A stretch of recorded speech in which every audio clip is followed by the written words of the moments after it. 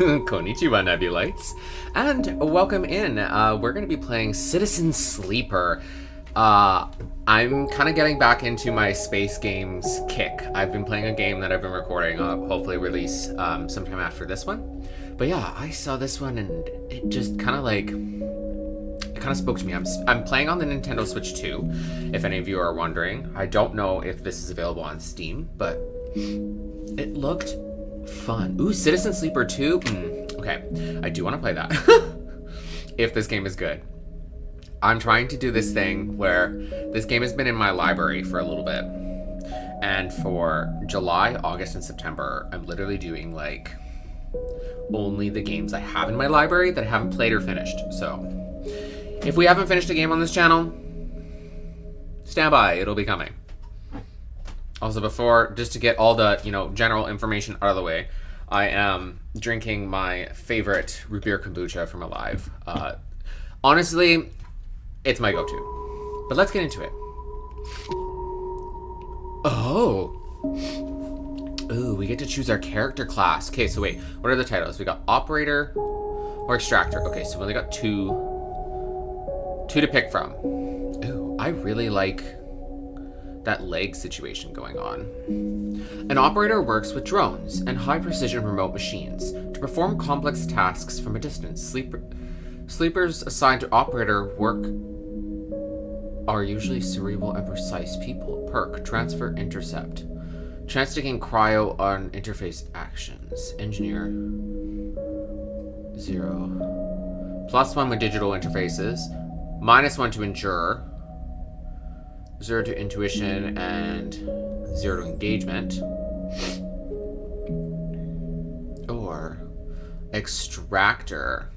Let me move myself so that we can see. Okay, so we're temporarily over here so we can see the extractor. Extractors work on resource extraction, often in hard vacuum environments. Sleepers assigned to extractor work are often confident, self-sufficient, and have a high level of endurance. Photosynthetic skin. Sunbathe. Oh, that is cool. Ooh. +1 to strength, -1 to intuition, and 0 to... I feel like I'm going for the extractor. I don't know. This is kind of my vibe. Okay.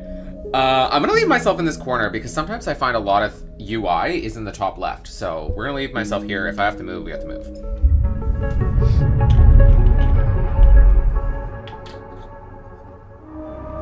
Unknown. The first thing you become aware of on waking is the disconnect, the delay between the thinking and the feeling, between wanting to act and acting.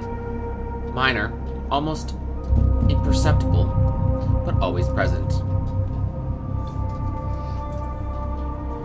It's at its worst when waking, when yourself has spent many dark hours recalling what it felt like to be real, to be a person, to be in a body that was indisputably yours. Think of that body. A leap into a cold lake on a hot day, a sting of blood swelling from a fresh wound, the friction of a fingertip. All of a sudden, the memories are closer than you thought, blurring as you approach until you can't tell one from another.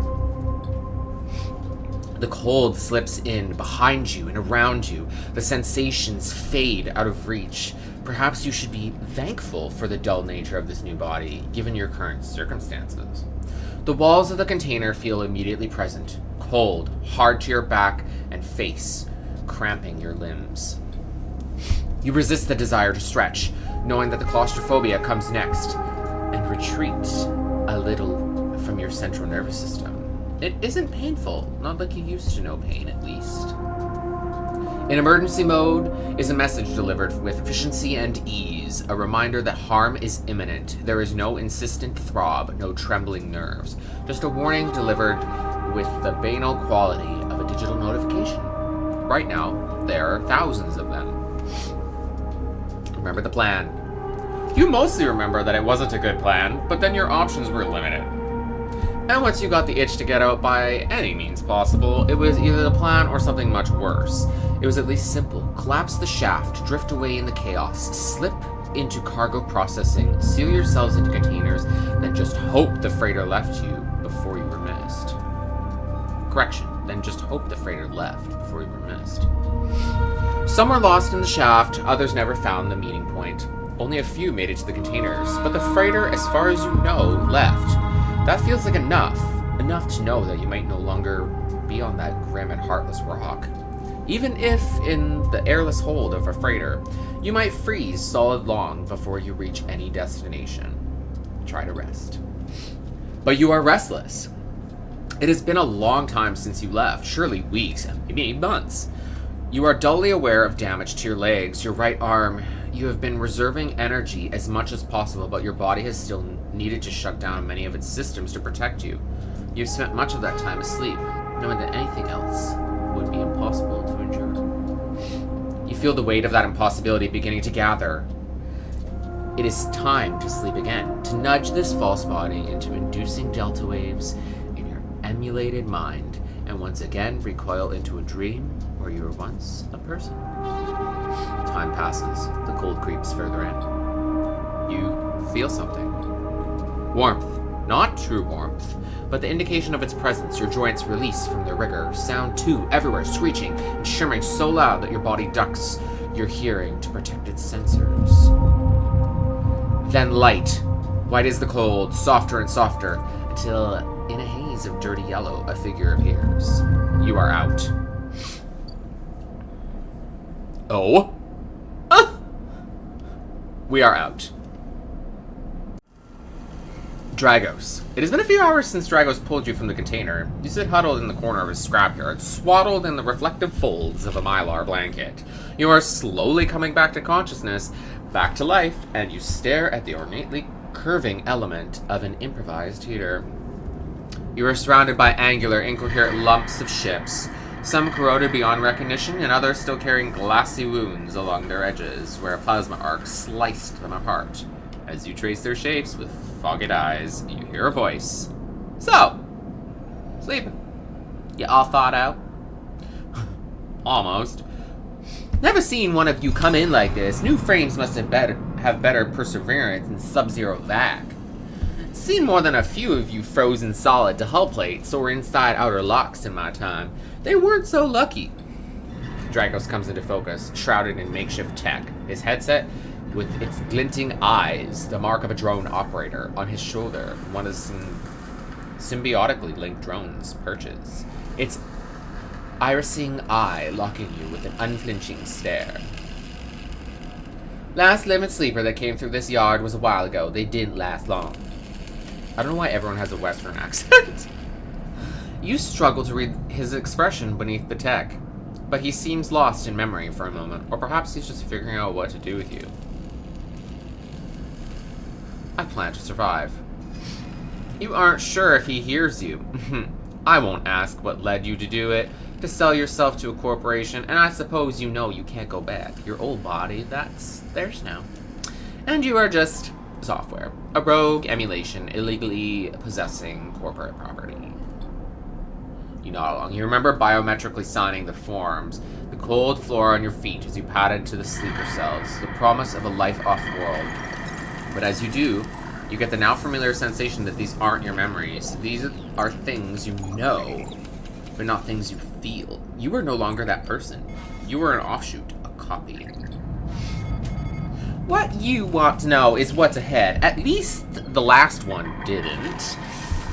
There's no easy way to put it. That body of yours is falling apart. It's the same for any sleeper who makes it out.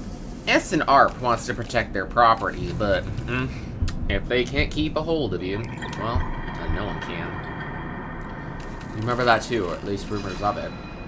From the other sleepers, planned obsolescence, a built-in dependence on the regularly administered supplements that were part of your routine. Stop taking them, and your body begins to shut down, separate from your emulated mind. How long do you have? But for now, sleeper, you are one of the lucky ones. Dragos glances up and away, towards the glassy dome of the yard. The eye is the best place you could be right now.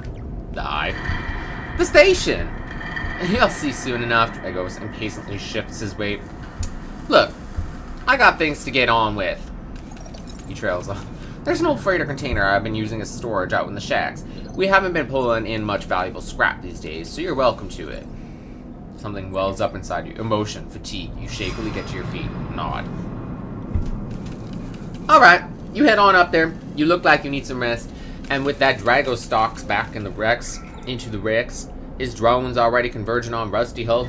Plasma flashes silhouetted his spindly figure as he returns to work. Oh. Welcome to Erlen's Eye. Okay. Life on the Eye runs in cycles, during which you can talk to characters and explore areas. At the end of each cycle, you need to head to your current home to rest.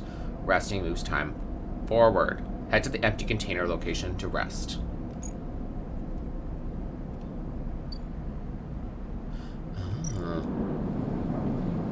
End cycle. Okay.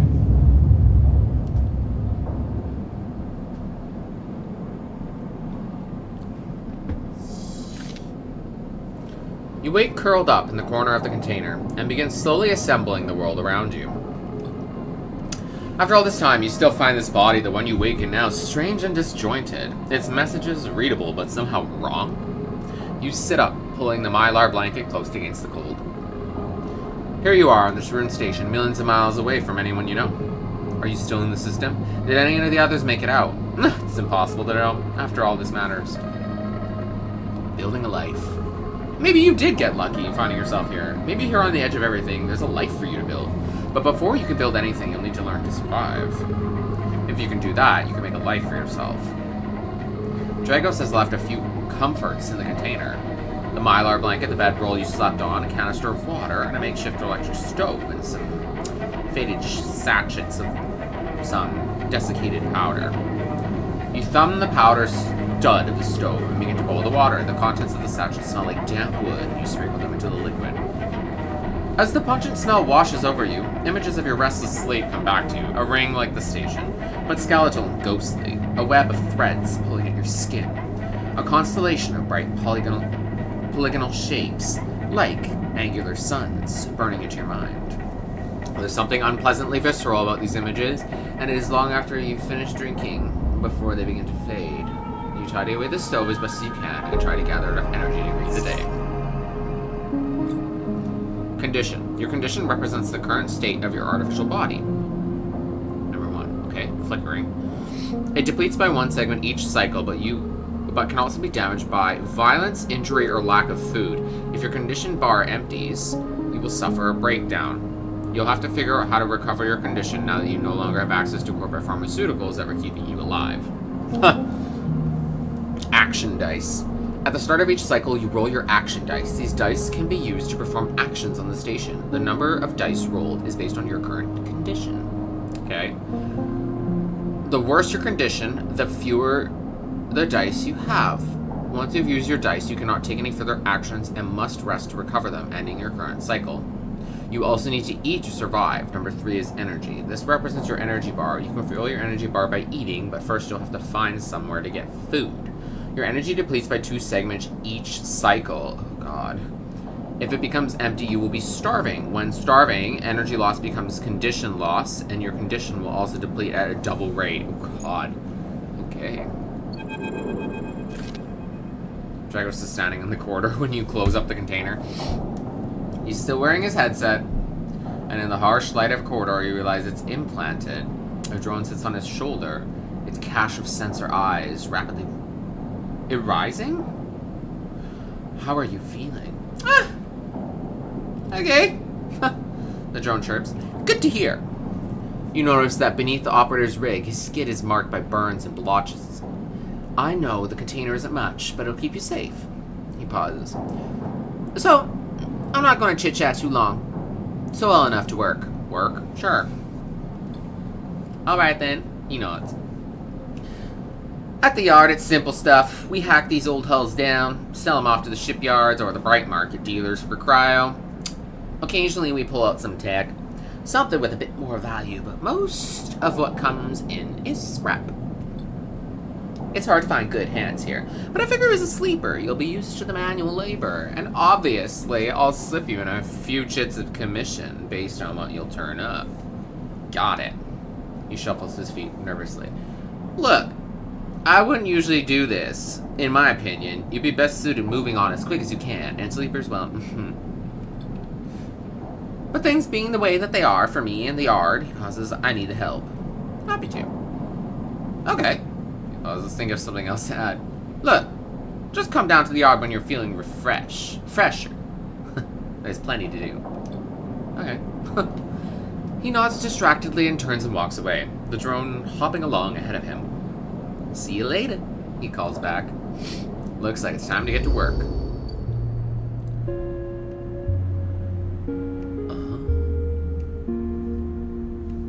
Ah!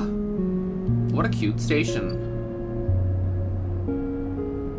Okay, so that's the empty container, is my home for now. Dragos' yard. So I guess we can only go there for now. Actions are the primary where you interact with the world of Citizen Sleeper. To perform an action, select it. And then choose the action dice to assign. Hull dissection. Positive goes better, neutral, the action succeeds, negative, the action fails. These outcomes as follow. Ooh, okay. Type, critical or repeatable. Actions can only be performed once. Safe, risky, or danger. Safe, negative, danger. Okay. Skill. Okay.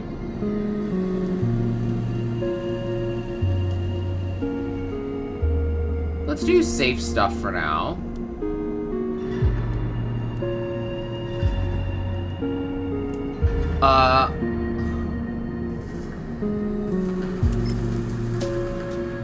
100% positive. Yeah, let's do that for now. Let's start with 100% positive, because why wouldn't we? Actions often progress clocks. Clocks are displayed below the actions that fill them. And they track your actions. How effective clock means something good or bad. Some clocks, such as one tracking Dragos' debt, are cycle clocks. These clocks tick themselves once each cycle. Okay.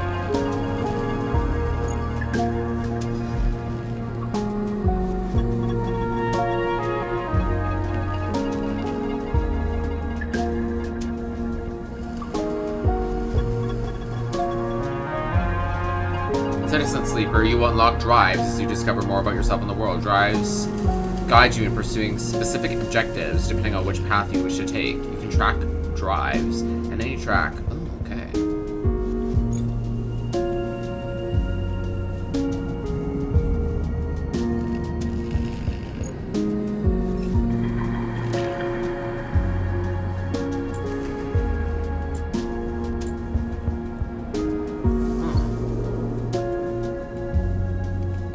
Oh! Oh, how do we get rid of that? Okay, there we go.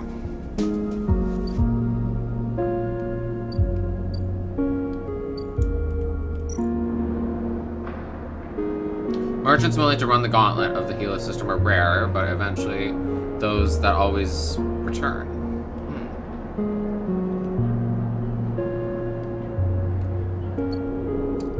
Okay.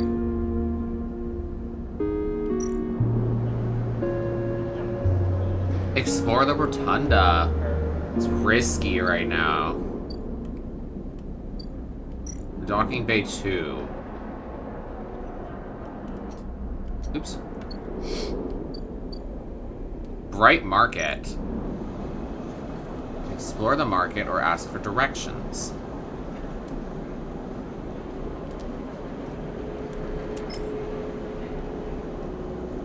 Maybe not. Okay, let's just see what our options are first.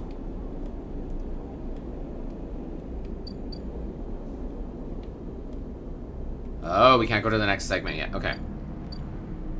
And there's nothing over here. Alright, well, we might as well... like, get a positive action, ask for directions out of the...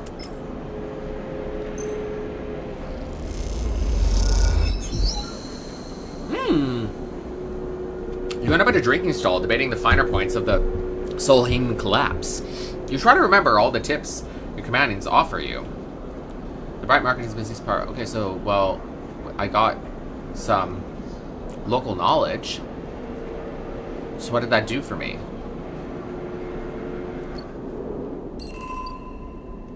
That's where the doctor is.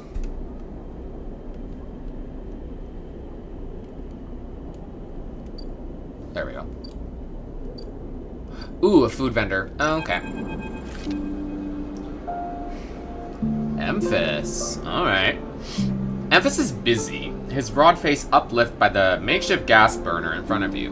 With precise, delicate movements, he lays thick chunks of marinated fungus into a dented wok, his other hand idly tossing a metal bowl of sliced vegetables and some red flecked dressing. The smell is incredible. You watch as he fulfills a set of orders, heaping the fungus with a bright salad and depositing in plastic trays. A stack of chits rattles in his apron pocket as customers file past the burner, handing over payment. Watch. Despite the queue, Emphas doesn't rush. He dresses each portion individually, squeezing precise slugs of liquid from an assortment of bottles into a bowl of torn leaves and bright slices before tossing them loosely together. Occasionally, a waiting customer might mutter something about efficiency, but Emphas remains steadily in his process. After a while, the queue fades back into the crowd, and Emphas sets down his metal bowl and looks up across the burner to see you watching him. I can feel your eyes burning a hole in my bowl. Free sample? He gestures neatly. Come over. The smell is almost unbearably strong as he cooks, the earthiness of the fungus laced with something so spicy the smoke makes your eyes water. The heat from the burner is like a bonfire, and your skin hardens in its glare. I know you. You sleepers, Emphas says while he cooks, his voice deep but clear.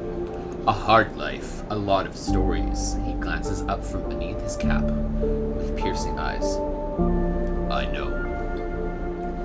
You begin to tell him about your journey to the Eye, and he nods as he cooks, his eyes never leaving his wok. You tell him of the confusion, the pain, but also the sense of possibility and its sudden arrival.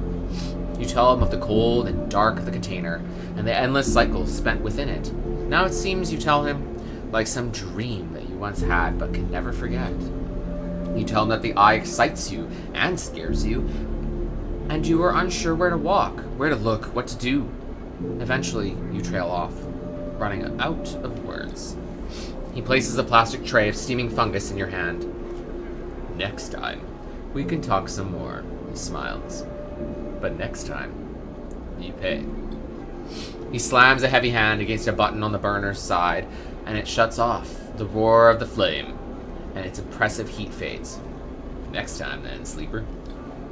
He waves you away and begins to oil the wok. Before you turn back to the alleyway, you notice the geometric patterns of circular scars across his forearm, each surrounded with a constellation of glinting pin marks.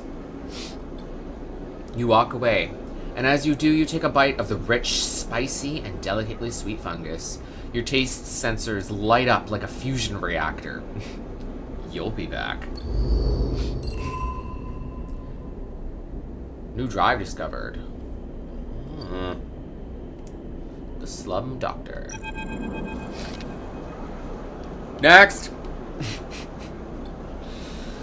You shuffle down the flickering hallway towards the open apartment door. You keep your head down and your shoulders high in the queue, trying not to bring attention to yourself. You were thankful for the tip-off that a doctor was operating out of this place, but now that you were here, you aren't so sure. The gang enforcer on the door, the flickering light strips, the decaying hab block, they have all made the long queue a test of your nerve. But your options are few, and without a supply of stabilizer, your body will. You suppress a shiver and shuffle forward to the front of the queue. You try to find something to distract yourself. Look inside. You lean against the doorframe and look into the apartment. The entryway is dark, punctuated by the green indicators of stacks and sealed containers. You lean in and see amber light filtered through a far doorway, screened with plastic sheeting, beyond which blurred shapes move. The slap of the enforcer's palm against the doorway jerks you awake. Wait your turn, he growls. After a few moments, a figure pushes through the doorway, and you catch a distant voice. Send the next one in, Toshiro. The enforcer jerks his head, and you slip inside, passing through the dark entryway and pushing through the plastic sheeting on the far door. The room beyond is bathed in warm light. A floor-to-ceiling transparent panel gives a full view of the Bright Market's sealed roof and the buzzing traffic above. And for a moment, you are transfixed by the motion. Sabine! Ooh, cool. That's really cool. Come! Sit! calls a sharp voice, and you see a silhouetted figure turning away, replacing the plastic sheeting over the frame of a simple folding bed. You make your way across the room. The figure turns, and as they do, you see an expression of confusion flash across their features. They open their mouth as if to speak. They blink and then quickly regain their composure. Please sit. They gesture to the bed, then turn to open a case of tools on the table. You sit. Sabine turns, a compact diagnostic scanner of some kind in their hand. They hold it to their eye. Remain still, please. Their tone is clipped and businesslike. You stare ahead, still dazed from their expression when you first entered. Fear, recognition, sadness, unmistakably etched across their face. How long have you been on station? They ask, the scanner still in their eye. A few cycles. They nod. It's good you came to me. They set the diagnostic scanner on the table. I'm going to start by assuming you don't know anything. They take your arm and roll up your sleeve, inspecting your synthetic skin. Your body is dying. They say it without ceremony, without drama, but not without empathy. SNARP doesn't like to see its proprietary technology let loose, to prevent bodies like yours, frames as they call them, from being stolen, repurposed, or in your case escaping. They built in a process of so-called planned obsolescence. Frames decay rapidly when not regularly injected with stabilizer, one which SNARP remains the sole producer of. They look up. Sound familiar? Yes. Good. That may help. They swap to your other arm, running some thin metal device over your skin. You feel your forearm tremble. I'm sorry, Sabine says. And you are unsure if they mean for the cold touch, or the metal, or something else. Emulations like you, sleepers, as most people know you, aren't classified as people in any of the surrogate systems. You have no rights, no status. They focus hard on inspection of your arm. And SNARP has no reason to release stabilizer into the market. Sabine looks up as if to apologize again, but they stop themselves. I know little of this is of use to you. You turn away, disassembling the metal instrument and cleaning it. Silence fills the room as Sabine works. And then the silence gives way to tension. You stare at their back, willing them to say something, anything. Sabine turns to face you. I may be able to help. They sigh as you see the darkness under their eyes. Hear the fatigue in their voice. They gesture to the door. You saw Toshiro outside. You nod again. He works for my benefactor, Yatagan. They're influential in the low end. They give me this space to work, run the door, and take the profits. At the same time, I have to fix up their enforcers, tend to their implants, sew up their wounds. They look away. But Yatagan has connections, smugglers from the Starward Belt, mercenaries working for the corporations on Ember. If they can source the stabilizer, maybe you'll have a better chance. Sabine sets down their slate, their notes complete. This is dangerous, and it'll be expensive, but I think we can do it. Why help me? Sabine walks away to the window, their face dappled by the shadows of passing drones. Let's just see if this works first. I'll let you know when I have a lead. You nod and leave, Sabine staring out, unmoving. When you reach the lower level of the market, you look back up through the panels of the roof to see if you can see their face. But the room looks dark against the lights in the market. You duck your head and walk off into the crowd. Okay.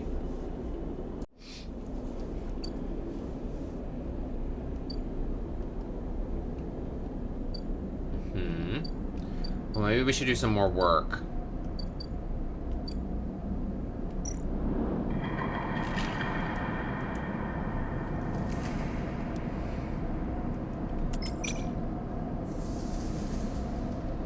Let's try it.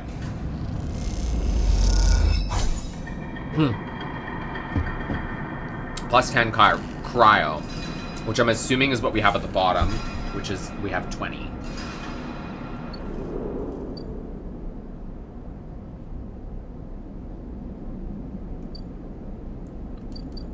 I don't really want to do that again. So let's go back to our empty container. Sunbathe. Oh, yeah. I forgot we can do that.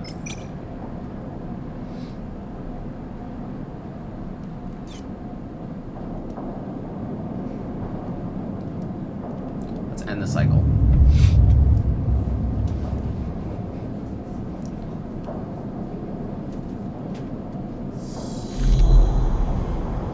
This time you don't wake up. Instead, the ghost of the station, that shifting skeletal ring, surrounds you. For a moment, you are gone, absent from your own body. You stretch out across the colorless void. Then the connections begin to establish themselves, threads tugging at the edge of your mind. These threads become vectors of exchange and then extensions. As you feel your thoughts slipping away down them, dissolving into the millions of distributed nodes, they connect you. You see the station? No. You feel the station. Like a web of texture and smooth black liquid. Observe it. Even though you have no eyes, no sight, you see and feel the map of the station. No, not the map of the station, but the map of its connections. It is a looped cloud, with spokes and spires that jut out into space.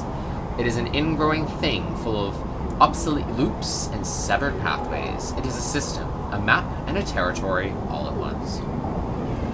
You notice a tugging feeling, pulling at you, insistently, as if it were a small child. Somehow, it is pulling in two directions at the same time. You look down. All of a sudden, everything shuts off. You come back trembling into this unfamiliar body, both yours and not yours, all at once. You find yourself standing in the container, eyes now open to the dark steel walls. You feel a change within you, a shift. You close your eyes for a second and you feel it is waiting there. The station is splayed out across your mind, a storm of connected nodes, waiting to be explored, and then it's gone. Oh, okay. Oh yeah, we only get 3 dice now. What is that? Shipyard?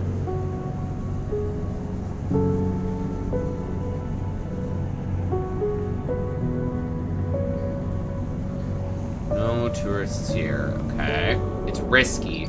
So we could... Let's help out Dragos. Because we want him to be, like, good.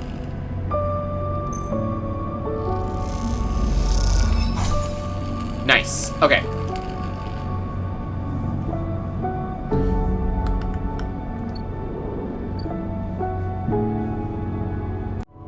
Alright, sorry for jumping all around, and now that I'm in the corner, sumimasen.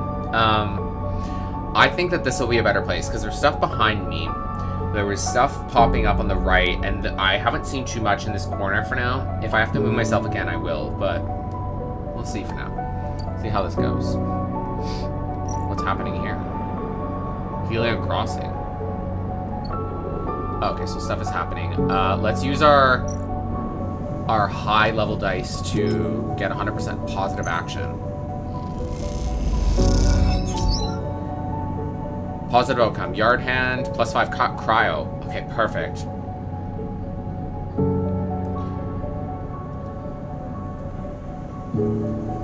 Okay.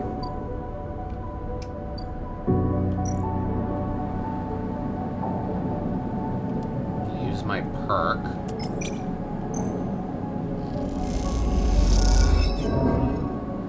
Okay, we got a little bit of energy back. Let's end this cycle.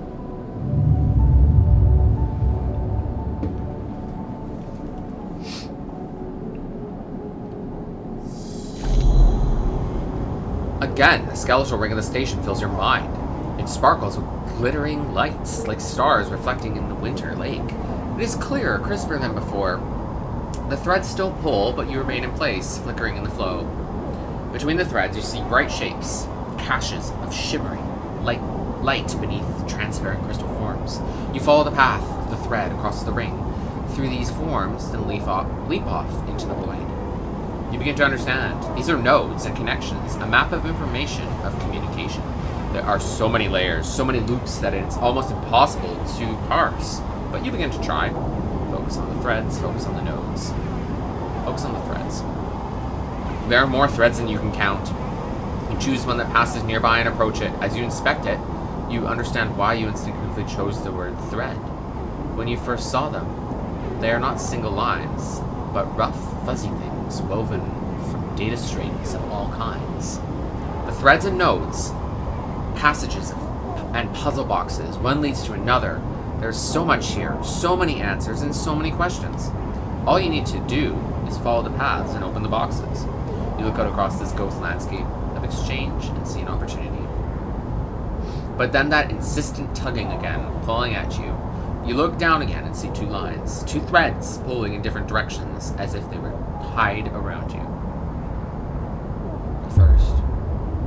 The first thread leads out, away from the station, into the inky black. Someone out there is tracking you, hunting you, following the thread to you. They are in a ship, and the ship is approaching ever closer with each cycle a second. The second thread leads in, pulling deep into the station. Your gaze follows it, and this time you see something. A sphere shimmering above a strange angular body. A pulse shoots out from it, passing over you like a torch beam, testing you. Tasting you. Ew. You open your eyes. Time is short. Uh-oh. Okay, so at least I know sunbathe is the option behind me. Something has changed inside you. You can now access the data cloud in the eye, a network of decaying protocols and data caches. Well, you can see... While there, you can use dice and items to access systems and extract data, but be careful. These networks are old and strange.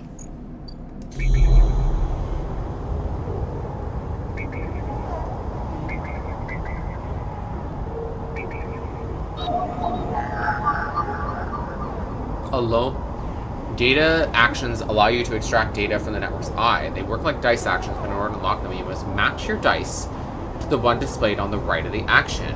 Okay. I don't have a 1.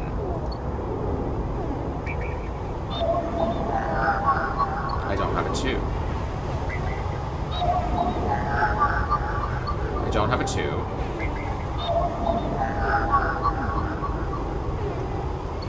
Oh, I don't have a cipher. Okay.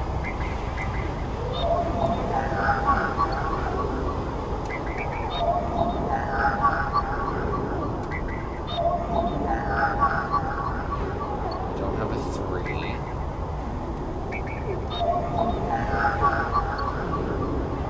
Might as well check them all. Okay, so I need 1s.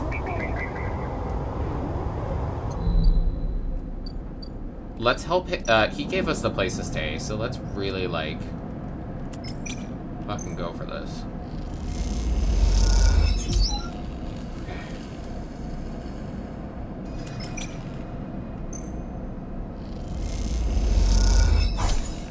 Nice.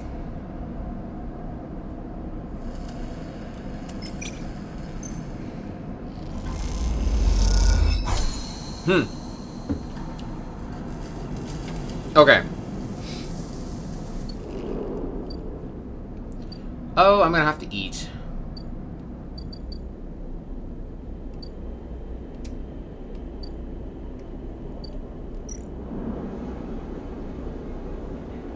$15, I have 65. Okay.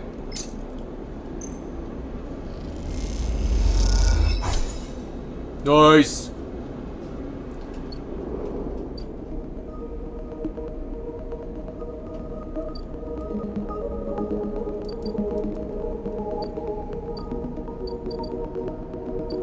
Okay, well, I don't have any, like... Gosh, something is coming closer! Wait. Why is it not letting me go?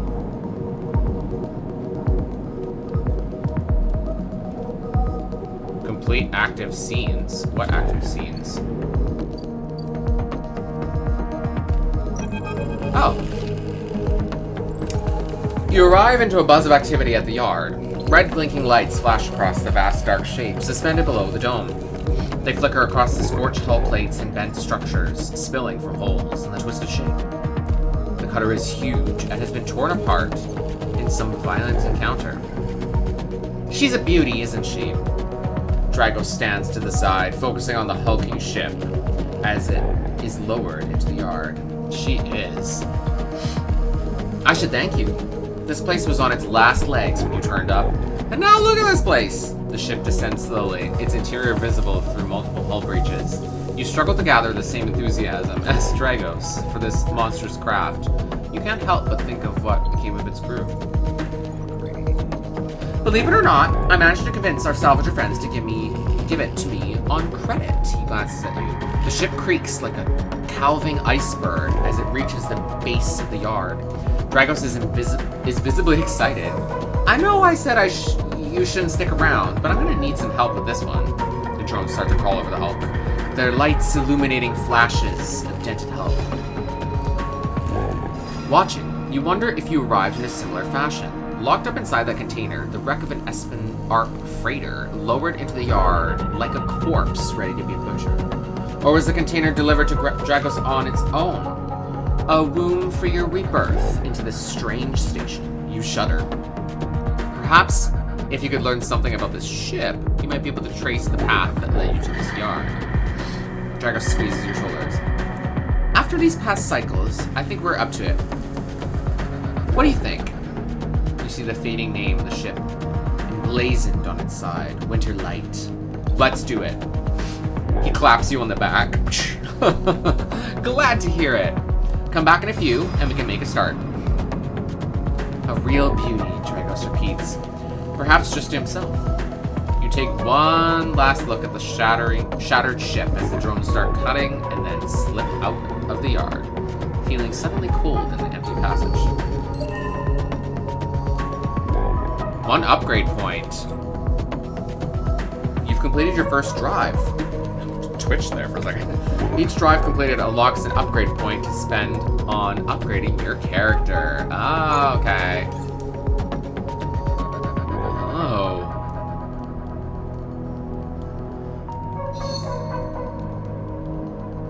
Hard to kill. Keep 2 dice, even when condition is breaking. On chance to gain cryo on interface actions.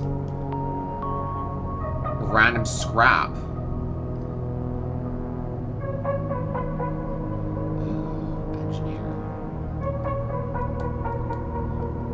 I only have 1 upgrade point, so we could on interface actions. Yeah, that actually could be nice. Okay.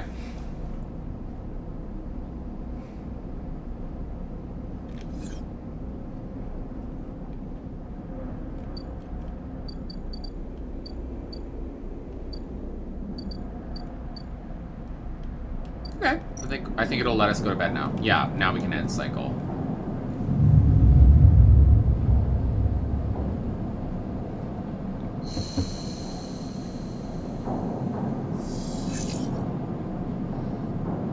Okay, it only advances 1 per turn. Okay, that's nice. As you close up, a voice echoes down the corridor towards you. Sleeper! Wait up!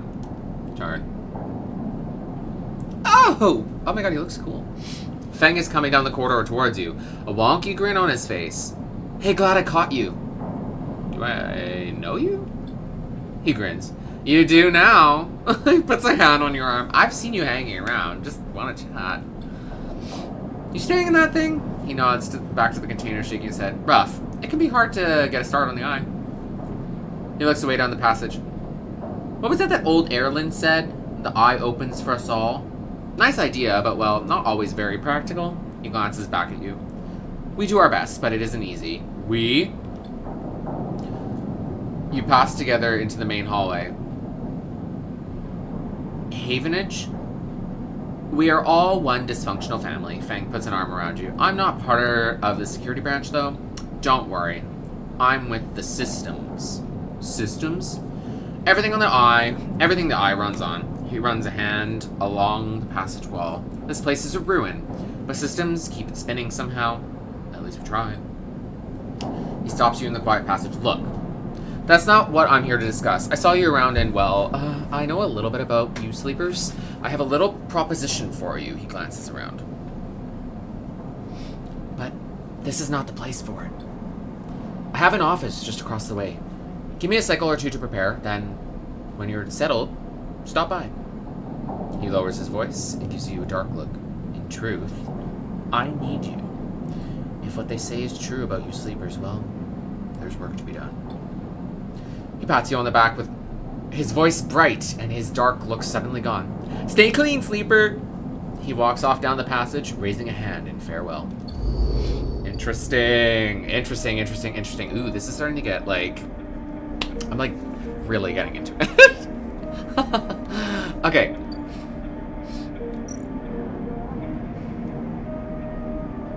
History, no. This ship is salvage. Dragos' nerve. Increasingly nervous about your presence in the yard.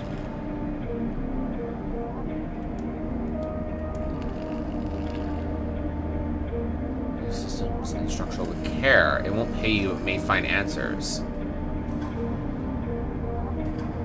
Oh.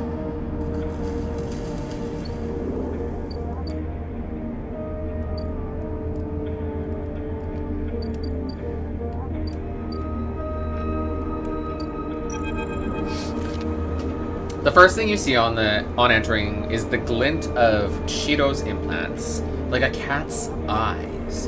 In the dark of the corridor, he nods you in as you arrive at Sabine's door. The entryway is still dark, and you push through the sheeting into the surgery. I have it. Sabine stands with the case open in front of them, a set of vials lined up inside, separated by foam inserts. You pick one up, rotating it in the warm light. I have no idea how Yatagan... They trailed off. We should treat this with caution. It looks authentic, but I have no idea if it is really what it appears to be. I'm the test case? That seems to be the case. Unfortunately, I'm not sure we have another choice. They gesture you to sit on the bed.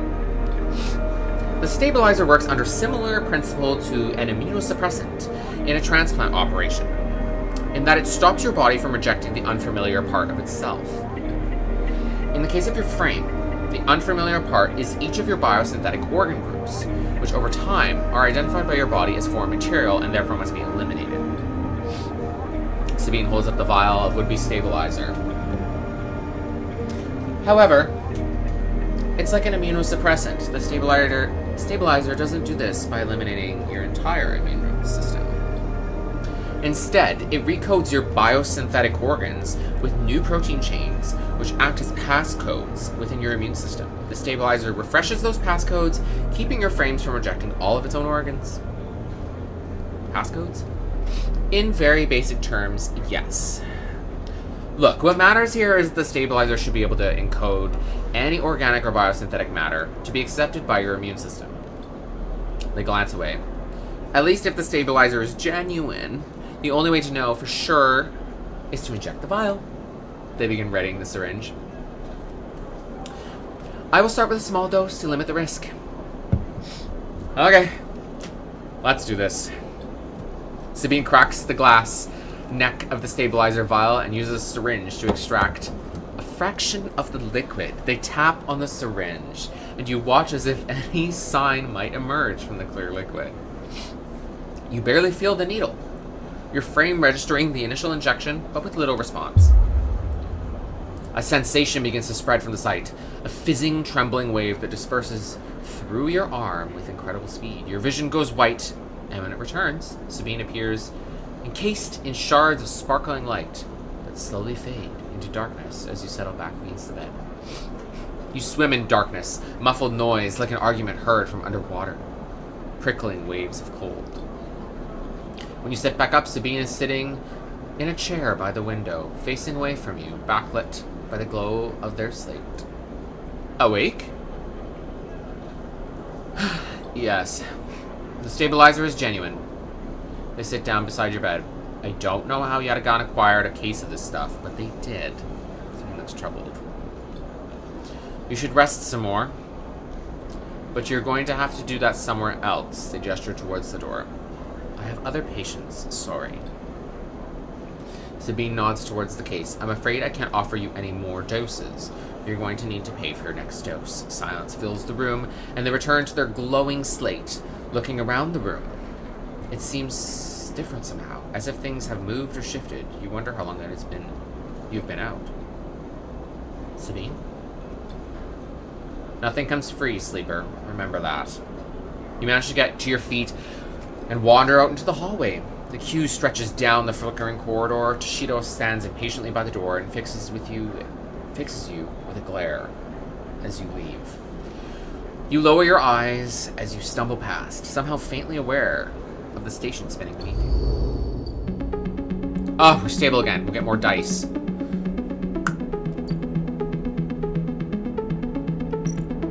Why is there a dot? Oh, okay. Oh, with 100 for stabilizer? Jeez. I don't need to eat just yet.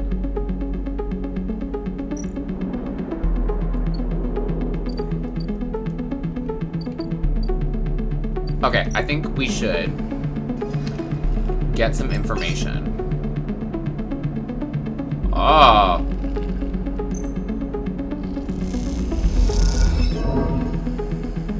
Negative outcome.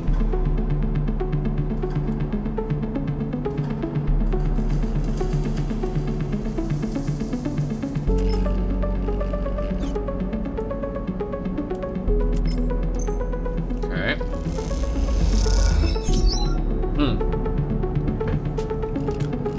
Let's try again. Nice.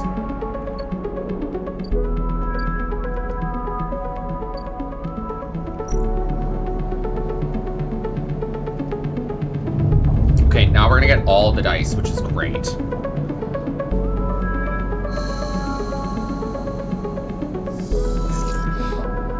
Yes. Okay, something needed a 2, I think, was.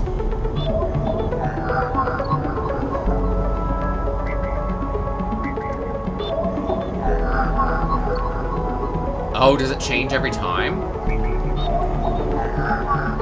This one needed a 2. A Havenge member is broadcasting on the open network from here, leaving them open to data extraction. Oh, I got 5 cryo. Extract data.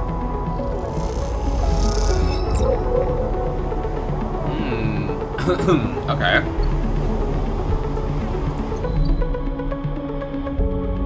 Oh, there's a scrap freighter here.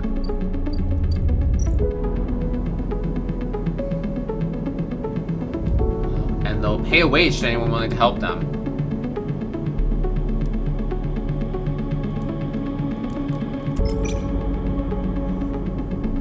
%100% positive. Okay.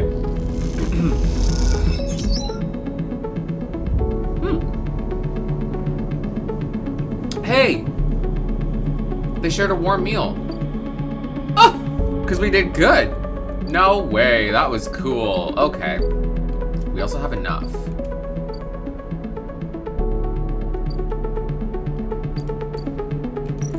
Okay, I want to use maybe that. So yeah, we get a positive action on this.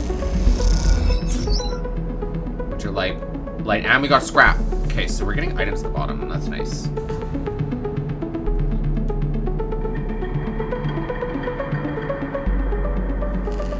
Fixed wage. Dragos' nerve. Okay. Sleeper! Fang catches your attention as you approach the Havenge building. Havenage building. I'm sorry. Leaning against the bay door to the side of the entrance. You approach. Easier to come in this way. Security and all. You know. Gives you a look. Oops. He slams a button, and the bay creaks open. Blinking lights in the dark behind it. You follow Fang inside. Truth be told, I don't spend much time upstairs. This is where I work. The door hisses as it closes behind you. The bay is filled with pieces of hardware, all rigged up to generators and diagnostic slates, and things you don't recognize, that glow with blue screen light. There's a chorus of hums that blend into a single wave of static, filling the dark corners of the room. Fang leans on a server stack and gestures around. You like it?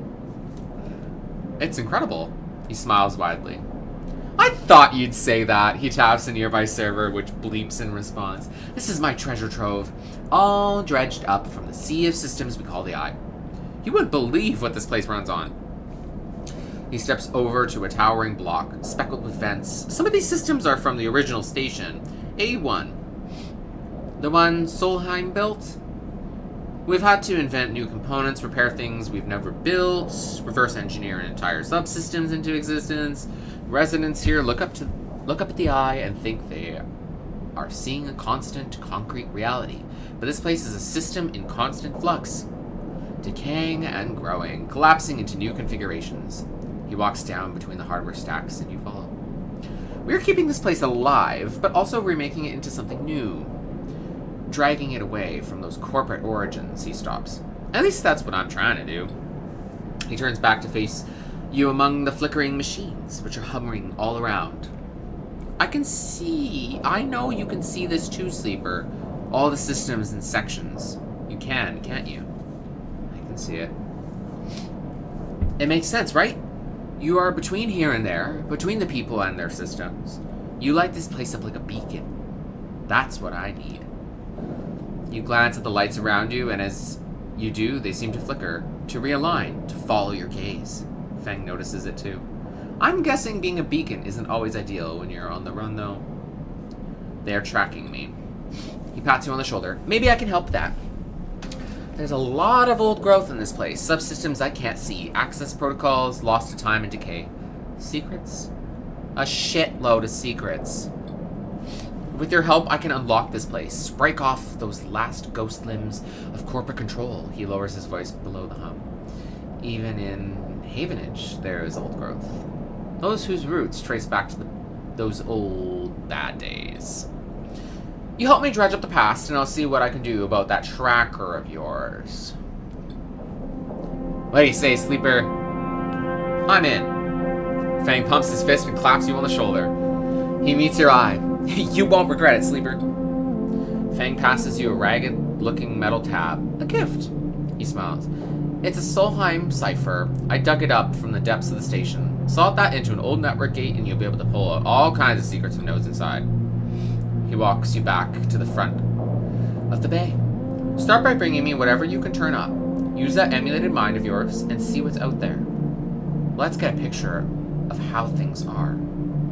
Those above, he nods at the ceiling, have granted me acquisitions budget. I can pay you for whatever useful data you bring in. I know you need it. He slams the door button again. Keep it quiet, keep it clean, Sleeper, and I'll see you soon. You step, blinking back into the passage, those flickering lights still in the back of your mind.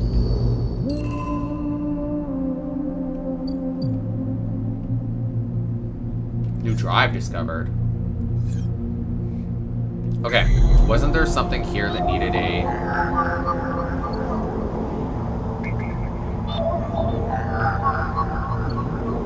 Who is this? Yeah.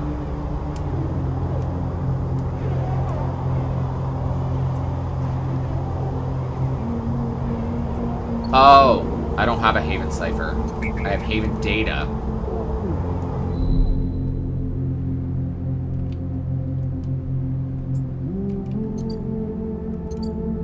Understood. Okay.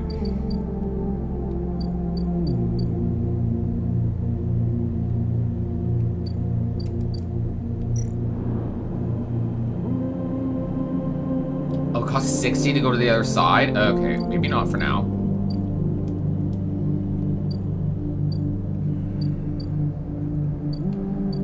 Okay, this is probably the best way for us to get information.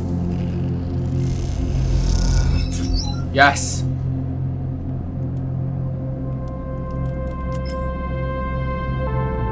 then we'll do some more yard clearance. Whew! Okay. Let's go to sleep.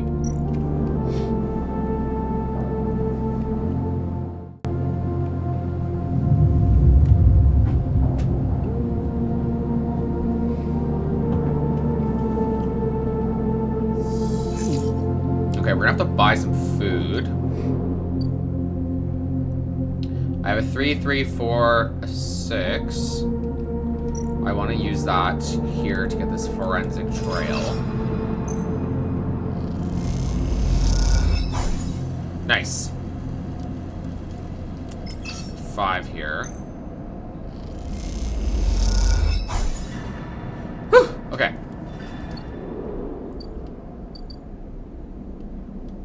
Oh, they're still here. I can buy scrap. I already have scrap, so maybe we just help them? Nice.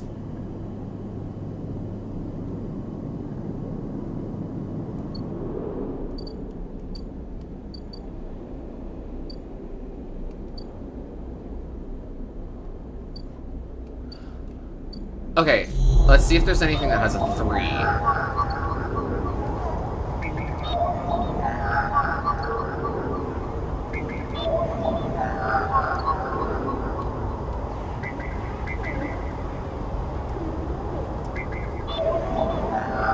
Oh, yes. That was it. Okay. This node is orbited by the remains of a corporate countermeasure broken long ago by hackers. I got an encrypted key. The cloud. As you drift back from the node, something latches onto you. A thread strung tight around you. It tethers you in place. A taste. The voice makes you shiver. Its source somehow both distant and close behind your ear. You see a distant glint of light shut off, and then suddenly a shape is at your side. It stalks around you, circling like a shark, like a wolf. Entity unknown. Astringent. Processing. Stay still. Please hold. The thread around you thickens until it is a ring, a cylinder, a tunnel of light circled around you. It is blinding for a moment, and then it is gone. As it fades, you see a figure, a creature in front of you. Its strange head flickers between different angles, reading you. What are you?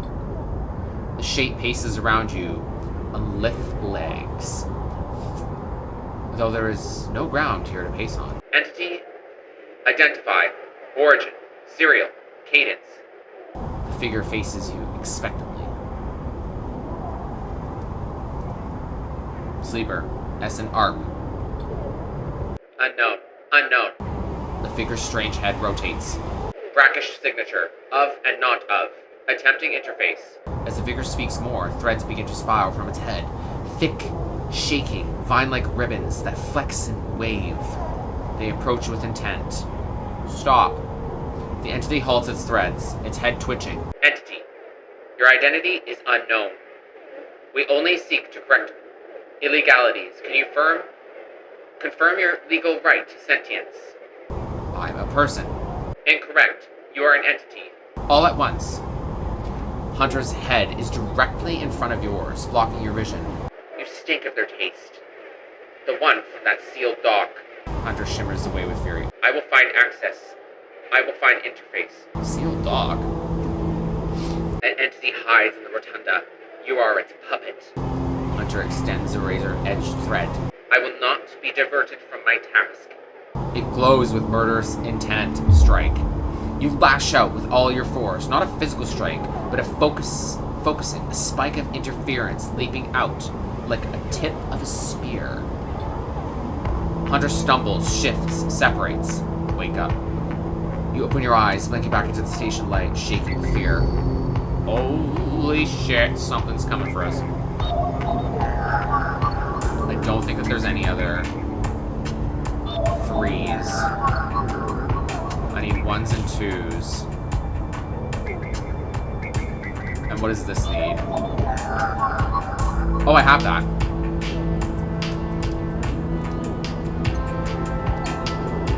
Oops.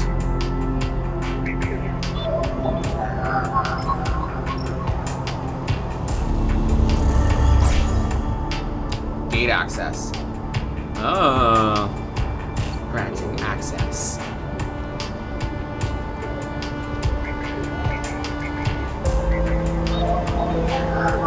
Needs a 1.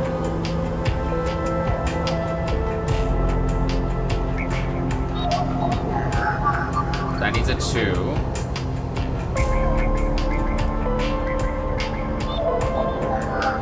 And that needs a 4. Okay.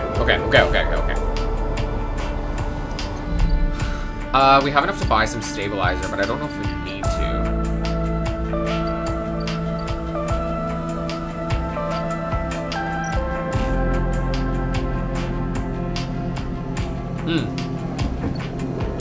I need to buy food.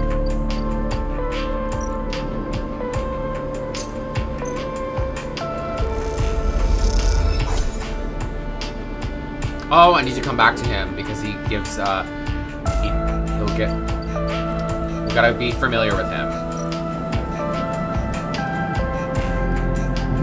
Ending cycle.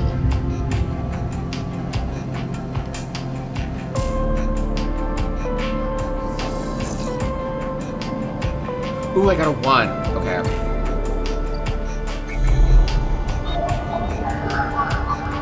Let's do a 1. Bypass. Extract data. We got another encrypted data. Okay. I have a 2, and I think we need a 2. That one needs a 1.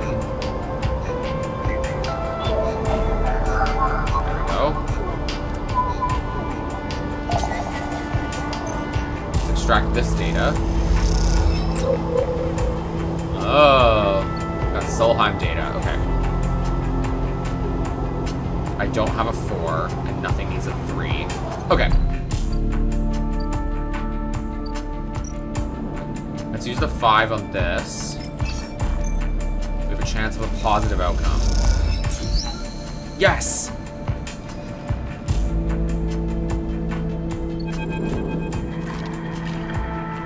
Squeezed into the office at the entrance of the yard, you lay out everything you have on winter light across the metal desk. Your makeshift forensic notes glow on Dragos' old writing slate, overlapping lines and scrawled annotations. A set of drone scans fill the small terminal with a spectrum of colors, a heat map of damage and decay. A crumpled printout from the office's ship registry lies beside them. Synthetic paper so thin it's almost transparent. Look at the monitor. Reactor failure. That is the verdict that anyone would have returned after a cursory glance at these stacked heat maps. The remains of the winter light. On the terminal screen, the ship is shown in section blotches of color, marking the approximate damage the ship sustained. Dominating the view is a single blood-red rose, radiating from the ship's fraction drive. A simple story, a catastrophic failure of the drive core, leading to a fatal hull breach. A well-documented failure, likely brought on by wear or misuse. But you aren't looking at the rose of the reactor.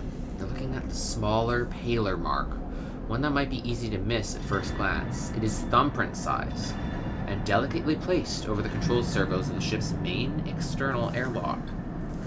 It suggests a controlled, shaped explosion, one designed to punch through the hull and allow access to the airlock from the outside. You are looking at it because it is troubling you. Your attempts at reconstruction of the winter light before its fatal accident consists of a series of overlapping sketches and diagrams showing possible layouts and configurations of the gutted cutter. This was not no off-the-shelf model. It was heavily modified, parts replaced with inventive configurations, the new retrofitted into the old. Handmade joints and reconditioned filters. This was someone's pride and joy. A lifetime project kept running with care and intuition. It also contained a set of hidden compartments. You missed them at first, where the hull had been thickened, the corners rounded to disguise the change, but they are there. Look at the printout. A plain list shows the registration history of the winter light, the gaps between the entries, tantalizingly opaque. Its first registration was a couple thousand cycles ago on this very station, logged at the central hub. From here, the registry tells you a story of a busy ship, one that rarely stayed on the station for more than a few cycles, and often took on voyages that kept it away from the eye for up to 100 cycles. The winter light got little rest. An old ship, many cycles under its belt and carefully maintained. A reactor failure preceded by a carefully concealed external entry. A suite of hidden compartments tucked away. This was the winter light, and this was its story. But that's not the full story, because there's something else. It is a little more than a list, a tiny chunk of data you were able to pull from the ship's systems. The main systems were fried, of course, but the winter light had a separate system, one tucked away in one of its hidden compartments. armored and air-walled. This list, the only recoverable piece from the whole system, is a partial inventory. It details the contents of the hidden compartments. Some of it you recognize, some of it you don't. Ship mine, ROMs, shimmer, cryo-chain codes, and then the final entry, passenger, sleeper. You stare at the list on the terminal and try not to think about it. Was it what it was like arriving here, in the cold for so long, half frozen in the freight container? Had the sleeper been smarter? Luckier? How had they convinced the Winter Light, a smuggler ship, if you ever saw one, to extract them from the SNR? Luckier, you laugh. There had been no remains found in any of the Winter Light's compartments. You had checked. They weren't so lucky, you guess. Not in the end. You hold up a vial of stabilizer to the light. This was all you'd find in the compartment. A parting gift from the SNR. Well, it won't go to waste now. You put it back in your pocket. The thought still bothers you, though. 2 ships carrying sleepers coming into the same yard? 2, one after the other. That feels wrong. You flick back and forth between data sets on the terminal, thinking. And you see that thumbprint again. The mark of someone trying to get in.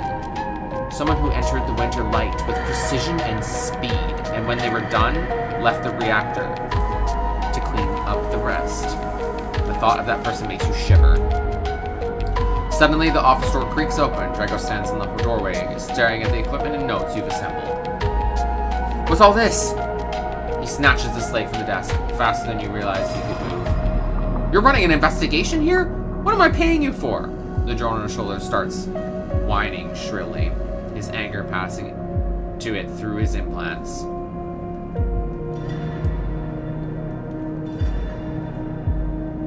Stay silent. He starts shaking his head. I know you have a lot of questions, but this isn't the way. He turns away, muttering to himself. This is the last thing I need. Woo! 1 second. Something fell in my eye. Alright. The funny thing about eyelashes, I feel, is that they spend more time keeping things, falling into my eye than keeping things out, but anyway. This ship had a sleeper on it. Dragos freezes, suddenly angry. What did you say? He pushes past you to look at the terminal, at the list. He shakes his head. So what? Aren't all of you trying to escape? You were lucky it was you that made it out alive, not them. He folds his arm indignantly. Dragos seems to steady himself and then turns back to you. The heat map of the reactor failure reflected in his headset's glassy eyes.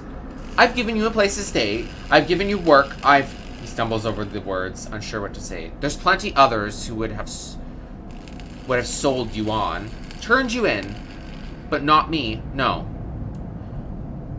I appreciate that, but don't. He shakes his head. I'm not discussing my business with you. He quiets the drone.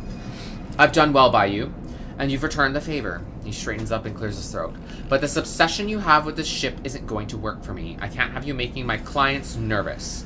I can't have you digging up whatever it is you were after, he says. You can't work here anymore. What about the Winter Light? He reaches over and switches the monitor off. Forget about the damn ship. You have enough to keep you up.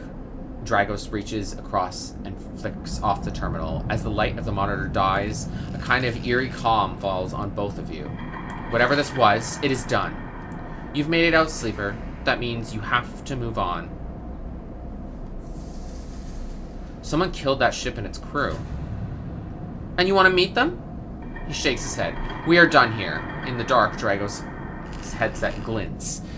And you wish for a moment you could see his eyes and meet them. Maybe then he would understand. You get it from the desk, and Dragos gathers the notes, stuffing them into a pocket of his overalls. He holds the door for you, his headset as expressionless as always. You can stay in the container. I won't take that from you. Don't come back. His tone is final, definite. With an edge of disappointment, you walk out of the office and then out of the yard, not stopping to look back. You leave the yard, thumbing the vial in your pocket, knowing that this, at least, guarantees you a little more time. As you walk, Your mind once again drifts to that person who killed the winter light, and whether or not that person will come for you. It is possible. I got an upgrade point.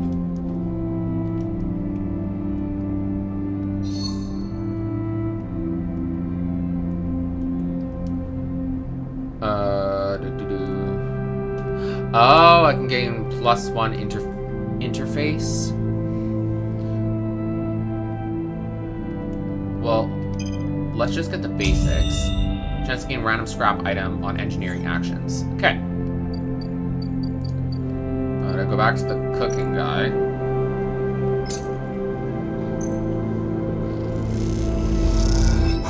One more time and he's gonna be more familiar with us. Okay.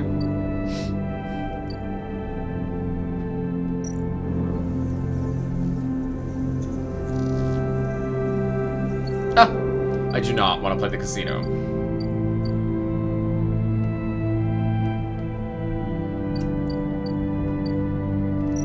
Okay, let's see what I can give. Deliver data.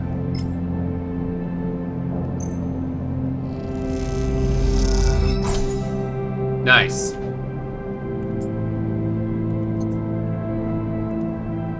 Okay, I need to get that data.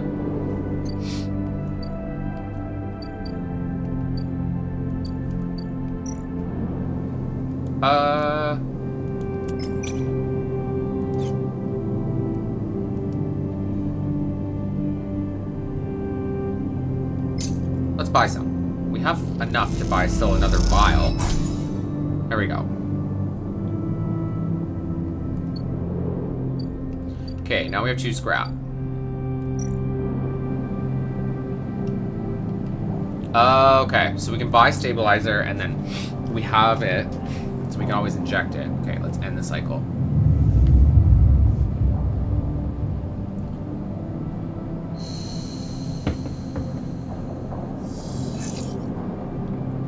A 1, a 2, a 4, and a 1. Okay. I definitely have some use for some 1s.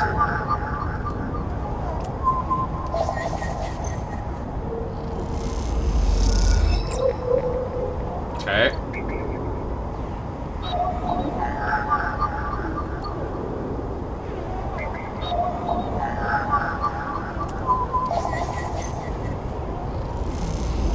That's a nice way to use low... Yes, that's what I needed.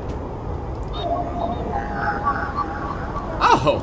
You know what? We can just have a full day of doing all of these unlocks.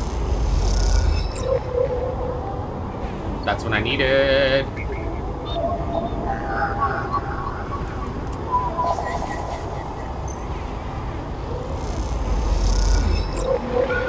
Nice. Uh-oh. A glimmer in the dark catches your eye. As the orb of Hunter's head appears in the distance, it is looking for you. Run. You turn away and glide back into the cloud, threads of data rushing past. Another glimmer catches your eye, closer now. That roving orb, breathing in tentacles. It flickers, jumps once, twice, and then it is here. Hunter is here. Entity, submit to inquiry. Hunter reaches for you. In that unpleasantly familiar way, its waving threads creating a cage. Struggle. You push against the threads as they close in, becoming frenzied as you push them aside. You are caught by whipping tendrils and feel them pulling you away from the anchor of your body. You push through, clearing the threads. Entity, hold for processing. Comes the scream from behind. But you are already gliding away, back to your anchor, your body. You wake, dizzy, distorted, but safe. Whew, there's danger doing this. Okay. Oh, sorry, I went a little bit too far. Okay, I wanted to go to Fang's bag. Let's deliver that data. We got 1 more data to deliver.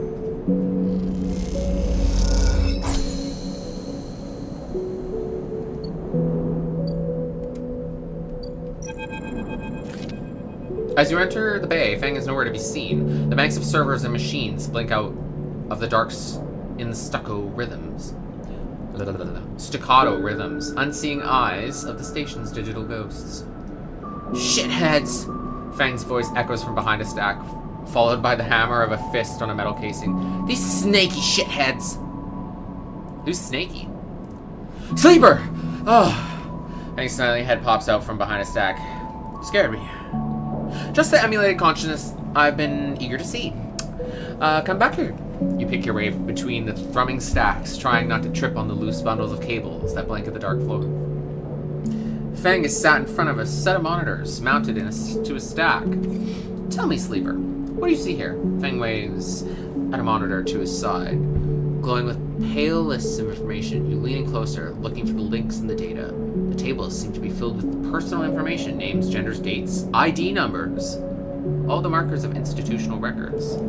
Shitheads? Maybe not all of them. But what kind of shitheads? Solheim? Bingo. He taps at the terminal. I pulled these from the old data you brought in. All employees of the Eye's original owners. And he leans past you and scrolls the list down. This one. This is a snaky shithead. He snaps at the screen with a finger. The name reads Hardin Hurst. Friend of yours? Fang gives you a sideways look. Funny you should say that, Sleeper. He drags a stool out beside him and motions for you to sit. There just so happens to be a Hardin Hurst in Havenage. He waits for your reaction. In Havenage? That's it. He's right here on the station now. Fang leans back in his chair. Just think about it. Decades ago, Hardin worked on this station as a, Fang leans across to look at the monitor. Senior strategic operations executive. Fang raises eyebrows at you. Our Hardin was keeping the money coming in for Solheim. He defined priority growth initiatives by making sure the extractors they contracted out to were hooked into a system that outsourced all the risks and kept the profit. Good old Hardin shuttled thousands of Paldium rush workers into an infrastructure which meant that their cut of the work they did went straight back into Solheim. How do you know this?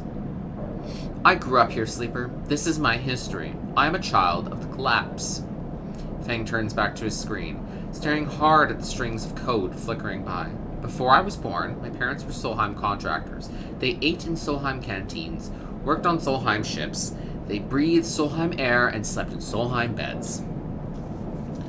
Fang's voice rises as he speaks, his hands fists on the terminal edge. And the work that paid for that existence, the cycle of hard extraction out in the belt, Solheim took the cut. This company... This was a company town, so to speak, and my parents were just another in the long line of freelance contractors willing to risk their lives for a shot at anything other than poverty. Disposable. This guy, stabbing at Hardin once again with his fingers, strategized all that, did the sums, and then, somehow, thousands and thousands of cycles later, is still going, still here, crawling in the walls like some shithead snake. He survived the revolution. How? These guys, they were big time. There's a lot of money. There's a lot money can get you if you're a company man. Fang relaxes a little, but how is Hardin still kicking? I don't know. He turns to you and smiles. So we're going to find out. Hardin is now a big shot in the shipyards.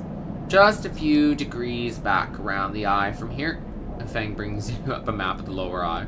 Havenage might be out of Erlen's revolutionary zeal, but a flat hierarchy is not. Hardin happened to float to the top. Fang zooms in on the far yards. Fang grimaces. The thing is, I don't have access to those systems. The shipyard crew is pretty paranoid, and they don't like anyone from the system is digging around in their stuff. Plus, we need more than just a name of the Solheim executive. We need proof. Fang holds up the thumb-sized drive. That's where this little creation of mine comes in. I call it a ripper worm. He turns the drive between his fingers. It'll rip through any digital storage and spin out a silken thread of filtered data. This one is set on the scent of Hardin Hurst. He hands it over. Getting into the compound might be tricky, Feng puts a hand on your shoulder, but you, however, have a particular knack for remote access. Feng grins. If you can extract yourself a Havenage cipher from a Havenage agent, they sometimes carry them among their data caches. You can crack open the compound's network and slot the worm in through any open port. You never even need to go near the shipyards. So what do you say? Up for it? Yes. I knew it! I knew you'd be happy to catch this snake. And don't worry, once we nail this guy, I'll start working on that tracker of yours. I have not forgotten. Feng scratches at his chin. Anything the worm gets, it'll send it back here to me. There's something wrong here, and I'll aim to get to the rotten core of it. You leave Feng digging through data among the wires and machines of the old station. As you walk out, you try to imagine the eye as it once was, a vast machine running smooth and strong, directed by people like Hardin. A vast Solheim-built machine into which thousands poured from the surrogate systems looking for a new life. The hope of a better future, engineered to line someone else's pockets. It's an idea you are intimately familiar with. You think of Hardin, still alive, still part of this place, and wonder if the past is ever truly past. Fascinating. Oh god, the guy's almost here!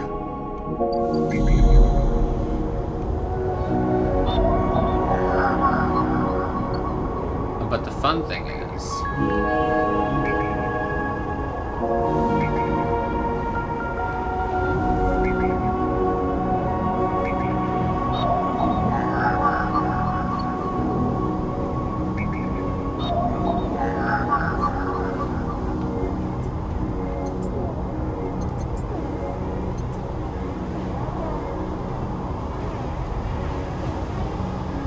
I need a Havenage cipher. So what do I need? I need a 2.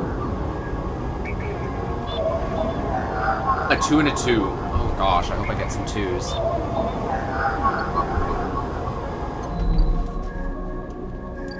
Okay, well let's eat.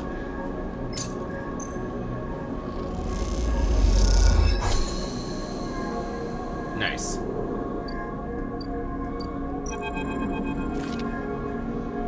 Sleeper! Memphis calls out to you, a booming voice that echoes through the corridor. Tell me a story. He throws a handful of chopped mushrooms into his wok, the fire leaping up to meet the oil. I see you. Cycle in, cycle out. But we never speak.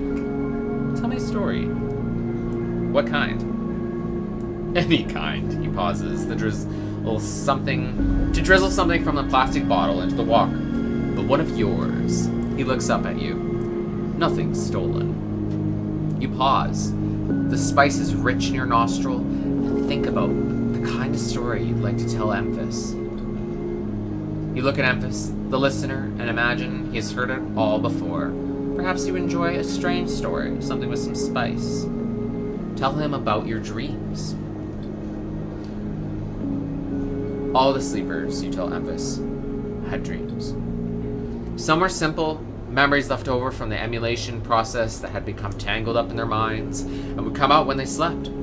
It wasn't rare to hear a sleeper in the dorms scream or cry out in the night. But your dreams, those gray skeletal afterimages of systems, structures, of threads and patterns, weren't like the others. They weren't memories or nightmares. They were reflections of reality. Distorted, yes, but somehow true. You leaned back then to keep quiet, learned back then to keep quiet about them, to let them flow through your mind like water. That was until now, until you arrived in this place. Now your dreams colonize your waking life. They slip behind your eyelids with every blink, and now you understand they aren't dreams at all, but some process of interfacing, of speaking, of living in another world that flows through this one like smoke through air. You tell him that you do not know if there is a reason for your dreams. Perhaps you reason. It is just some side effect, or particular quality of the frame you inhabit. But whatever it is a gift, and you hope to make use of it. Memphis finishes cooking and squints a little at you. Sleeper. He smiles. You are quite the storyteller. He eyes you, and you realize that he's trying to gauge how honest you have been in your story. Emphas passes you the meal he has cooked, and you shake it gratefully. As you eat, he talks. A natural exchange. Thank you, Sleeper. He looks around at the emptying market. But my time is done for today, and I do not want to keep you longer, so I will make a proposal. He gestures to the plastic boxes of ingredients stacked behind his stall. These are good enough for most. But someone told me a story that made me think a couple cycles ago. They said that across the gap, in the Greenway, fresh mushrooms grow. Have you heard of this? No, neither had I. But I trust the one who told me. Emphas begins packing up his things.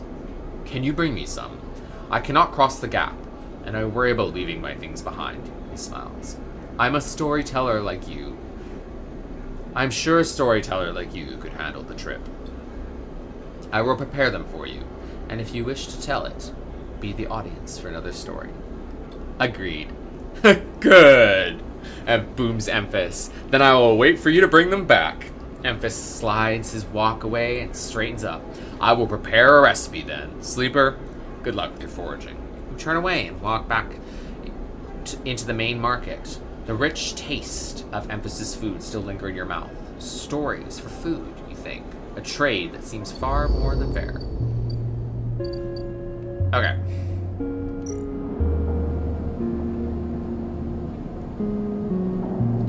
I still have another cycle with 4, and then I'll inject it so we get 5. They're expensive, so I have to be smart about it.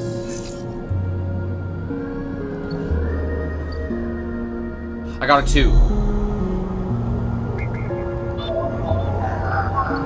I don't want the key node. I need...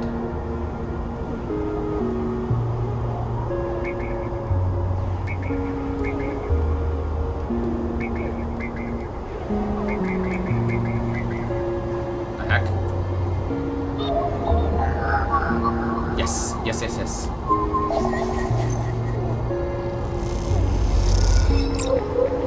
Yes!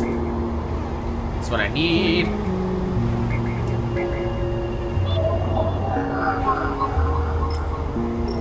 Let's start this action.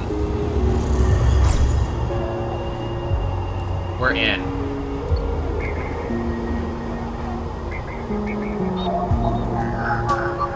Let's put the worm.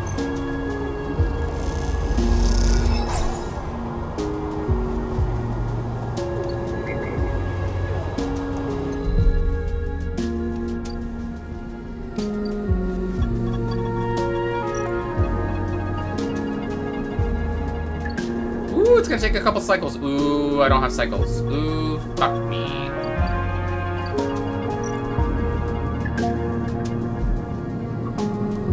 Shit mine fragment.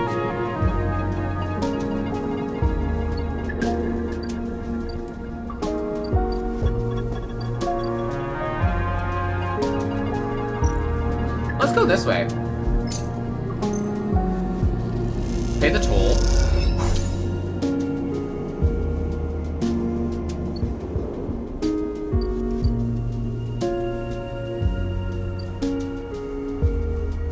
Spoke? The Founder's Gap. Pay for passage. Ooh.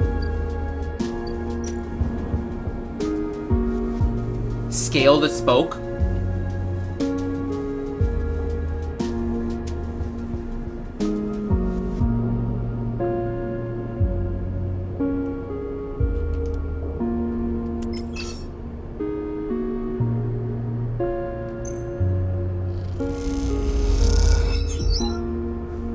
What happens when we scale it all the way? Ah!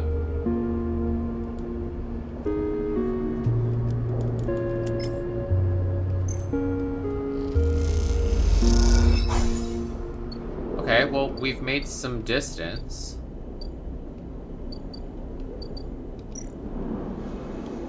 I need food.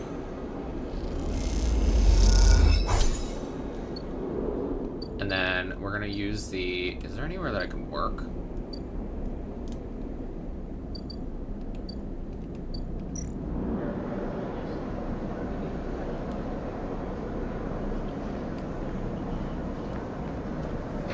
Hmm.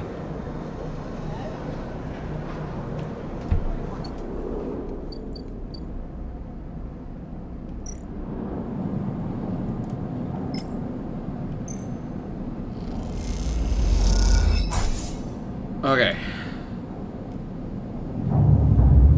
Maximum stats across the board. Bad shit's about to happen. See what we can do. Okay. Yeah, because it's gonna be one more cycle before. Oh God. I don't have money.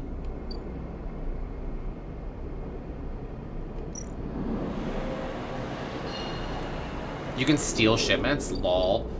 Okay. Well, let's try and climb this.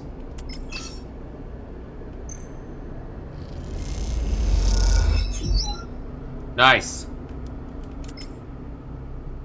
God, oh God, oh God, oh God. Please don't fall. Huh. Okay, let's buy some food. And let's try again. I do have some 2s, so we can get some data as well.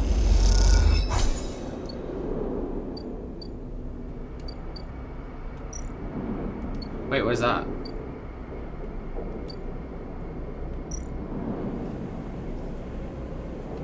Sell ship mines. Ooh. 80 crowd for 3 batches. Okay.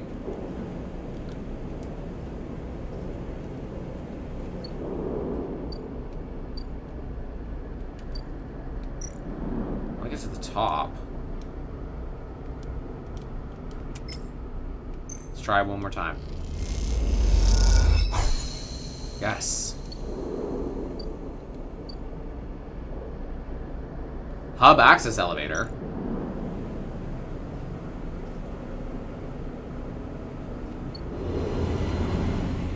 Whoa.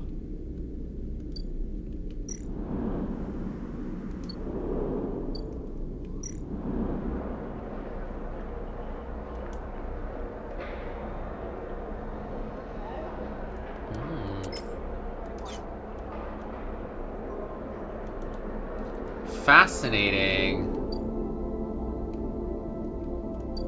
Okay.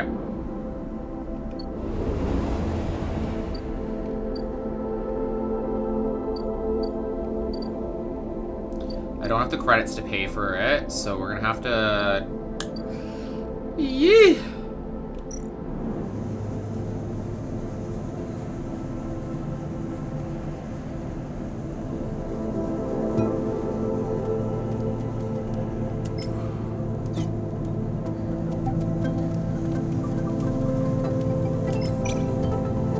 Let's try this.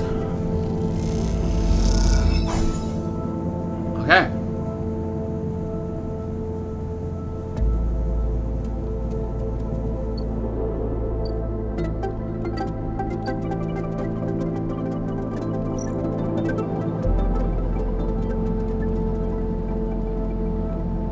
Oh God, it's gonna be here.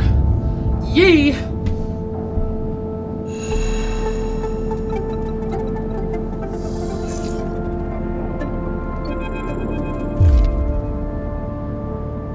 Hold it there, sleeper. Comes a voice from behind you.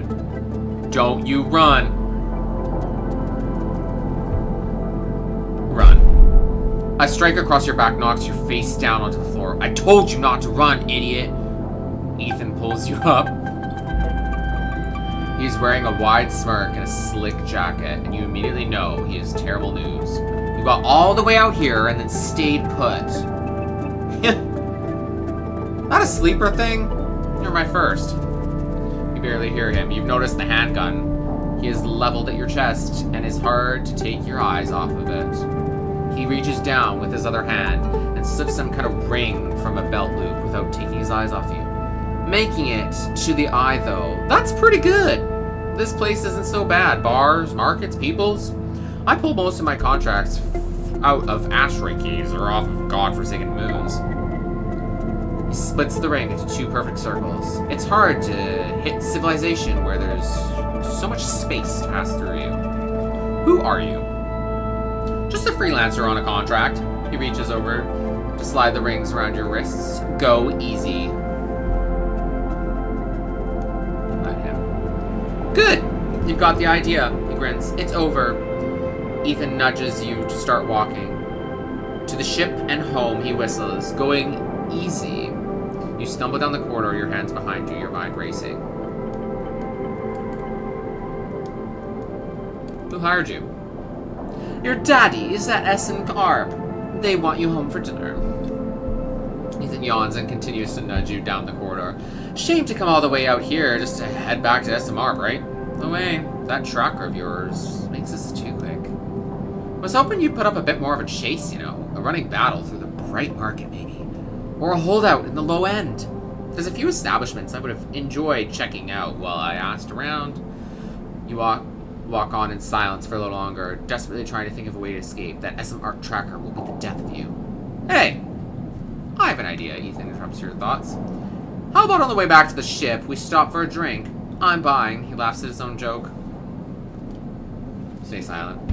Although, I've got myself thinking, what's the rush here? Here we are in one of the most lawless joints in the surrogate systems, and we are heading for the exit. He pauses, and you trudge on in silence. Okay, here's the idea. You and me, we make this little agreement. Here are the terms. You run, or leave, or try to abandon the eye. I shoot you. You plot, or scheme. You try to kill me. I shoot you. But you come meet me at an establishment of my choice every few cycles and pay my tab. I don't shoot you. He pauses. You don't pay my tab. He rattles his handgun. You get the idea. I get it. Okay then. That sounds to me like a deal. He stretches, you know. I really thought I was going to have to kill you, but this is so much better. He clicks something at his belt, and the ring's released from your wrist. I'm going to see if I can find my old stool at the Compressor Club. Come see me there. He aims the handgun at you, squinting down the sight. Let me just remind you, that body of yours is one big tracker, so don't even think about leaving the eye. I will know. Ethan turns and strides off down the corridor, slipping his handgun away. The mix of relief and terror you feel is overwhelming. What are you going to do? Well, I'm going to go to, Fang's Bay eventually. But I need to work. God. How much is it? Oh, we don't know. I'm gonna have to pay his tab. Great.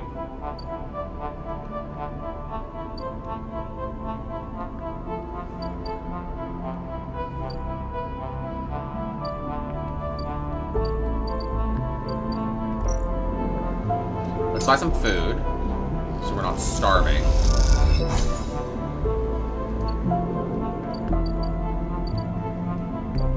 And then let's work. We'll work in the shipyard. Let's haul materials. Let's use the 4. Nice. What does a 3 get me?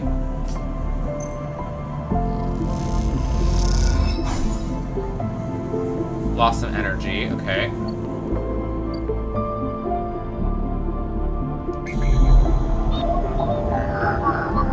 I don't have a 2. I have 2 3s left.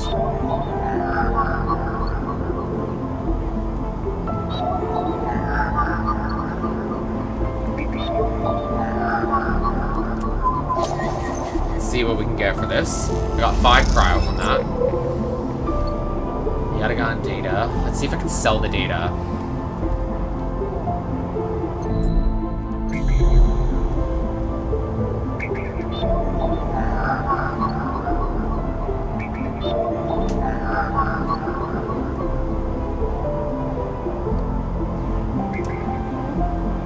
Okay. Let's, because you said I could sell data, right?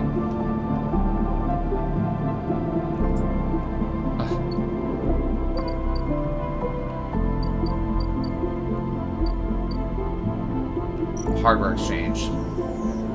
Sell components.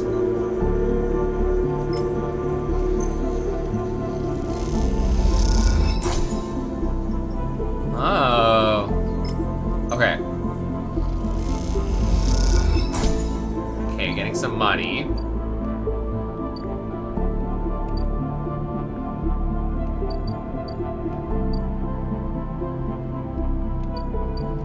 Maybe we should keep trying.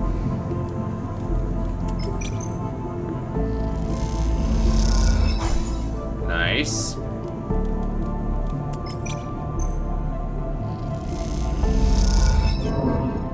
Just negative condition. Okay. Well, gotta sleep.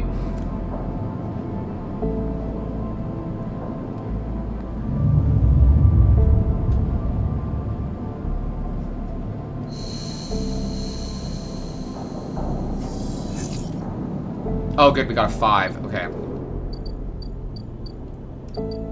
God, what do I have to... every few cycles I have to hit his tab? Okay.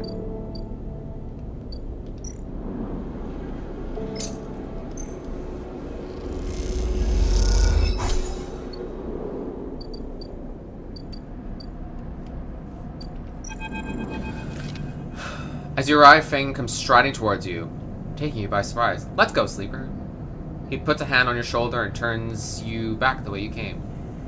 Follow his lead. He steps into the passageway, guiding you down ring towards the shipyard. Sorry for the hurry, but we have something of an opportunity. The data you ripped. Well done, by the way, he grins. Tells me Harden is making a rare inspection of the sidereal horizon this cycle. It's the perfect chance to confront him outside of that compound he hides in. Feng takes a sharp turn on a dimly lit side of the passageway. Confront him? That's right. It's the perfect time. Feng slows and slips into a dark service tunnel where, somewhere in the black, a water pipe drips. It's him, Sleeper. The same Harden Hurst. Our worm ripped out decades of records that mention him by name. An entire trail of documentation from the first days of Solheim collapse until now. He wrote out the whole thing. Slipped into Havenage when it first broke off from the Union. He paces in the tunnel, a hand rubbing at the back of his head. I need you to understand something about Solheim, Sleeper. I don't know what you know about the collapse, but it wasn't as instant as it sounds.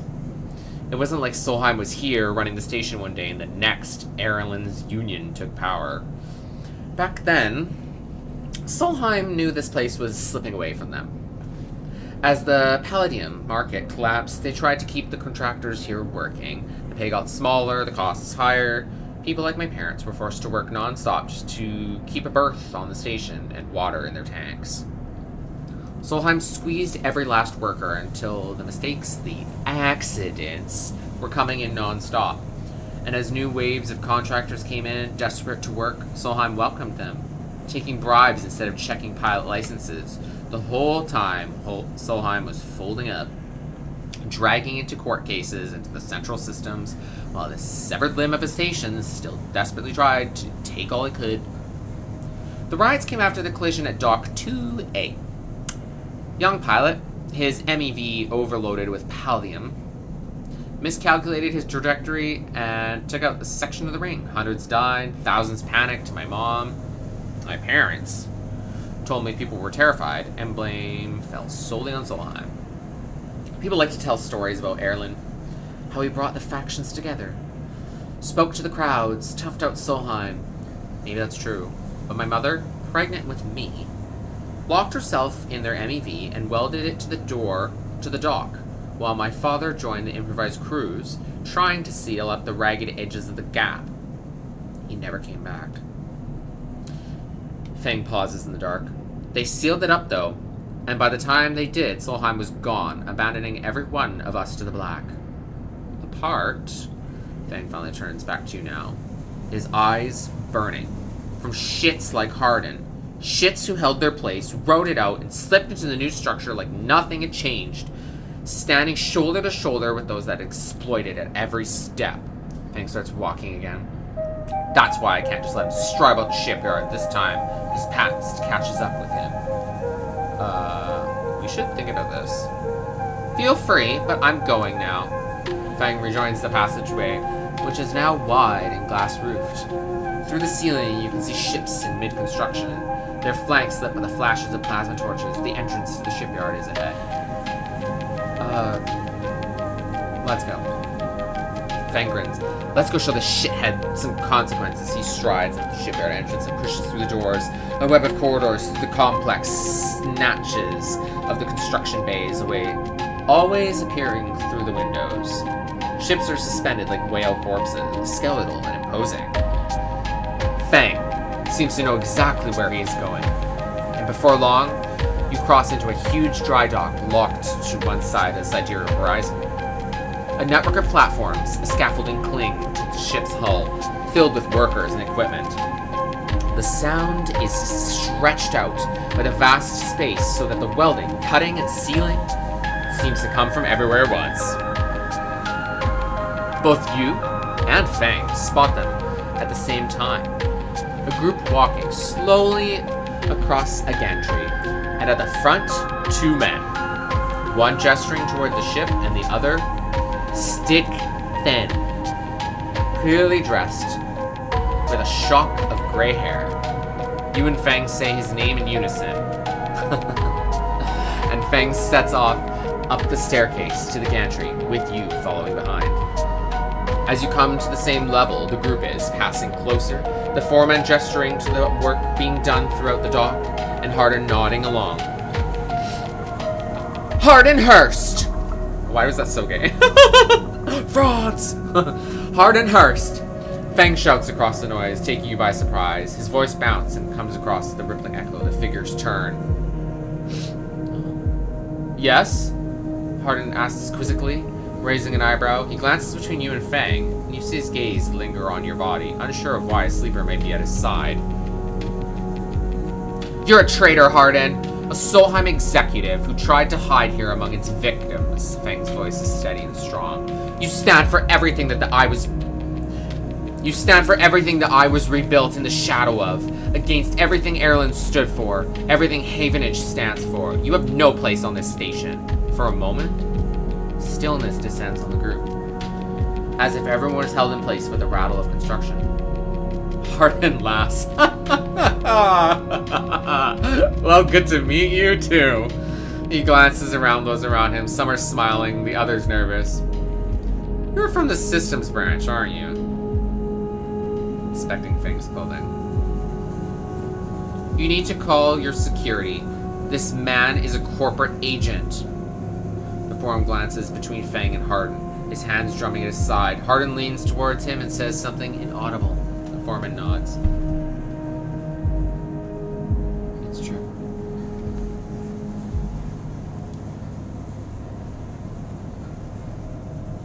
Stay silent. Fang holds up a stick of memory. You guessed right. I am systems, and I have records that link you directly to Solheim right here.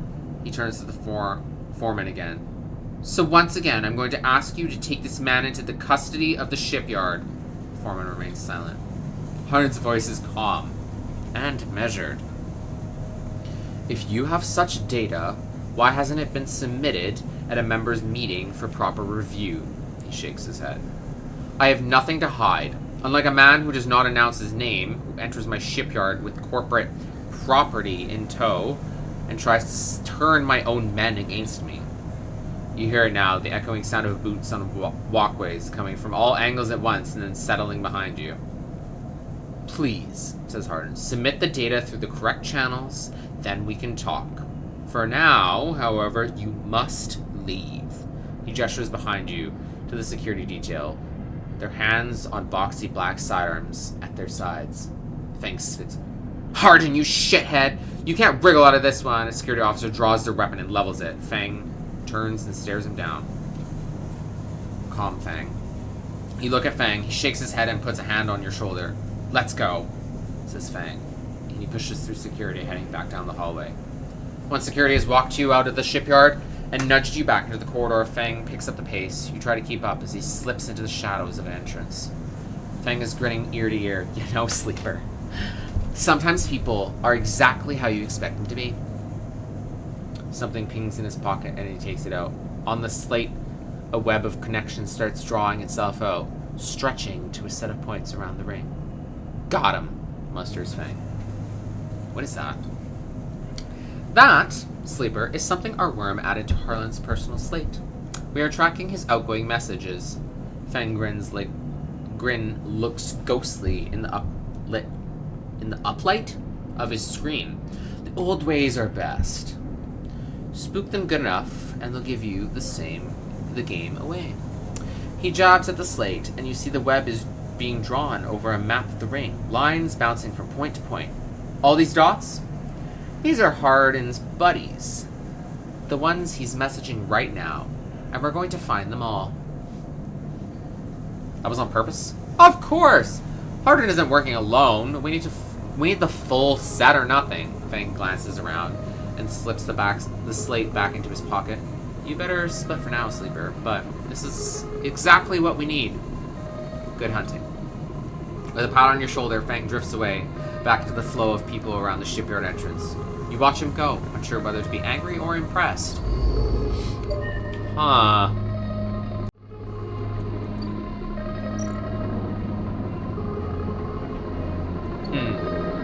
So I can't sell him anything. Isn't there a ship here? Yes, a scrap freighter. I can.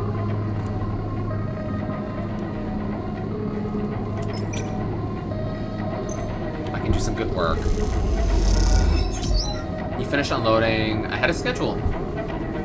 Yes! I got a warm meal out of that. That's what I needed. And I need the credits.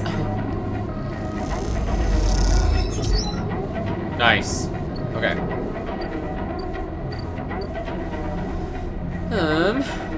Where is it? Oh yeah, the shipyard.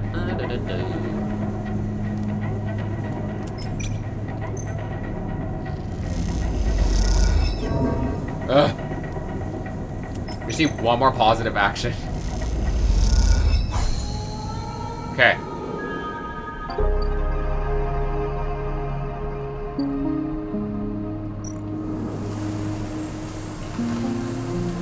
Organizer team. Okay. Systems fitting. The Sidereal is webbed with a complex system. Don't know like nerves. Your job is to lay these systems. Okay, so we can do more jobs, which is great. From the walkway, the sidereal horizon looks impossibly vast, a landscape of plating and frames. All along her flank, torches flicker, drones maneuver, arc lights glint. The sense of scale, of industry, is both stunning and strangely unsettling. Oh. She's quite beautiful, I think. You turn to see a figure a little far down the walkway. Leaning at the railing, he's thin, ragged, his work gear poorly fitting and loose. The torches of the sidereal horizon flicker in his eyes as he turns to you. Lem. He leans back from the rail, revealing a child standing beside him, staring out at the ship. And this is Mina, he adds with a smile. Hi, Mina. She stares and tucks herself behind Lem, who dutifully picks her up. She's a little slow to trust, aren't you, Mina? She buries her face in the folds of his overalls. Mina looks out from Lem's chest, a dark brown eye twinkling among the rough material. You working on her, then? Lem asks eagerly, gesturing to the vast ship, or just admiring? Working. Me too! Me too. He flashes a Havenage pass. I knew it, just to look at you. I mean, he stumbles a little over his words, not wanting to be misunderstood. I mean, you look like a worker. She's Mina's, and my ticket out of this place. Our escape vector, so to speak. The ship? You haven't heard? Anyone who takes a Havenage contract on the Sidereal Horizon will be entered into a draw for the transit support crew. He smiles. We won't get to sleep the journey, though. But a couple of decades of service will be nothing for me and Mina if it means landfall in a new world, he winks. Transit support? Uh-huh. Someone needs to stay away to keep the thing running. He straightens up, stretching his back. That's a colony ship, friend. The Celis Foundation is sending thousands to settle a system well outside the reach of the core worlds. It'll be a totally independent colony. No surrogacy, no corporations. Why is it here? Why build it Here, you mean? He grins. Don't ask me. I know as much as Mina about that. He ruffles Mina's hair thoughtfully. I suppose many corporations weren't too happy about breaking with the idea of surrogacy, setting up somewhere without it feeding back to the core. Maybe Celis got locked out of the corporate shipyards and had to go begging for somewhere to set it up. Homeless, just like me and me. Mina responds by pushing his hand away. Daddy, she whispers, food.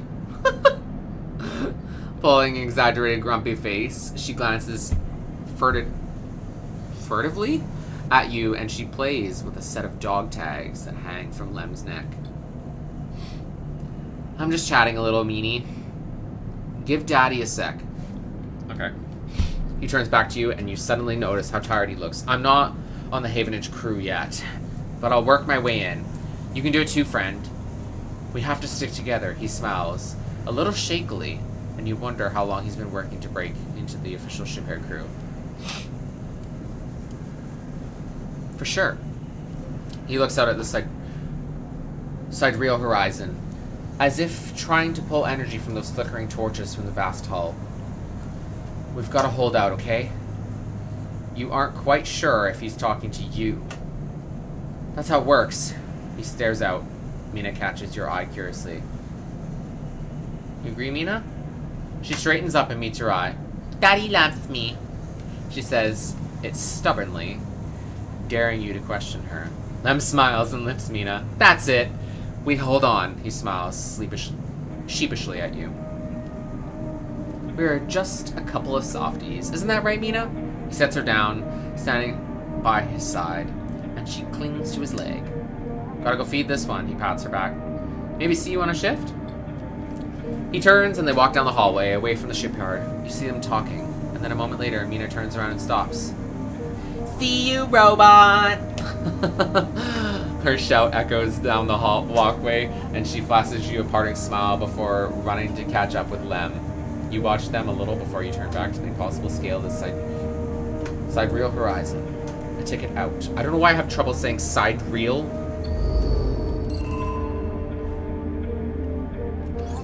I got an upgrade.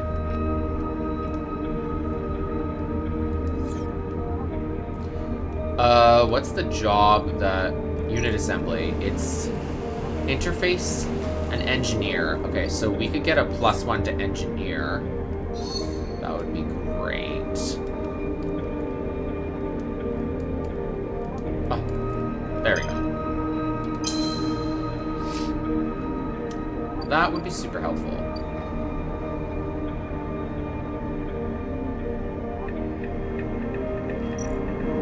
What's happening here? Tracking Yatagan? A slate in the office advertises that Havenage are looking for informants on a gang activity. They'll pay. Ooh.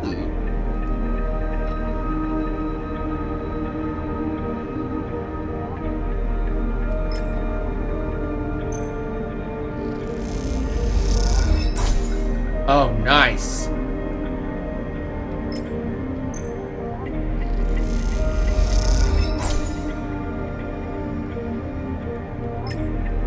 Okay, I got 2 of those.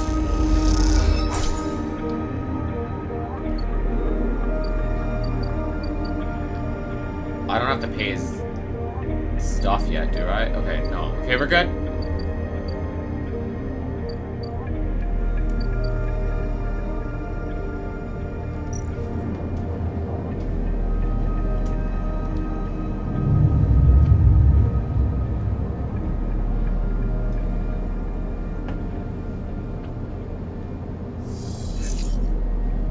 Ooh, that's a really good one.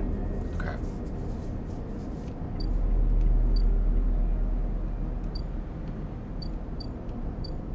So he's still missing.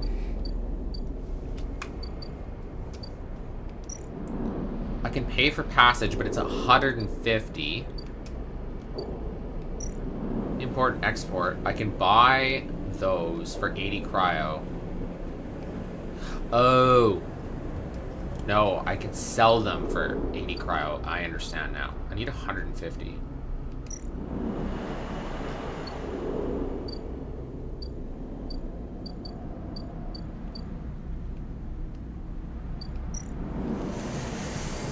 Okay, so we can work engineering.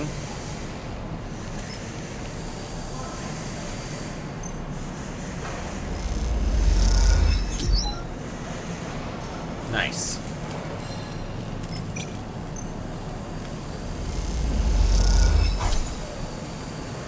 Nice.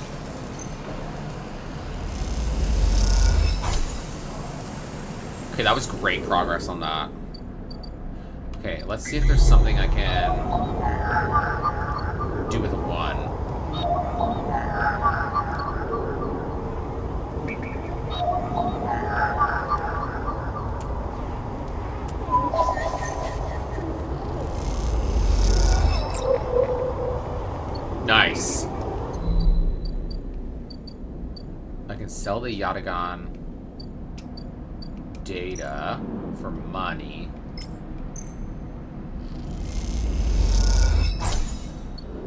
Okay, should be able to pay his toll.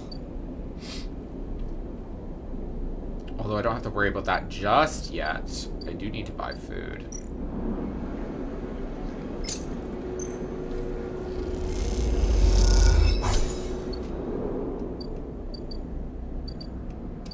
Okay. Oops. Let's sleep.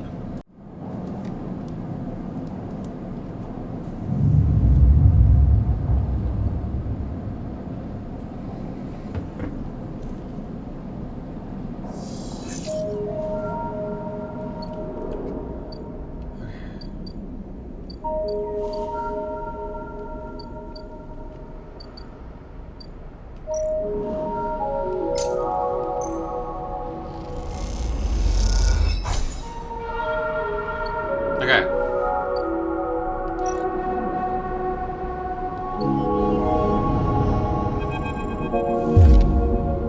The Greenway. Sending you stumbling down the corridor. Esh? Wow, she's a stud. You turn to see an unfamiliar spacer, laden with heavy gear. She steadies herself, staring you down as if daring you to respond. Sorry. She adjusts the strap on her shoulder, holding up a hand in recognition before setting off down the corridor. Peek? Oh. I'm sorry for her. A second spacer smiles at you apologetically. She's on a mission, and when she's on a mission, not a problem. You're sweet. Peek stands further down the corridor, glowering at her friend. She chops at the air, pointing down the corridor to whatever end she is rushing to. Peek raises their eyebrow at you. Esh, please. Do you want everyone in this station to hate us? Esh hardens. They want to hate us. They can hate us. She drops her hip. I'm not exactly seeing much love as it is. We're lucky we got through before they set up that damn cordon. Don't interrupt. Peek sighs. The station isn't Hawthorne. Everyone isn't yoked to the same corporate protocols. I'm not saying they're part of the administration. She jerks her head in your direction. But I'm saying we need to get these supplies to the Briar before someone starts asking questions. Can I help? Peek smiles slyly. See, Esh? Help. Isn't that exactly what we need right now? Peek! She rolls her eyes. Peek ignores her. We are with the refugees, the ones Havenage had cordoned off from entering the station. Esh interrupts. The ones that are being quarantined in makeshift vessels that barely make it to the eye to begin with. The ones that your station administrators have called an existential crisis and are running out of supplies while their right to safety is being debated by people with no stake in their future. She quickly looks away, annoyed at her own outburst. She's right. People are trapped out there, and they turn to Esh. We understand that this is a big problem for the Eye. Hundreds of refugees and more ships turning up each cycle. They hold up a hand to stop Esh interrupting, but Esh turns away, her burning anger a palpable force in the close quarters of the corridor. They need supplies. And after everything they've been through, the quarantine isn't helping. Peek finishes. It's terrible. Ash looks back at you, her fierceness fading. Peek, please. Ash gathers herself in the supplies. Ash, we need the help. Just like the refugees needed us. We need others too. They smiled at her. Peek turns to you. Come find us. The climbing briar is docked at the broken spoke, past the greenway in the wastes. We have a good view of the Queerdom, though we are keeping our distance for now. Come help us. They squeeze your hand. Ash turns to leave and Peek follows, waving a goodbye. A moment later, Ash shouts down the corridor. Don't bother coming empty-handed. You want to help? Show us. Bring supplies or don't come at all. And with that, they disappear around the corner. Ash already picking up speed. A refugee flotilla. Where are they coming from and why now? Each time you think you begin to understand this place, something changes.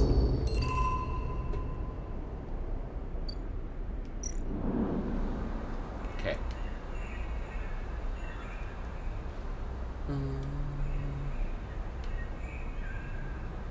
Map the pathways. Endure. Okay, let's walk. I need mushrooms.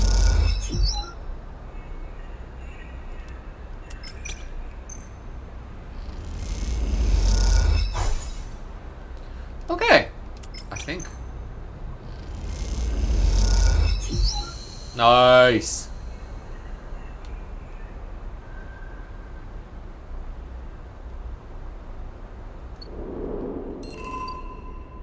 Mushroom groves.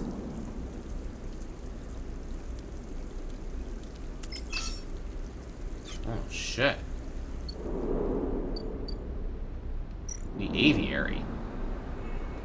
Clear overgrowth.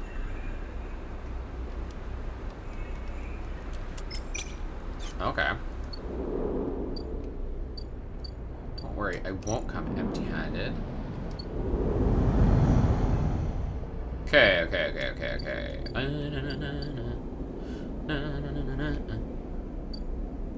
Let's see if I can work.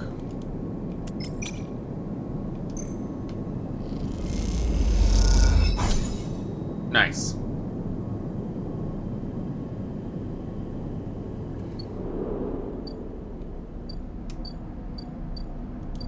Oh god, I'm gonna have to pay him and I only have 30. Oh shit.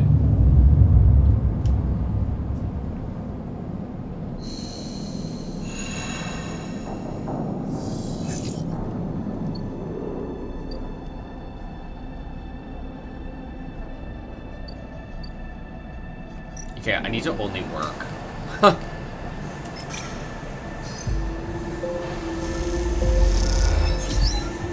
12 cryo.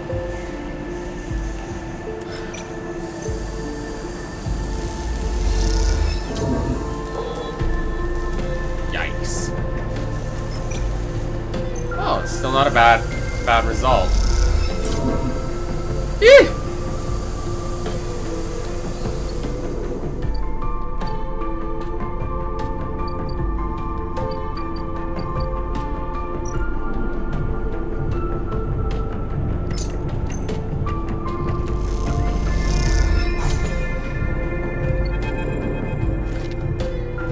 Believe you just did that! A mocking laugh comes from across the bar. You look over to see him leaning across in a pool of light, empty glasses and spilled drinks clinking around him.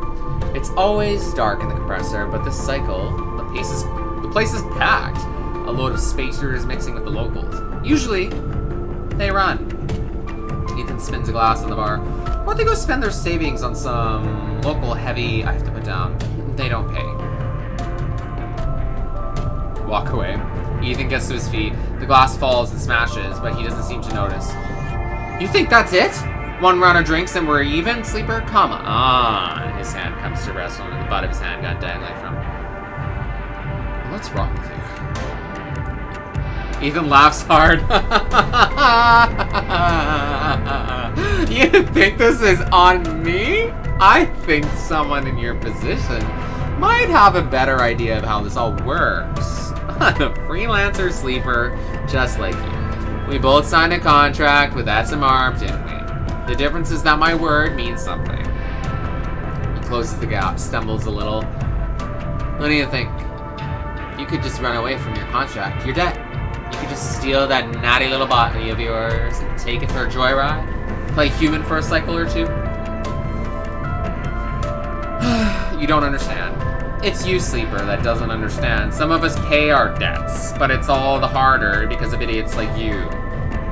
Though, I should thank you, even nods, his head heavy, for giving me such an easy job. I'm used to outlaws, you know, real bounties. If I knew catching sad little escapes like you was so easy, I would have changed clients ages ago. Someone shouts in the back of the bar for Ethan to shut up. Shut up! Stay silent. Nothing to add. Ethan turns and walks away back towards the bar. Good. Lesson learned. Ethan sits heavily back down on his stool and searches through his glasses for one with something left in it. The thing is, Sleeper, I can find you anywhere. It's actually wild that you haven't figured it out. That body isn't yours, and it will always betray you, no matter what. Finds a glass and downs the contents. So please go.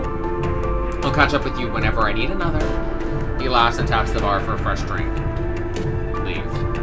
You turn on your heel and you're out of the glowing dark and sweat stench of the compressor. You walk hard and fast down the walkway, anger driving your footfalls into the metal of the rim like hammers.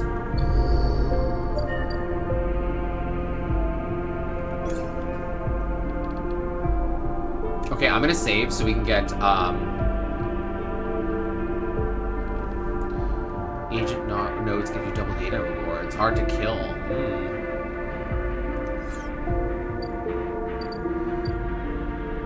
I don't have anything to do anything with. Oh, I have a scrap. But maybe they need money.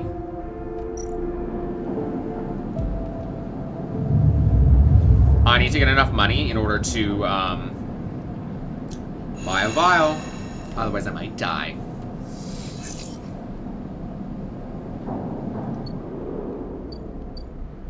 Okay, let's go to unit assembly and we'll use our 5 because I'll certainly get money.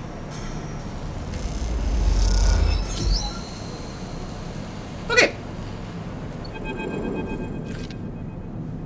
Each shift, a crowd of would-be workers gathers outside the shipyard, each of them clinging to a 4-digit number printed on the receipt paper. These are their assignment numbers, and you are either called for a shift or you aren't. As you arrive, the crowd is restless, and chatter rumbles through the lines. For those who, like you, have graduated to the working teams, shifts are guaranteed. Having just walked out of a meeting with a supervisor where you were praised for your efforts, you feel the glow of a job well done. Yet you can't help but feel empathy for those huddled as you pass, waiting for their number to come up. You keep your head down as you leave the shipyard, feeling a little guilty as you do. Hey, Sleeper, wait up! Lem's voice trembles as he shouts above the rumble of the crowd, and you turn to see him pushing through, Mina crying in his arm. Lem! Good to see you, friend. He is breathing hard after shouldering through the waiting workers. You made the work team! Good for you! He tries to catch his breath, stroking Mina's hair as he does. Shh, baby, give me a second here. He smiles weakly at you as he comforts her, and cries start to fade. Out of the crowd, he sets Mina down by his side, shiny streaks down both of her cheeks. As he does, you see he is clutching an assignment number on a crumpled piece of paper. Waiting on a shift? You know how it is. He puts his hand on her shoulder and starts clinging to his side. Esther, who usually takes her, is sick. He stretches. I don't know what a noise sounds from the entrance. Klaxon followed by lesser numbers growing brightly on a display screen. The crowd responds, instantly pushing and pulling as people try to wade to the entry checkpoint. Lem stops and turns back towards the crowd, then glances down at the crumpled paper. That's my number! Shit! Mina! He starts patting the pockets of his gear and glancing down around. Go. I'll watch her. He blinks a little, staring. Thank you. Thank you all. He crutches to Mina. You're gonna stay with our friend here, okay? They're going to keep you safe. And he stands back up. Here, take her bag. He shoves it in your hands. She's got food. She's got... Shit, I have to go.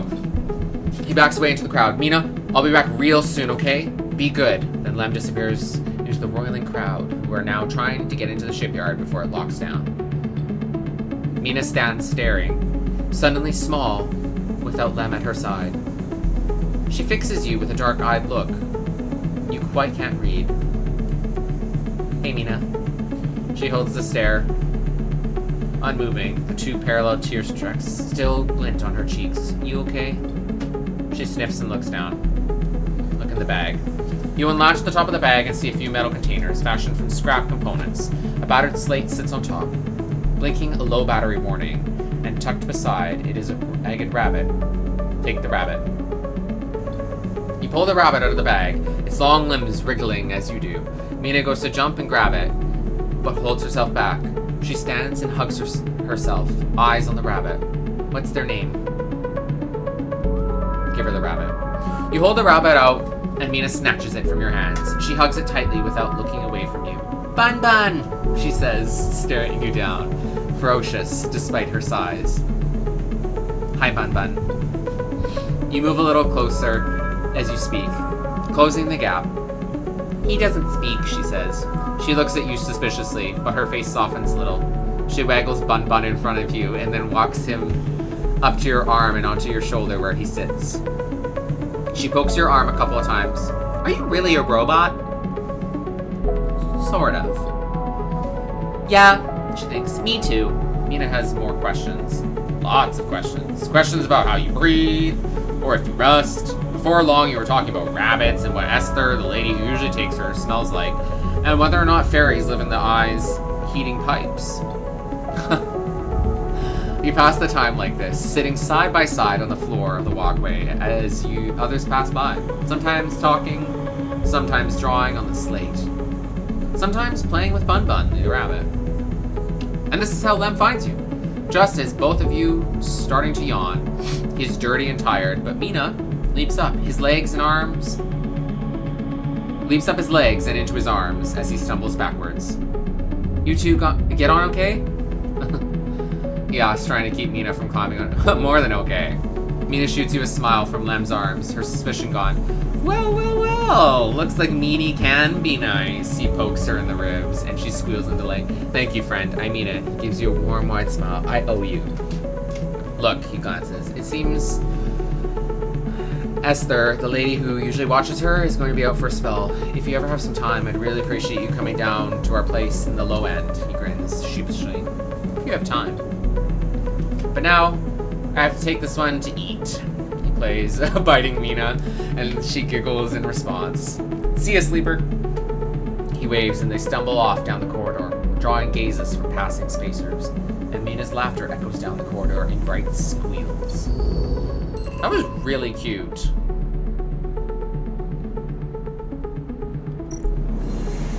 Okay, so now we're working on the sidereal hull. A vast job, but let's see if there's anything that a 1 can do.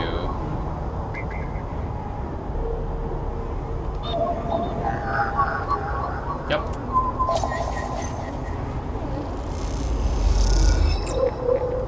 Nice.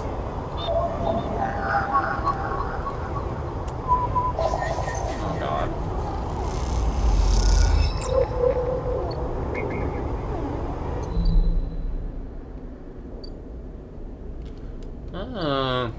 Okay, wait.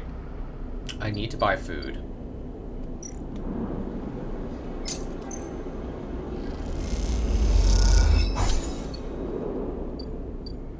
I have a scrap, but I don't want to sell that. I can sell, however, the... Ooh, I also have to do that, too. Let me just sell this.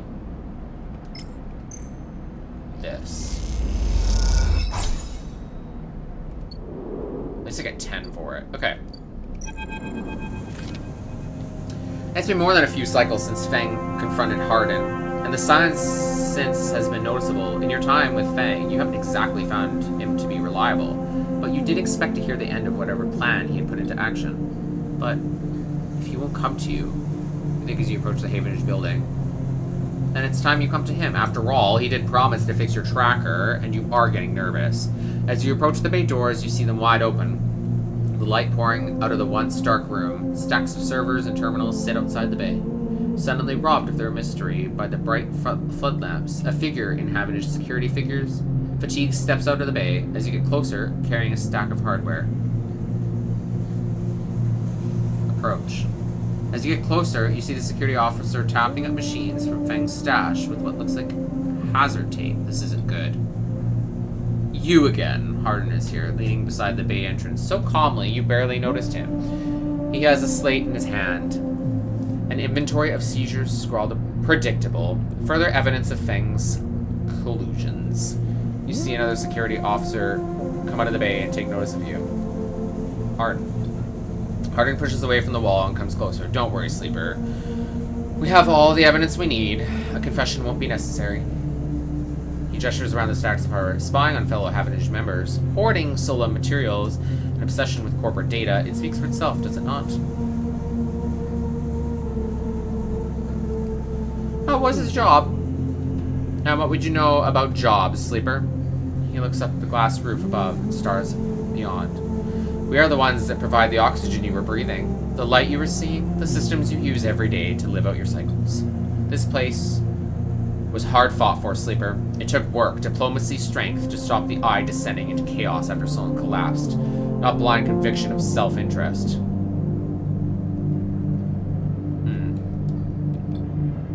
I know all about the background of our mutual friend, Sleeper. Don't worry about that. His parents would be sickened by the damage he is trying to do to the institution they helped found. You see, Sleeper, we are proud of our history here. Ernde Erlin and the First Union founded this place, and Havenage has welded his values into the station's very walls.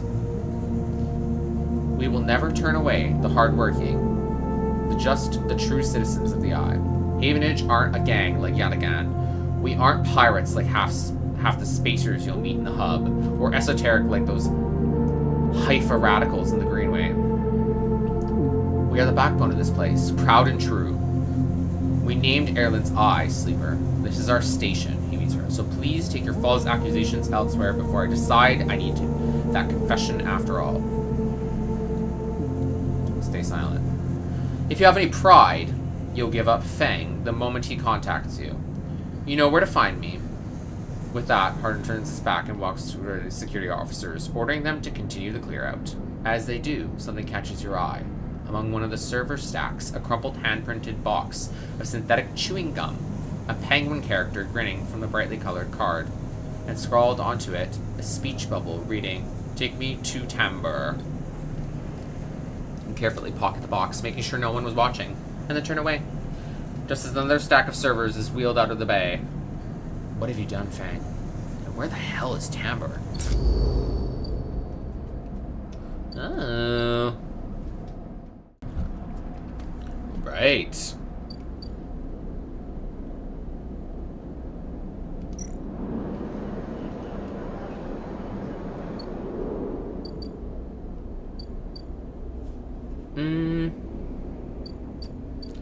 I need to save up enough money.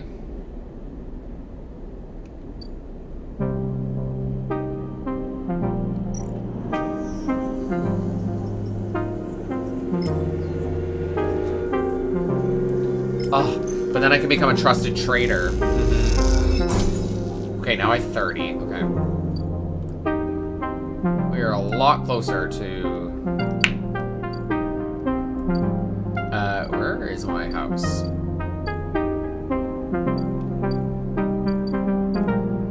Oh, there it is. Lol. Okay.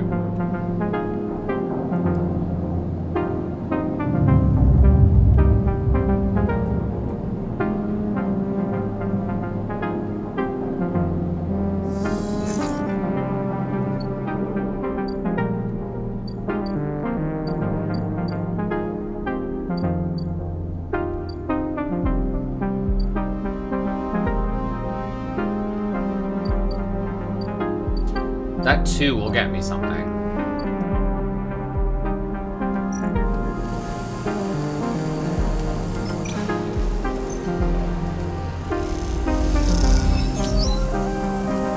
Okay.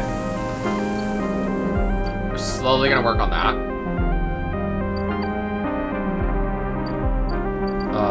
let's do something with a 2.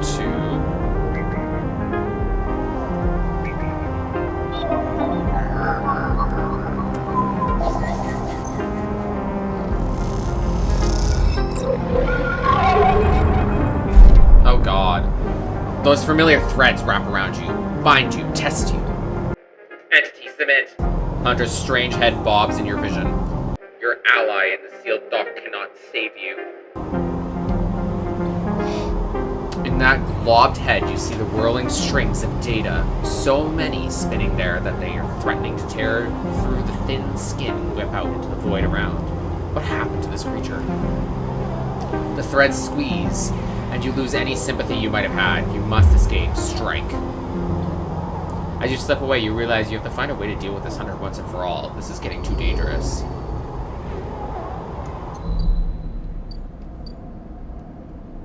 Okay.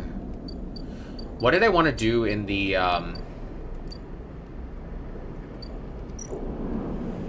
spire? I forget what I'm allowed to do.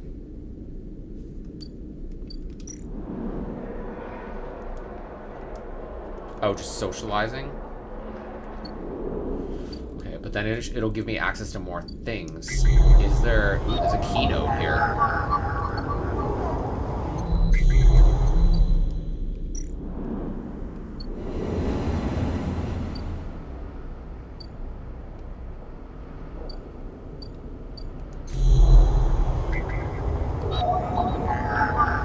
Nice. I can get energy.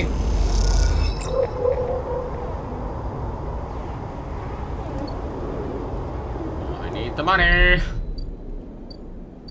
I need to buy another vial.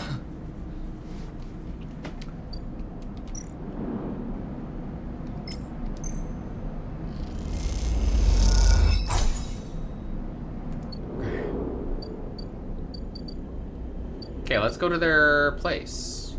Why not? Oh, I can babysit.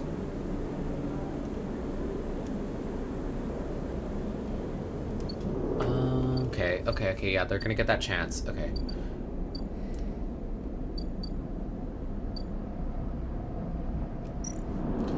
I need the money!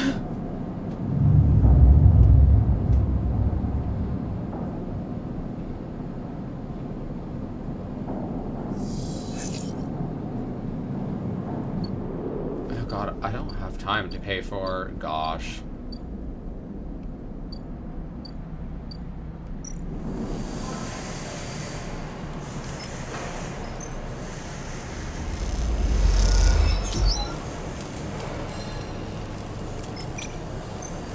Need the money!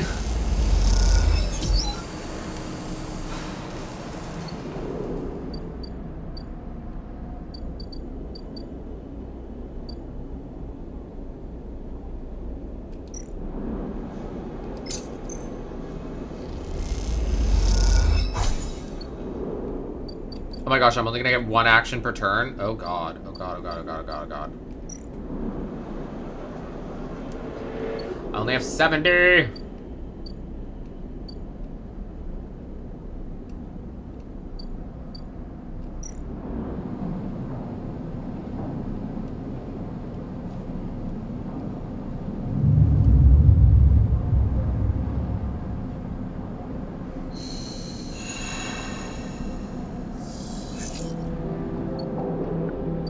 I'm not gonna get 30 in 1 turn. Ooh, unless...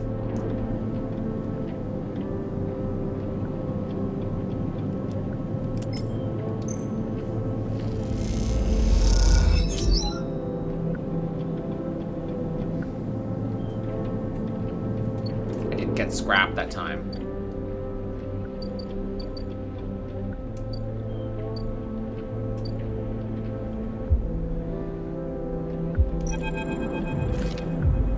The compressor is quiet today. The usual crowds are elsewhere, and the pumping music washes over a hand of spacers and a few drunks. Ethan is still in the same stool, in the same pool of light.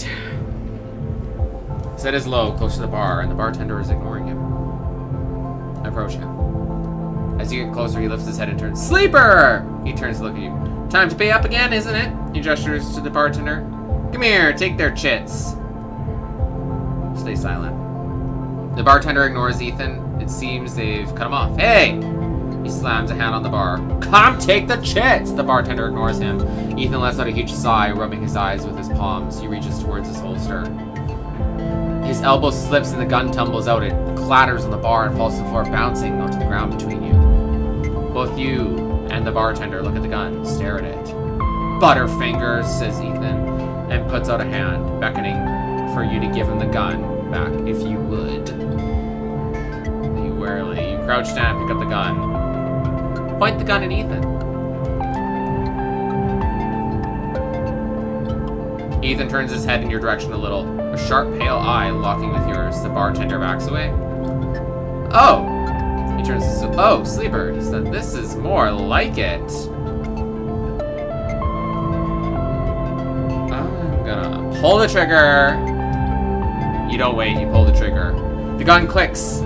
By now, all the attention on the bar is on you and Ethan, who looks at his gun with bemused expression. The bartender raises an open hand, and in it are 10 shiny bullets. 10 shiny bullets he took out of the Ethan's gun while he was asleep on the bar. Ethan smiles at the bartender. Oh, well, he says, and grabs the gun, slamming it back to your face in a single move. Oh, God. Enough of this. I'm logging the job and calling it in. Ethan taps the slate. No more playing. Your head aches. Ethan taps through. He starts shouting, a dull echo to your ringing ears. He starts screaming at the slate and throws it across the bar. He crouches down and grabs you by the chin, his face close, his breath heavy with drink. S and Ark just screwed me, he grins maniacally. They canceled the contract! He stands up. They canceled the contract! He shouts at the ceiling, the compressor. You stand up, struggling to your feet. The sting of the hit fading. Ethan is rubbing his temples, his face pale. You hear a clicking sound. The coin is being counted, like bullets being loaded into a magazine. When you shake off the last of the blur, the bartender has Ethan's pistol trained on Ethan's head. Ethan stumbles back towards the middle of the room, all eyes trained on him. I'll kill all of you, he screams. He stumbles into the wall, spinning away towards the door. I'll be back for that, he shouts at the bartender, and lunges out of the compressor. You steady yourself on the bar and catch your breath.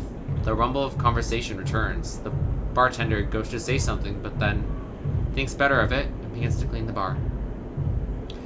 After a while, you wander out into the light of the bright market, looking for Ethan round every corner. Great.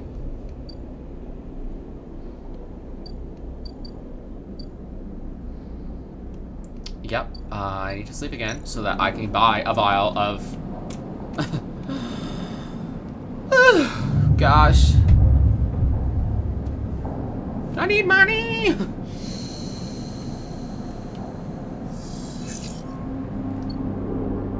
A 1? Oh, God.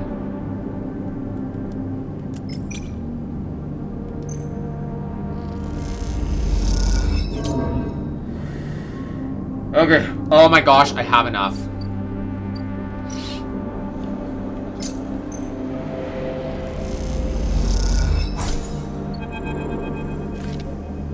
As you quickly leave the surgery, eager to be away from the Toshido's glare, you notice something wrapped around the stabilizer vial, clutched tightly in your hand. You open your hand, and a thin film marked with holes and sigils unrolls from around the vial. At one end, it has a hard metal strip, a handle. Inspect the handle. The metal handle is worn and pitted, but you can see a set of numbers imprinted into it. 207F, and then crudely scratched into the handle at some later date. Low end. Inspect the film. You hold the cloudy film up to the light. It's perforated with an ornate pattern of holes. You can make out a word among the markings. Passkey. Is this an entry key for somewhere? For a moment, you consider going back to the surgery to return the key, and then quickly think better of it. Did Sabine want you to have this? Or is Toshido passing on a message? Time to head to the low end and find out. Okay, yeah, I will, but... we need to use the thing.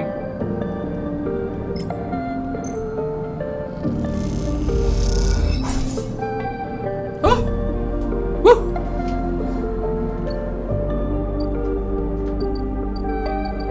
Is this something I have to action right now?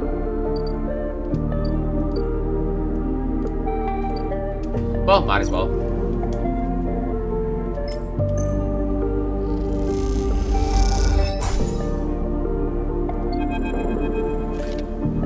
Unit 207F. As you push the door open, the automatic lights flicker on inside the apartment. They reveal yellowing plastic panels, the curved shape of the wall-mounted utility units, the detritus of routine life arranged on every surface. You step inside, clicking the door shut behind. The amber light of the aging fixtures glaze everything with pale orange. The work surfaces hold a variety of objects indistinct in the dull light. A pale blue light drifts from a doorway at the end of the room. Inspect the surfaces. Smudges through the thin layers of dust suggest a recent rare and hurried visit. They trace a pathway to the water dispenser, the auto wash, then to the cabinet still half open. On the shelf sits an empty pill case. Go to the doorway. You cross the cramped utility room with its auto wash dispensers, water closet towards the doorway. Through the doorway is a dark, warm room, lit only by the faint glow of a terminal screen. Inspect the room. A bunk is tucked into the wall, the blankets ruffled. A wall desk glitters with rows of vials and containers. A briefcase lab sits open, loaded with rows of reagents and compounds you do not recognize. In comparison, this room is clean, ordered, and controlled. Approach the terminal. As you approach, there is a crackle from somewhere in the dark. Sleeper. Sabine's voice shakily echoes through the apartment. Welcome to my home. I'm sorry, I can't have been there. I have to make alternate arrangements. You hear a rattling noise, static. I was able to record this message, but I don't dare to show my face. Something is happening with Yatagan. I no longer trust them. Their voice becomes distant, slipping behind the background noise. I have something to ask of you. I want you to get me out. Yatagan were supposed to hide me, to protect me. After everything happened, I was desperate, and then after that, I was too tired to care. A noise, like waves, pass over the recording. But I'm done with them for now. I want out. Screw the debt. But I need insurance, something I can hold against them. I have my suspicions, but I can't be sure. I need information. And you know, you need me. A pause. Something clicked in the dark. This isn't a threat. You have to understand my position here. Another pause. I know, sleepers. I have been here before. I can help you. But not with Yatagan's noose around my neck. Get me data, get me information, get me something I can use against Yatagan. Then I can get out. And you can get what you need. Please. Waves of static cut into Sabine's voice. Bring it here to my terminal. I'll get it to it when I can. You look around the tiny room and try to imagine Sabine living here, working at the desk, sleeping in the bunk, blinking into the terminal in the dark, with recording cuts to static, filling the room with its white hiss, then silence. Access the terminal. You sit in front of the humming terminal and hit a few keys. Sabine has left an access port open, but the rest is encrypted. Locked away behind passcodes, it seems Sabine might not trust you as much as you think. Why does Sabine need to hide from? And what debt do they owe to Yatagan? You try to assemble the pieces, but too many are missing. The only thing you know is that without stabilizer, your body will die. You glance at the briefcase lab on the desk, its glassware glinting in the dark. You turn away and leave, the door clunking shut behind you. Back in the corridor, you notice the scrawled graffiti of a blade on the opposite wall. Yatagan. You feel yourself being drawn into something you don't quite understand.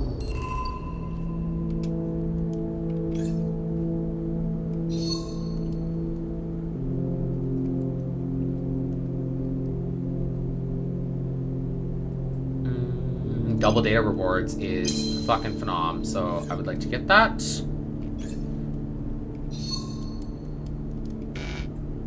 But I need 2 upgrade points. Okay. Can't I bring her? Ah. So I need 3 of those. Okay, so it's best to sleep. No. And then, I could have used all that Yatagan, but I needed to, like, get more health.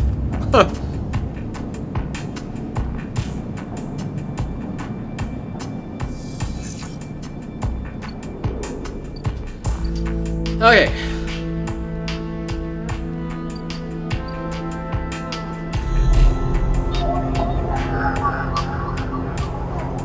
A 1. A 1.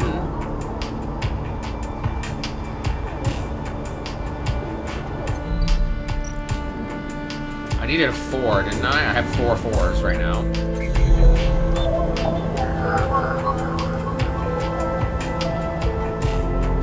Oh, I have a whole bunch of keys right now. That's not really what I need.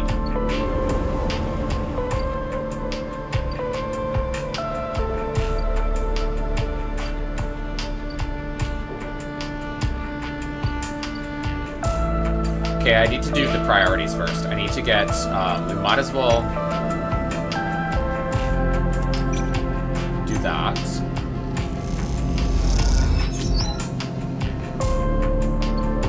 So then we can get, oh, there's also a chance that they'll feed us. Let's do it one more time.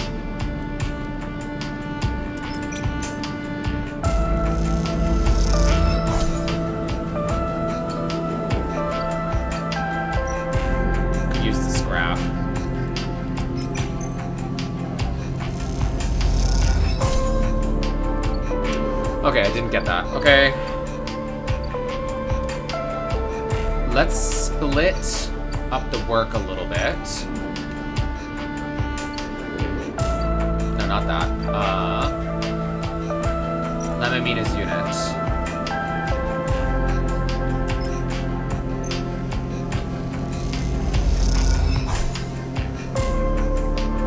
Oh, that gave me energy. Okay. Try and get some mushrooms.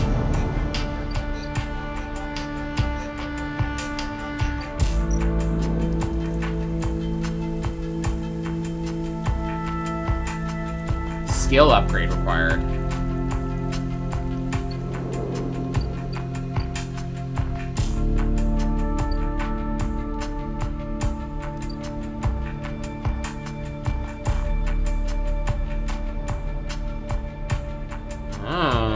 That's the end of the station.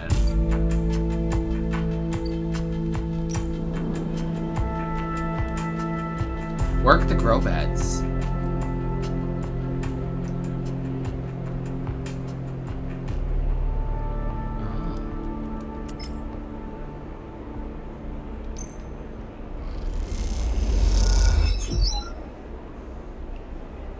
Oh, that was nice. I didn't need to buy food.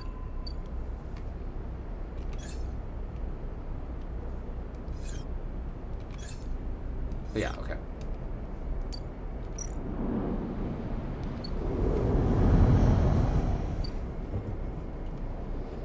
Okay, let's sleep.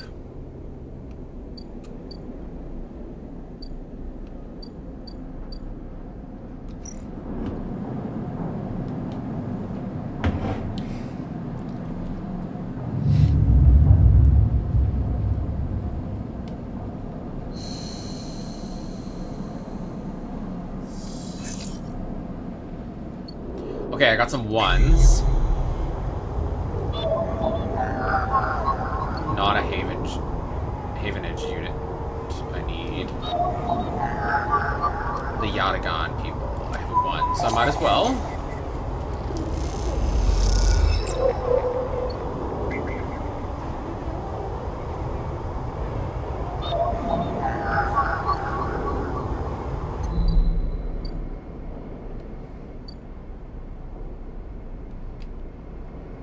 Okay, let's give her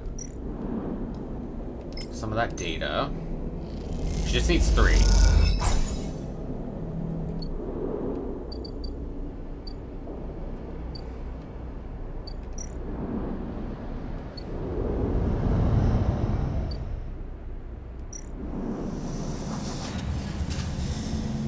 I can work the farm stacks, but it doesn't really get me anything other than food.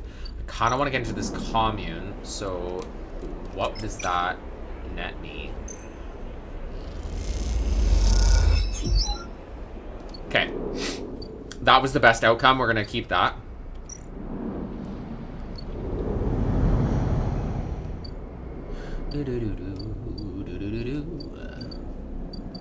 Let's work on that ship. Because we have that.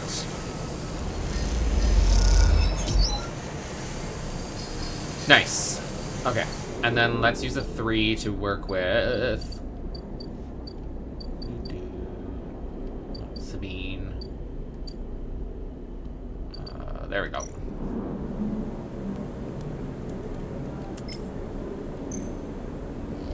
I don't know what a negative outcome is.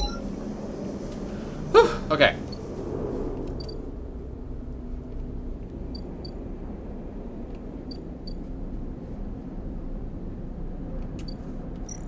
A merchant freighter.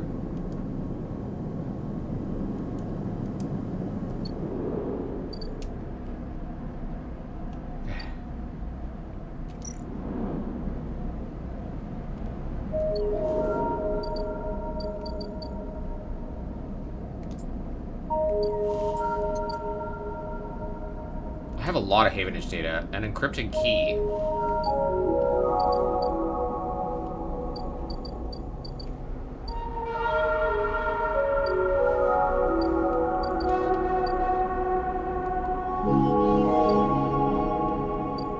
Oh yeah, it's good at kind of waiting. Okay.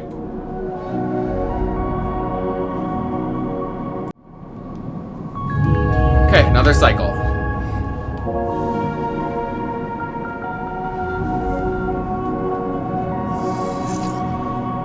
Ooh, that's a good. I need Yatagan. Those are... Oh, that is a Yatagan agent.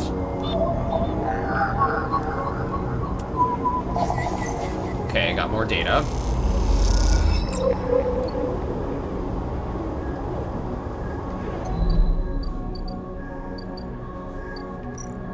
And we're working on a couple things.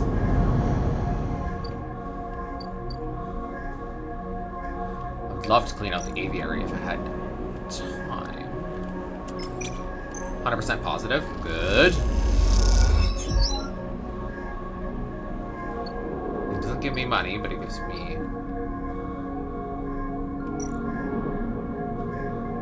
Gather scrap.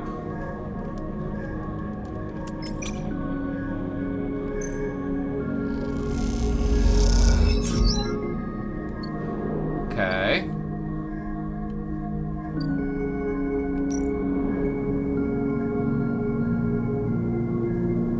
Raleigh caps. Oh. Is it first of 3 episodic updates? Okay. Okay, so there's updates. Okay, interesting.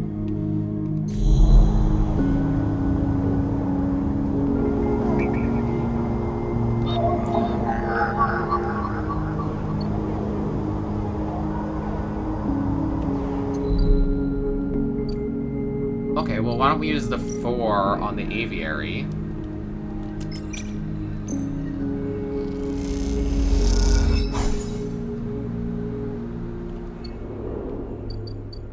Okay.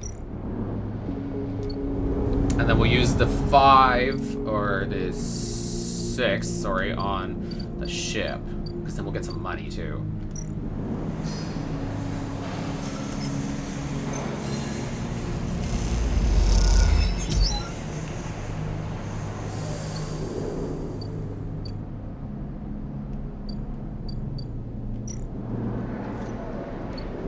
Where can I sell this scrap again? I always forget.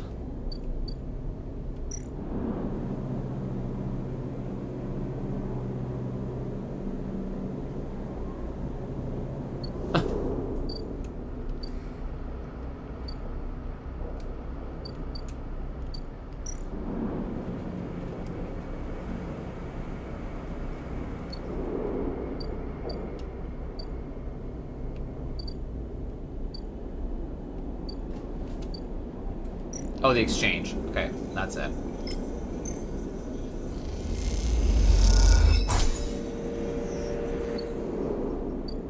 Oh, I got -1 to trusted trader? That's stupid.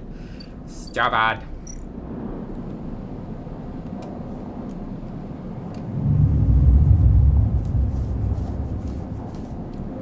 I really want to help them get on the ship, like, badly.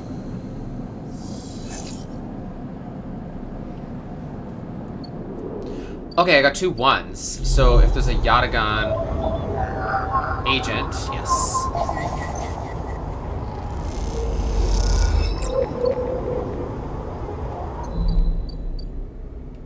so let's help them first.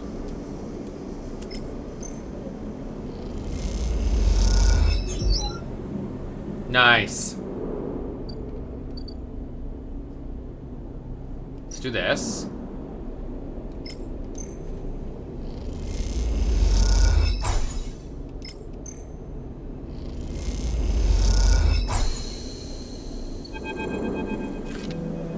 As you turn away from the terminal, the final cache of Yatagan data uploaded.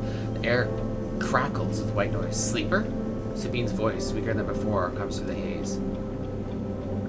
Listen. This is not a recording, Sleeper. Please. I don't have time. The call must be coming in from somewhere on the station. This has to be short. I don't know if Yatagan are monitoring me. Their voice is hushed, distant. You try to focus on it.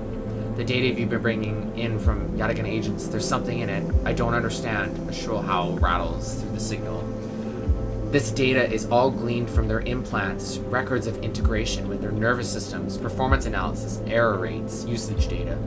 I installed many of these implants, and I didn't enable any of this functionality. Their voice dips under the level of the noise, like a swimmer slipping beneath the water. You listen to the waves for a few seconds before Sabine reemerges. Has to be somehow baked into their wetware's interface. And that's not all. The systems compiling this data are connected to some kind of transmission protocol. It's being broadcast.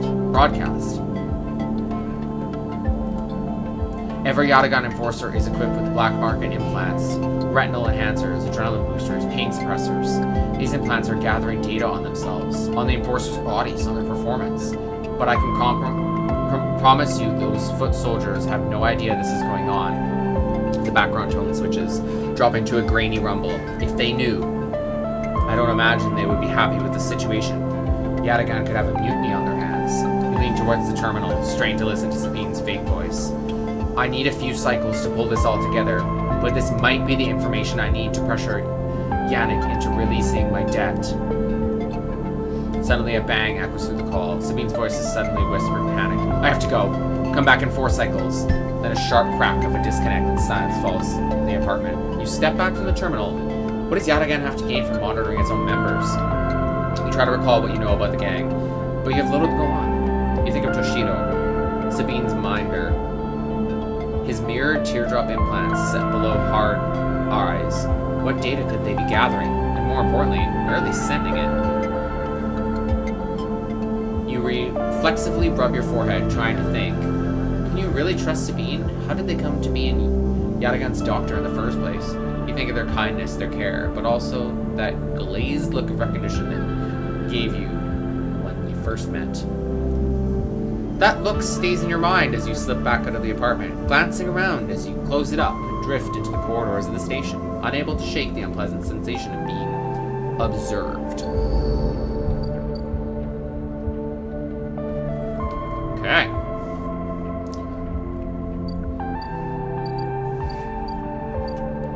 Well, let's work on this so we have enough money to buy a new file.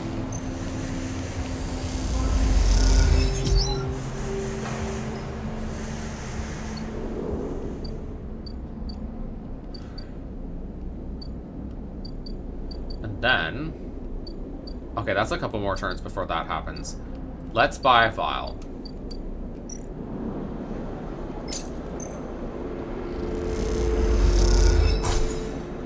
Okay, we have a stabilizer. Cute.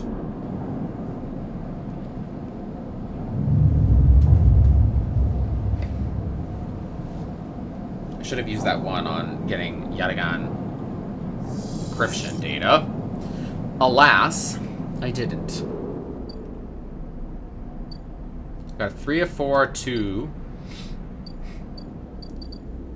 Let's use the 4 on babysitting.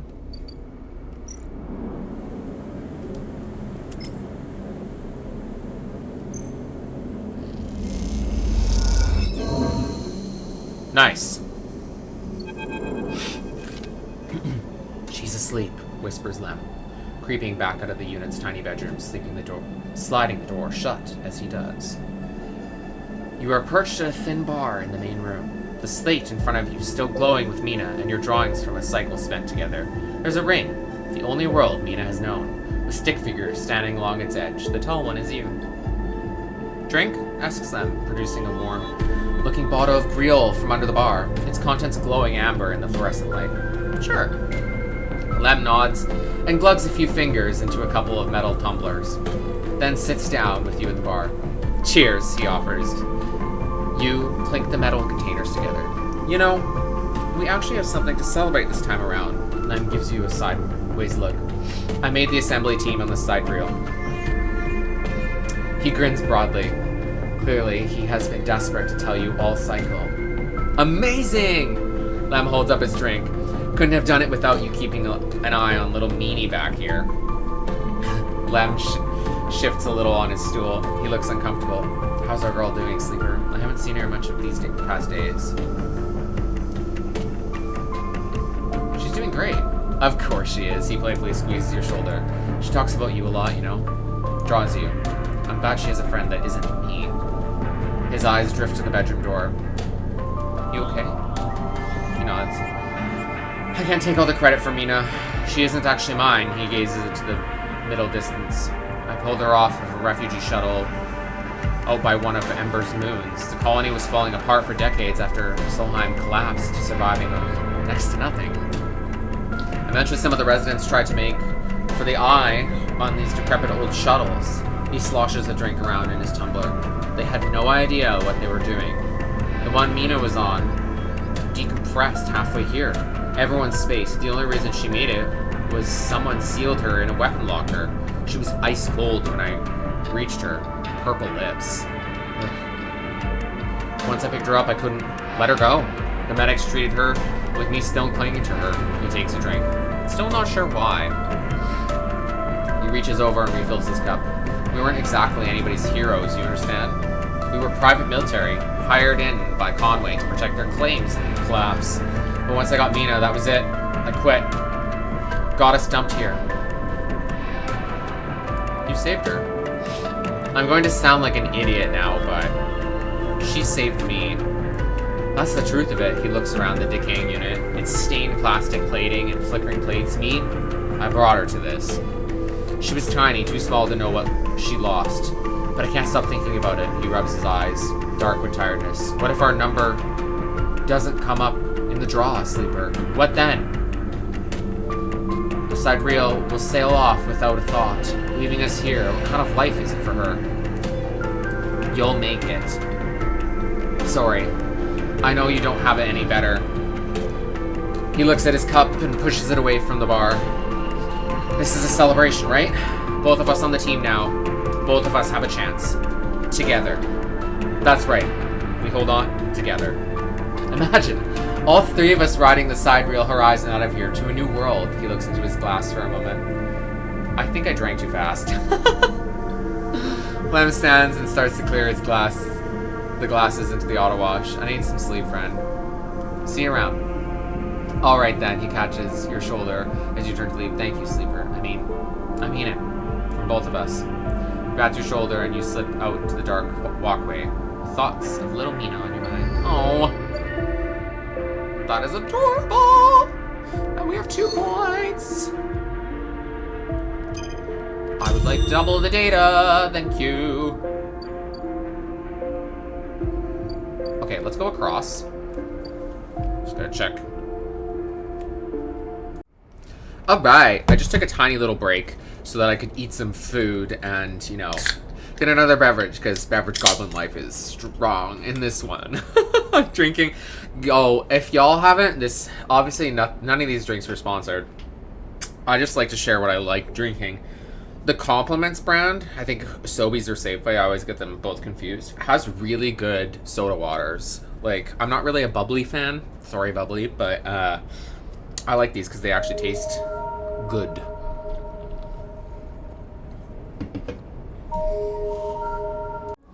So yeah, if you like ginger ale but don't like the sugar, try it. It's pretty good.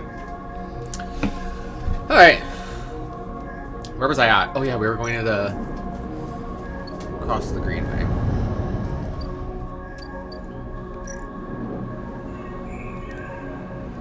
It's safe.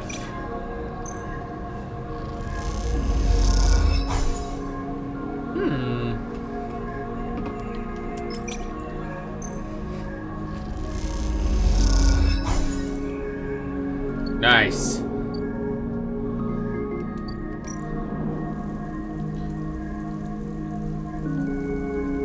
What skill upgrade do I need?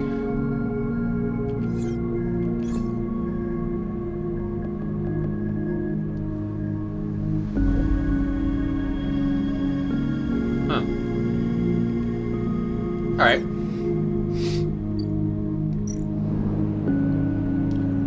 I do need money, but I am curious because I'll have finished it.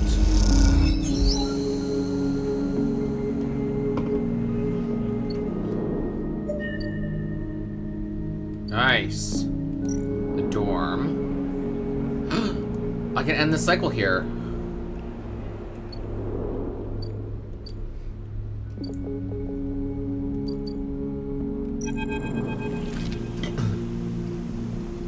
You head down into the Haifa compound, following a blue painted line that is labeled Laboratories. The member you were assigned to work with told you they'd asked to see you, but you still have no idea what about. The line takes you to a blue door, and through to a glass-roofed chamber, where a network of stems and leaves filters the sunlight coming through the ceiling, casting the whole chamber into a strange yellow-green. It sounds like I want to be there. Peaceful, isn't it? Distracted by the green, you miss the woman standing at a lab bench, camouflaged by a dappled light. Welcome to my sanctuary, she smiles. Come, let's talk, she says, and beckons you closer. What is this place? Here? These were processing centers for the agriculture of the old corporate station. She offers a handshake. I'm Rico. I run the botany program at Haifa. Botany program? Yes. The plants in the Greenway are vital to Haifa's continued existence. It's important we understand them. She lifts a tiny sample jar. Yellow spores dance inside. Haifa lives off the land of the Greenway. It's what allows us to live like we do. No one here pays or is paid. We sleep here. We feed each other. We work for each other. Rico walks away from the bench and waves for you to follow. She opens a small door and leads you down a glass corridor surrounded by vivid green. All this, she says, gesturing the overgrowth. It's a kind of miracle. She looks at you with bright eyes. What do you think usually happens to plants on stations like this when they are abandoned? They keep growing. If only that was true. No, they do not. They dry up and then they die. She leads you left at the crossroads. But here, they endured. She smiles to herself. Actually, no, they thrived. You look at the bright tendrils wrapped around the metal frames of the door. They look dormant, strong, like they are taking control of the place. Rico continues. Of course, Solheim tried to create a stable biosphere here, patchworking the surface with gardens and algae tanks that feed into a network of microbial reclamation systems, but the Greenway was always envisioned as extractive, a place from which the harvest is removed and sold to those living on the station, not a closed loop. For this reason, when the collapse came, the Greenway should have gone with it. Erlin himself was so convinced of it that his first colony never even came here to try to reclaim it. The Eye, instead, relied on outside favors and influences, shipments from the inner system, and small-scale agricultural systems like kelp and fungal farm stacks. And yet, here we are, among the growth and decay. A biosphere flourishing. When Haifa came around, we expected to find only vacuum-dried stalks and leaves, and perhaps some fungal colonies hidden in the mulch. But we found a jungle. With this, Rico hits a button on the wall, and leads you through a large pair of double doors into a huge, impossible chamber. It is every kind of green, from the pale algae tanks to the dark vines that surround them. It is wet, too, a rarity on the Eye. Condensation clouds the light from the high glass roof and gathers on the shiny broad leaves and shrubs. How? That is exactly our question. Rico turns to you, visibly excited by the room you're both standing in. It doesn't make sense, but in many ways the system has stabilized. Unlike the farm stacks closer to the gap, who need input to support their meager output, this place runs itself. Perhaps Solheim managed something new here. Perhaps they tweaked the plants, or built new systems buried deep below us, or perhaps their collapse caused some fortunate cascade, an unlikely chemical reaction within the biosphere. That's what I'd like you to help me find out. She turns to you, her forehead wet with dew. Me? Yes, you. Rico sits on a railing. These halls run deep, Sleeper, and I'm getting old. She stamps her foot on the metal grating of the walkway. Whatever is causing this, it's to be found in the groves deep in the Greenway. Haifa won't spare anyone for an expedition. It's too dangerous and unnecessary, they say. I can make the case, but I can't get the votes. You Sleepers are hardy beings. I know that much, and you can speak to the eye, uncover its secrets, in ways I never can. She holds out an arm so you can help her stand. Bring me samples, spores, seeds, and blooms. I can grow them in the lab and study them. The deeper they are found, the better. I will try. Thank you, she smiles. And thank you for listening. Rika leads you back out of the huge chamber and up through the passages. She is a little slower now and stumbles on the steps. You help her where you can. It's good to have new blood in the commune, she says. Many of us have been here a long time, and few come through. She settles back at her bench in the lab, stretching her legs. You go to leave. Come back if you find something, Sleeper, she calls. There are discoveries to be made, and you follow the blue line back up into the compound. All the time, thinking of that impossible, magical green. Oh. Okay, that was adorable. Okay, we have one upgrade point.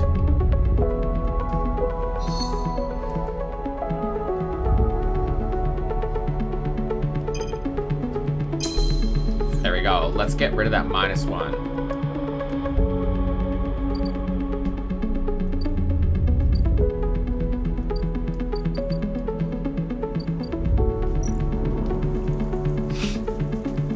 It's into it. Okay.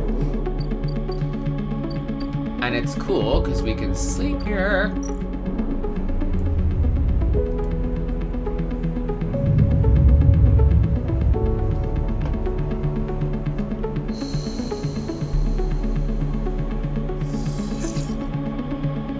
There is so much mystery here.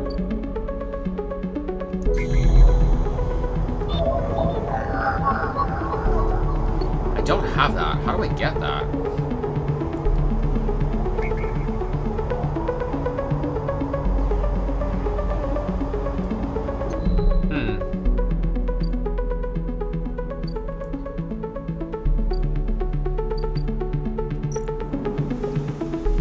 So I can deliver her spores.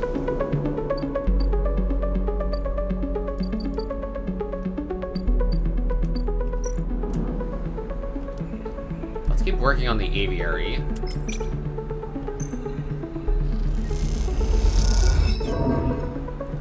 Okay, but we need more credits, so we kind of gotta go across to the rim.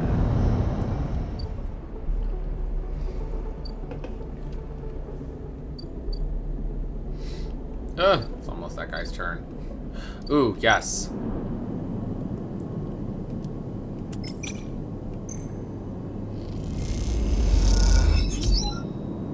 Nice.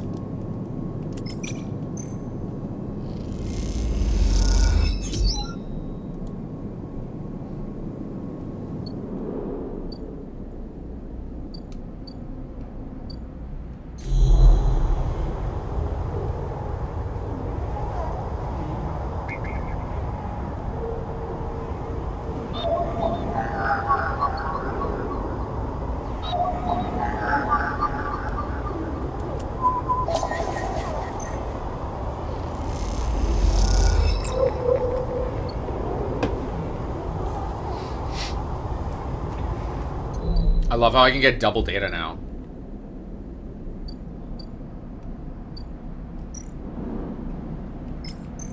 Okay, I can get double the money.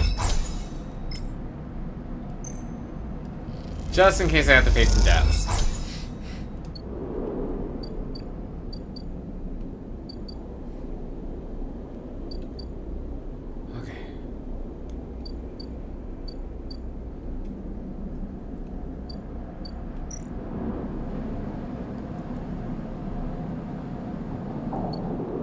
Oh, do I sleep better on the other part? Let me see.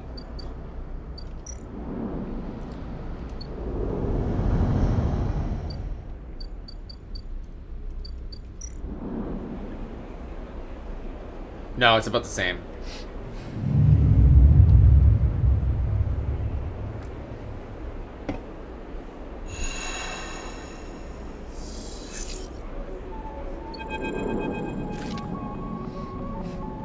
Oh, God.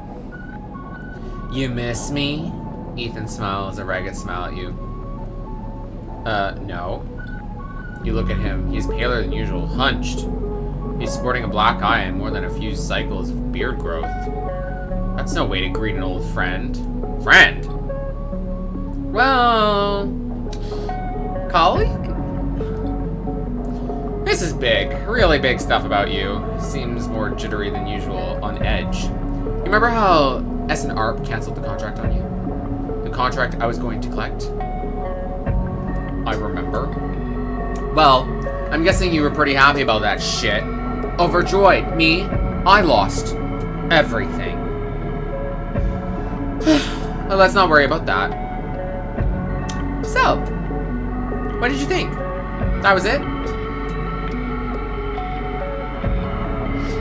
Well, it was, except... Ethan leaves a dramatic pause. What if old SMR gave the bounty to someone else? Someone who is even more of a shithead than yours truly. He smiles darkly. What a disaster that would be. Ooh. Ethan grins. That's the question, isn't it? Ethan fishes around his pocket for a slip of paper. I've been speaking to some friends, you see. Some colleagues. And what went down? And it turns out SMARP canceled all their bounty contracts. The whole lot. It seems they brought someone in-house. Some guy who did so well on their last job contract that they offered him a job. He leans in. Apparently, he made a hit on this ship called the Winter Wonderland or something. The Winter Light. It was smuggling sleepers out from under SMARP's big corporate nose. He killed the crew and blew up the ship. They called him Hemwick. Or Maywick? You mean Winter Light? Why are you telling me this? Because I'm your friend, Ethan says, looking in your eye. And friends help each other out. Ethan runs his hand through his greasy hair. Given this new information I brought to your light, seems you're needing protection. Wait for the bitch. I mean, meanwhile, I'm in need of assistance in kind. Turns out I upset some people at the compressor last time we were there. The owners, and they'll say they'll space me unless I work off the debt. Seems they are that kind of businessmen, he grimaces. I would pay them, but... He shrugs and turns his pockets inside out. In a mime of poverty, he looks pitiful, even more so for his clownish acting. Then work it off. You should be glad, the anger rising in him now, that I came here and told you any of this. You think anyone is looking out for you? You are a contract, a name on a list. He kicks the wall. Ethan rubs his temples. I'm sorry. I'm sorry for being a shit and trying to kill you. Whacking that thick skull of yours, he sighs. You think I want to go up against this guy, but us? He jabs a finger between the two of you. We don't have a choice. So you keep me from getting killed, and I'll do the same for you. We can help each other. A straight 50-50 deal. I'm not asking for a favor. Fine. Ethan smiles. He looks like shit warmed up. He pauses. Just think about Maywick. Think about that cold-eyed SMR shit on his way here from Core Systems, he smiles. That should give you the motivation you need. Ethan swaggers off down the corridor, throwing his jacket over his shoulder. Can't wait to be working with you. Ah!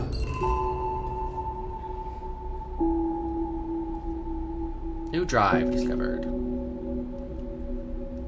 Yeah, I would love... Disable the tracker.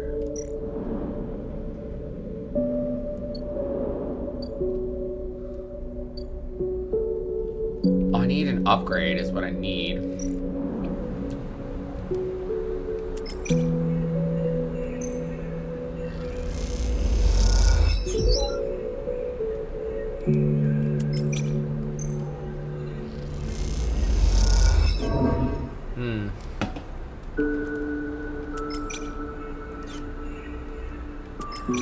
I need to see what happens when this finishes.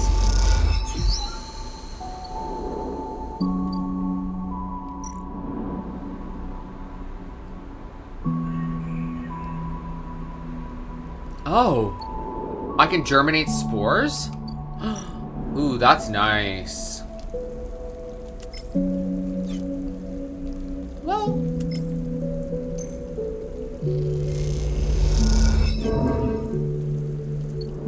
cute.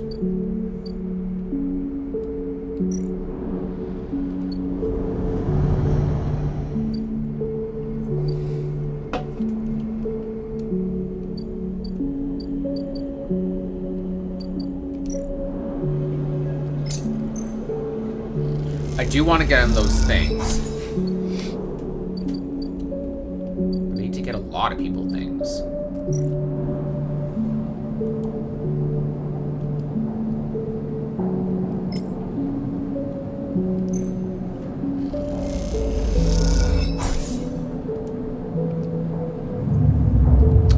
And I want those 5 dice. I have a lot of things I want to do. Okay. Oh God.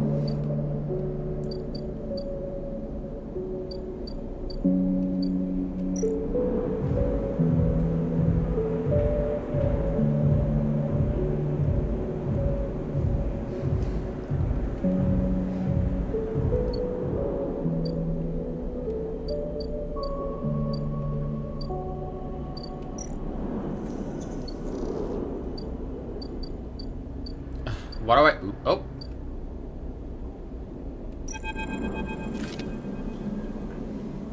"4 cycles," Sabine said, "and here you are, right on time, with no sign of them."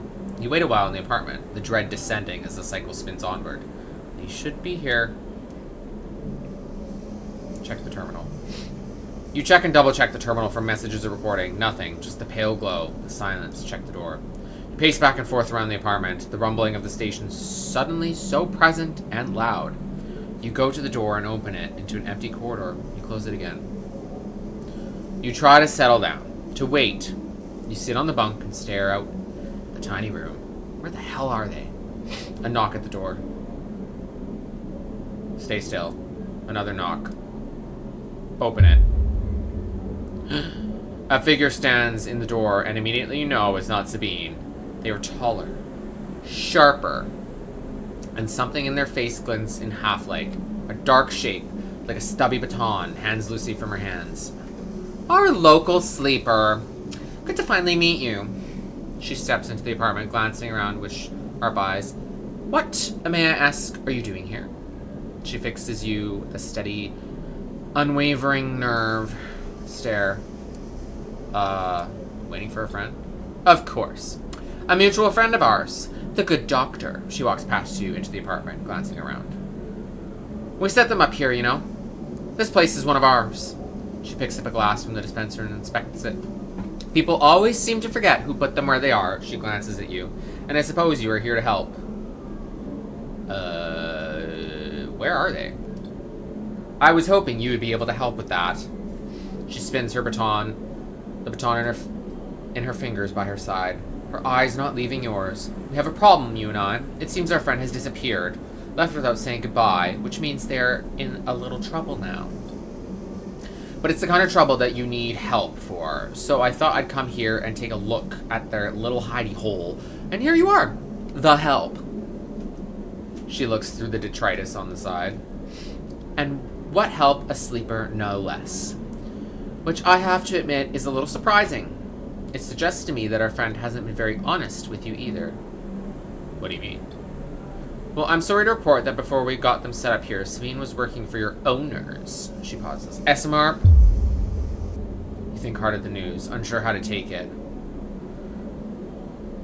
"It's either Rabia or Rabia. I'm gonna call her Rabia. Rabia looks away, waiting for your response. Stay silent. She crosses into the next room, and you follow silently. She sits at the terminal and touches her baton to one of the access ports. A spark, then the terminal screen skips, encrypted folders emptying themselves before your eyes.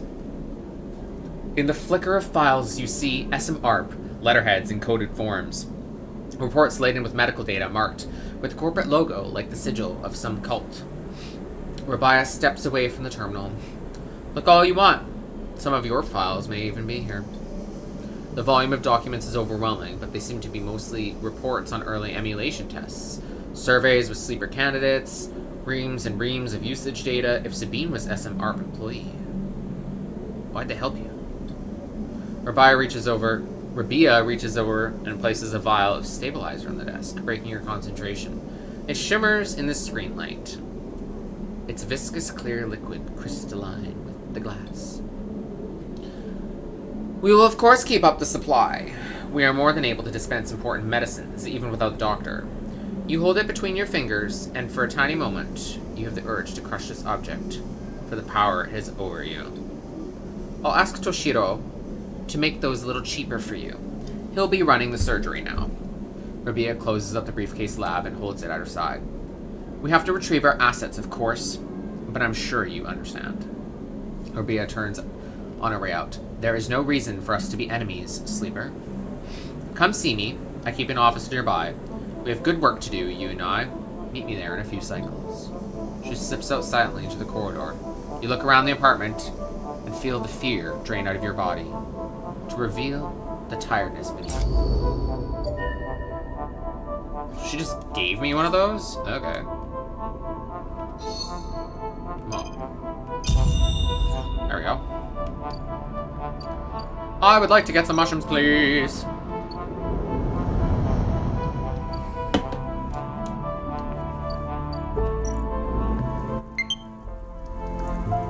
Oh, seems I need to switch my Joy-Con. Alright.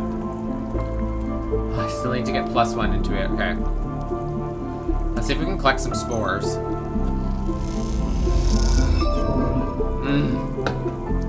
Ooh!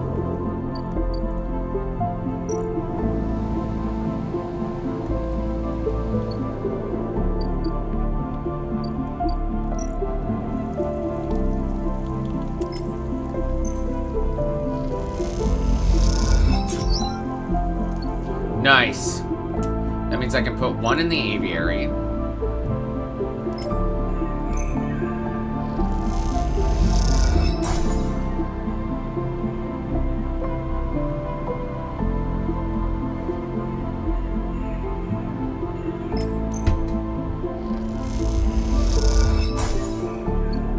And then they'll produce a lot. Okay. Or it'll produce 3 mushrooms, one of the two. Either or. I need food.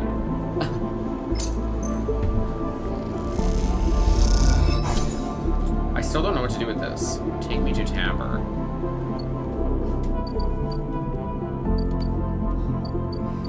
Let's see if we can work with a 3. Why not? Oh, we worked on Ethan's debt. At least there's that.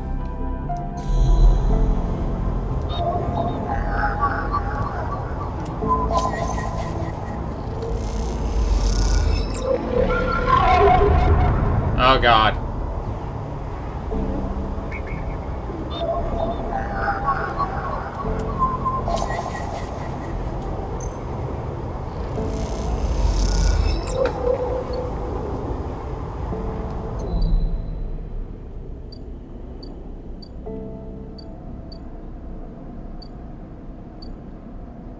Okay. I can sell for the credits because I have so much.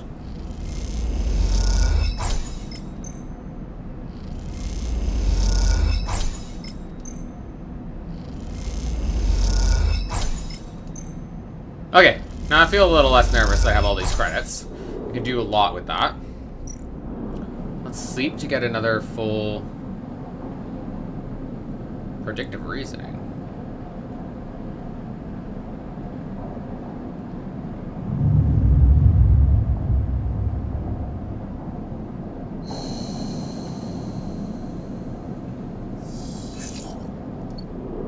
Whoa, look at that roll. Okay.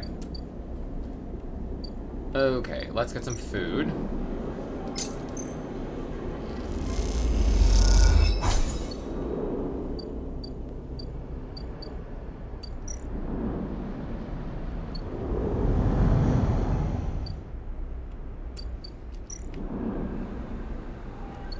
I see one more set of spores.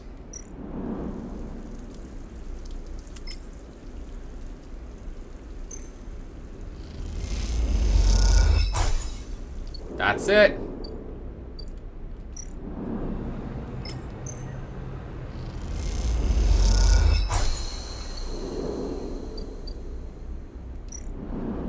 So then, every 4 turns, they'll grow.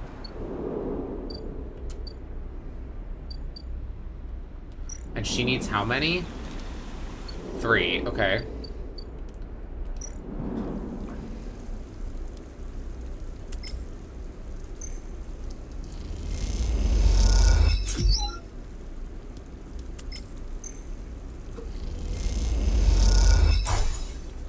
Perfect. I got the 3 that she needs.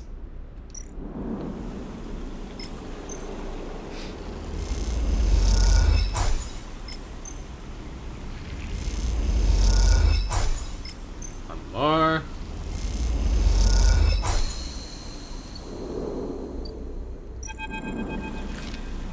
Sleeper! Rico greets you without so much as looking up from her work. I have some of yours here. Come see. She beckons you over to a heavyweight-looking console, wired to a series of specimen jars, some of which contain your spores. What does it say? The spores you have here are a real cocktail, a selection of types from within the groves. But I've been able to isolate a few. She taps on one of the specimen jars. Here we have Tricoloma matsutake.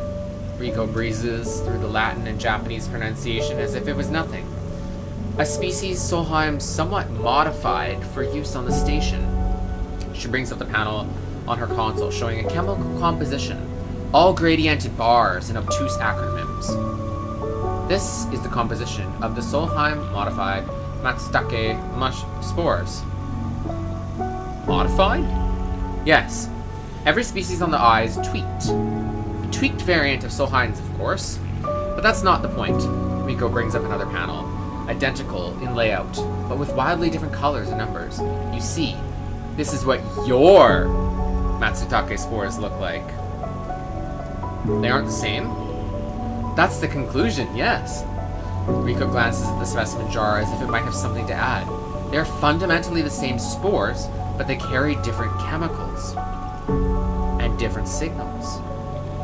She leans back and sighs. Solheim might have introduced their own tweaked versions in the beginning, but the groves have, and still are, affecting them. Do they still grow? Exactly, she smiles. What, I wondered. She moves to another desk where 2 trays sit side by side. First contains nothing but plant mulch. The second you smell before you even look at it. The pungent aroma, the fruiting matsutake, like rotting, sodden overalls laced with an edge of spice. The matsutake are grown from Solheim stalks, pulled from a spore vault in this complex. She winks. They're delicious, by the way. She sets them aside. The empty tray is germinated with the spores you collected. No activity, no germinating, nothing. But the groves are full. Yes, they are. Rico looks at you differently, and you suddenly realize how much she's enjoying this. So here's our puzzle. Sleeper, spores from the groves won't grow in the lab. But gathering fruiting bodies from the groves is too unpredictable. We need to grow fruiting body from some of these spores so we can track it. Understand it. In short, I need you to become my mushroom farmer. Actually, I've already started. Rico looks impressed. Well, well, an eager mycologist. I'd never have guessed. I assumed you set yourself up in the aviary? I've been eyeing that place up for its proximity to the groves. Bring me whatever grows, not just matsutake. There's more than a couple of variants in there, so I'll need plenty of samples. She plucks a matsutake cap from the tray. These little things are reflections of their conditions, their smell, their taste, their chemistry.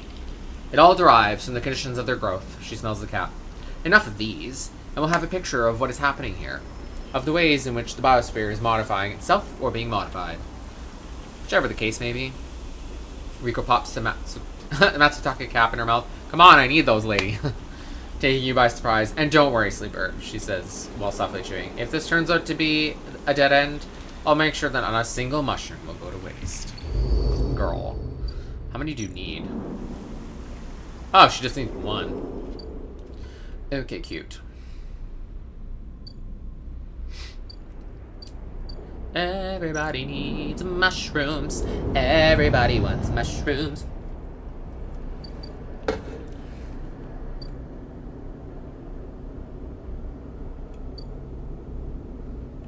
Okay, so I gotta wait for her. So in that case... Wait, how much do they cost now? Oh! Cheaper!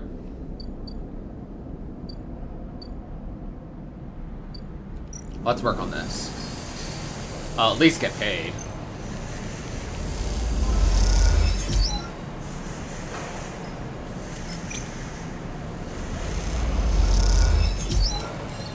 Nice.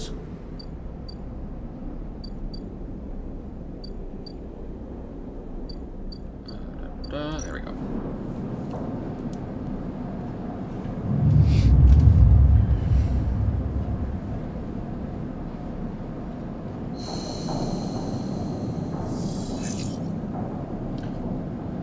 Okay.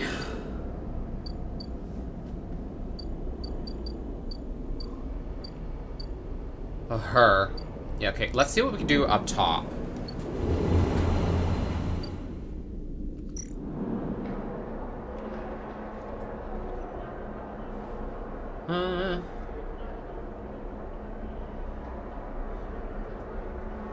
Trying to get used to, let alone navigate the bays.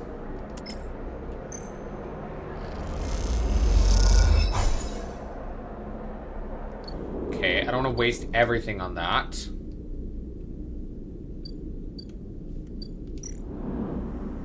Unless there's nothing for me to do.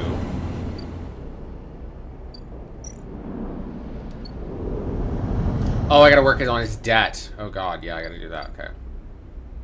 Aviary's still working. I can't forage for fungus yet. Okay. Yeah, I'll work on his debt.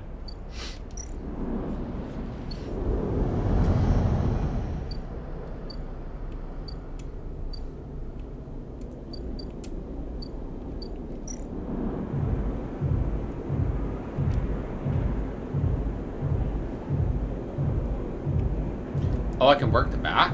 Oh, Ethan's debt. I can get +2.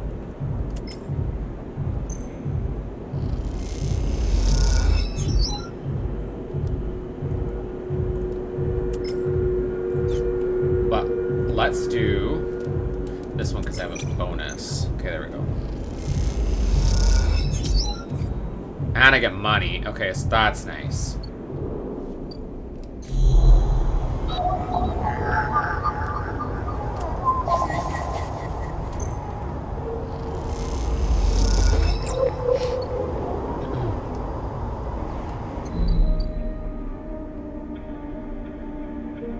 Okay, we gotta talk to her, Rabia.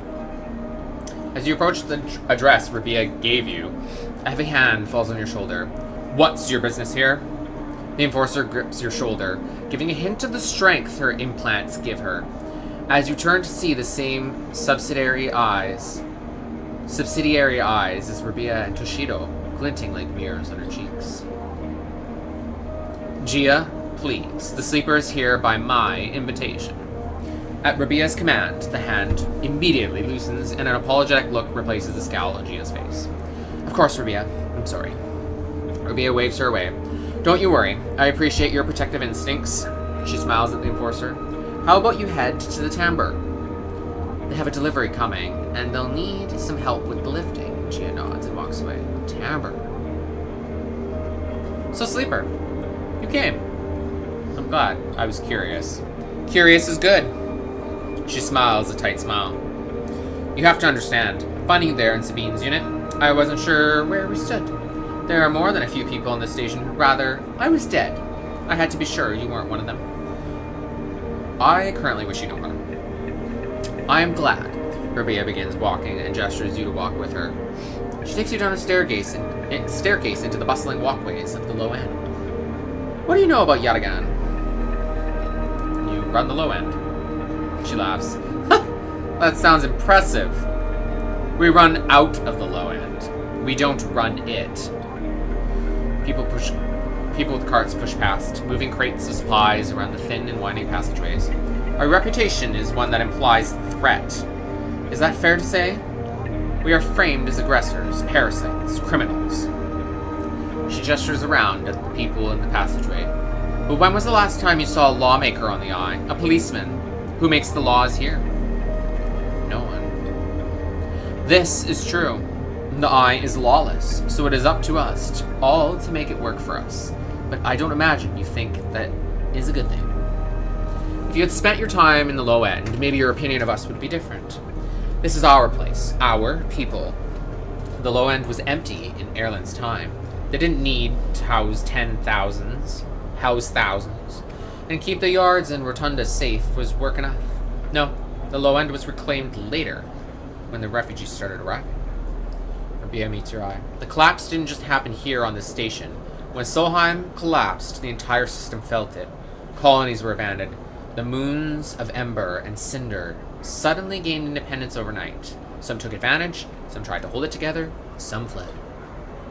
The Eye became a refuge, and Erlen, to his credit, extended an open hand to everyone.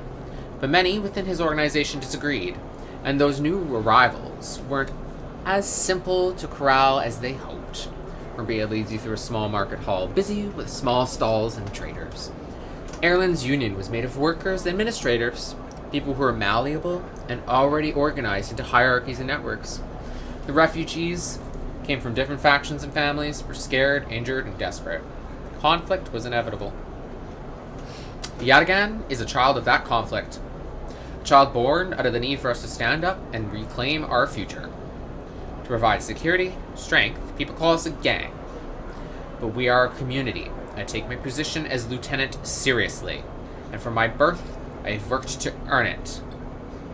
Rabia catches herself before she raises her voice any further, and you both walk in silence for a while among the smells and textures of the low end.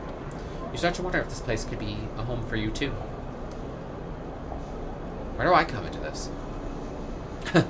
Rabia smiles to herself and thinks for a moment before she responds. I believe that you understand the importance of a refuge. So, I also believe that you wish to keep this place safe. For this reason, I would like you to trust me. I do not know what Sabine told you about us, but I imagine it was not good. I will be honest with you, Sleeper. I was never comfortable with having Sabine as part of Yatagan, an ex-corporate employee. It goes against our nature. But their deal was with Yannick. I kept my distance, made sure Sabine had their surgery, kept it supplied, that was all. But I cannot allow people to go back on the promises they have made for us. Yatagan has not lasted this long because of its charity. We offer and ask for support. Any betrayal will be treated as an attack. Who is Yannick? Yannick is one of the heads of Yatagan. They guide us. He is the newest to be elected. He is an elder. Sabine found something. Please, I don't want to hear their accusations. They only wanted to escape their debt. They would have said anything. But where are they now? To stand behind their claims.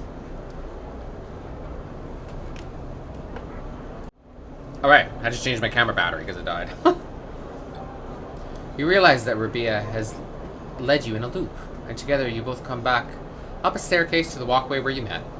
You were free to go, Sleeper. I have said what I wish to say. She looks out through the windows of the walkway. I will protect this place with my life, as it has protected me. I want to make that clear. She turns back. However, if you two wish to come under its protection, I can help you. Return here if you wish, and there will be tasks for you to complete. You'll be able to see Yatagan, to see the low end, with your own eyes, not as others frame us. As for Sabine, I will not ask you to betray them, but if they contact you again, consider their motivations carefully. With that, Rabia leaves, slipping back into her office, while you stare out at the countless units. Each a home, each with a story, that make up the low end. Ooh.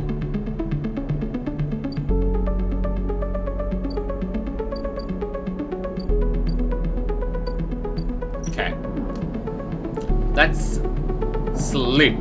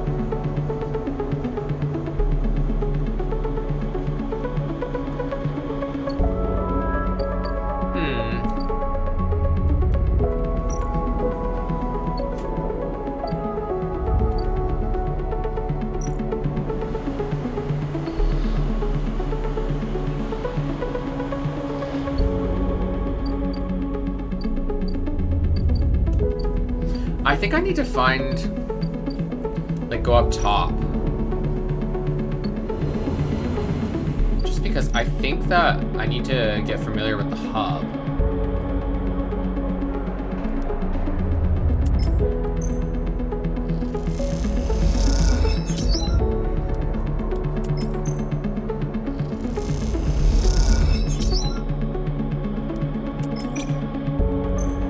I just need one more.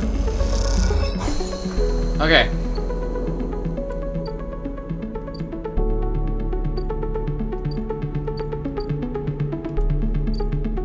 Ah.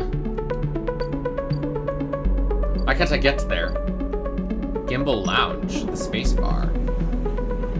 Buy a spacer meal.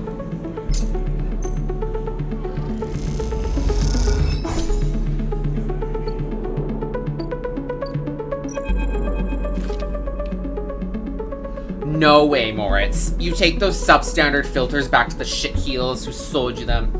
You hear the voice echoing out of the bay as you pass, and moments later someone who you assume is Moritz drifts out with it, dragging a pallet of filter cartridges by a tether. Hey, you there! Same voice echoes out of the entrance. Looking for work? Yeah. I just need a hand. Get in here. The voice is coming from someone shorter than you expected. She is floating in the microgravity of the docking bay beside a half-deconstructed life support unit that looks like it might have exploded at some point. She points a wrench in your direction. You know anything about these things? She doesn't wait for an answer. Scratch that. Just help me with the casing. Help her. Alright then. She deftly moves about the unit, making space for you beside the central seam in the dented case. Just take a grip here and lift out and up. And then I can get in and unbolt it. She whacks the unit with a wrench. Whole thing is twisted shut. Twisted to shit. You dig your fingers under the casing and lift it away.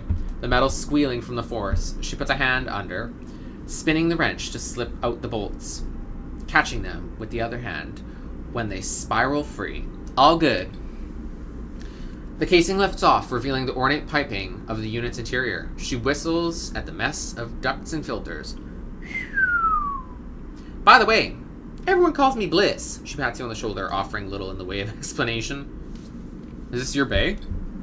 It is for now, yeah. Whatever I like it or not. She looks at you like that should mean something. Bliss starts pushing and pulling at the ductwork, looking for fractured pipes. We haggle for contracts, but the good ones get snapped up quickly by the bigger bays. So I am trying to get this M2 unit running again for one of the freelance tugs. Small time stuff. Hold this. She rips out a ribbed pipe and hands it to you like a freshly caught fish. Oh my gosh, that's hilarious. We turn stuff around fast and neat and maybe get a chance at landing something bigger. Something starts hissing at the unit and Bliss quietens it. Yep, quietens it with a precise whack. But to be honest with you, the way things are going, I can already see the other crews licking their lips, ready to take this place over. She looks up at you. I'm almost out of luck. Offer to help. I appreciate it. Let me finish before you jump, though. She keeps working, twisting aside pipes with care. There we are. Bliss pulls her hand from deep inside the unit, and out it comes, clutching a lumpen cube, scorched black. This thing must have overloaded and popped half of itself out on the side. You both duck down to the side of the unit and spot the exit wound. Its edges fringed with more scorch marks. Grab me a replacement converter from the racks, will you? Head to the rack. You kick off from the unit and drift over to the wall racks, where a catalog of parts sits secured in clamps. Colored tape and scrawled notes flutter across the wall. A complex organizational system of Bliss's own design, or just a big mess? You try to pick out the right part. M2 converter. You grab the part and push back to the unit. Bliss holds out an arm, and you pass it over. Converter spinning gently as it leaves your hand. Perfect! You passed. She straightens up from the unit. That is, if you want to work here. Bliss rubs her hands clean, looking down at her palms. Truth is, I need a hand.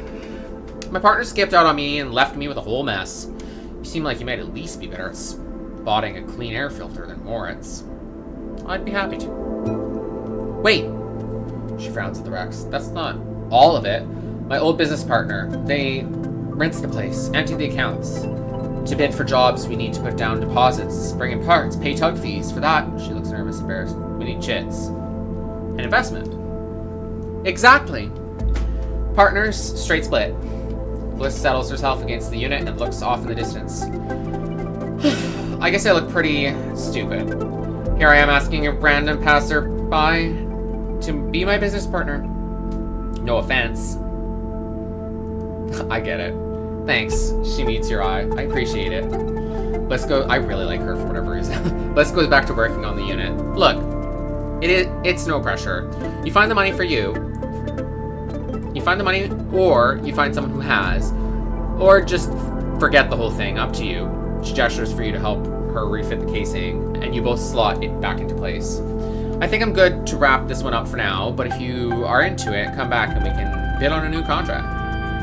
Something to get our teeth into. Something that pays. She gives you a serious look. You can trust me. I don't say this stuff lightly. You kick away from the bay, propelling yourself back to the handholds and the entrance. You slip out with a wave. As soon as you do, something slips back in. You hear Bliss as you glide down the passageway. Moritz, I swear to God, if those filters aren't clean... You smile. Seems like this could be interesting.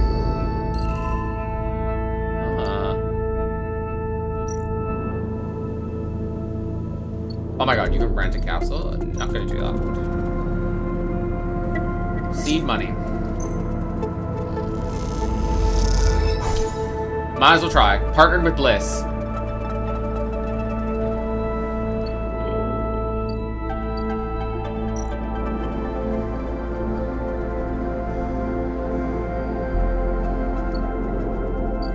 Am I gonna start making money from that? Ooh. Ooh, ooh, ooh, ooh, ooh. Okay. I have a 1. So maybe we... Yeah. And I can get 40 for that.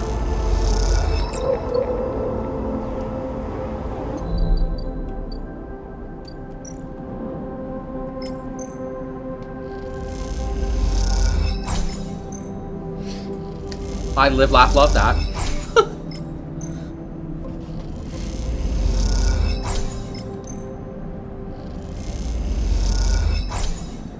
Okay.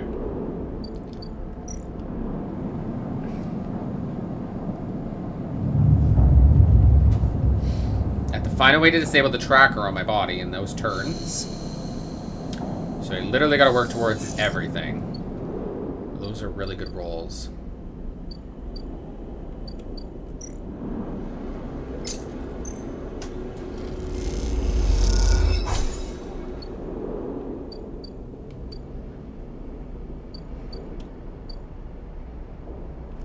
Okay, that... Is that enough turn for the aviary? 1 more.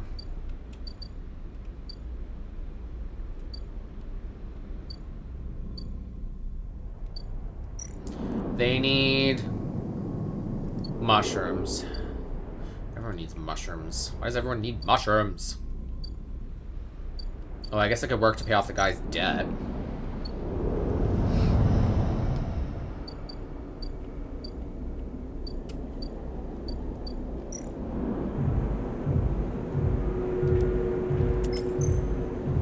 Okay, I should be able to pay off 4 here.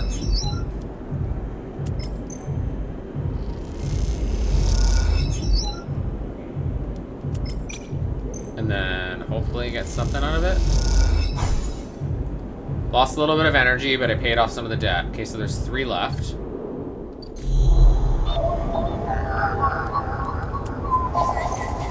Okay, we'll get some of that data.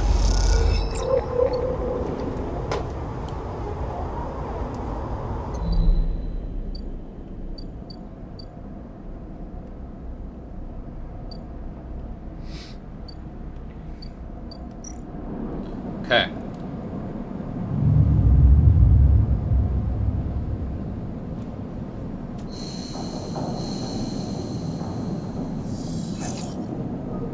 Ooh, that's a good roll again. Okay. Let's buy some food. And then work to pay off this guy's debt.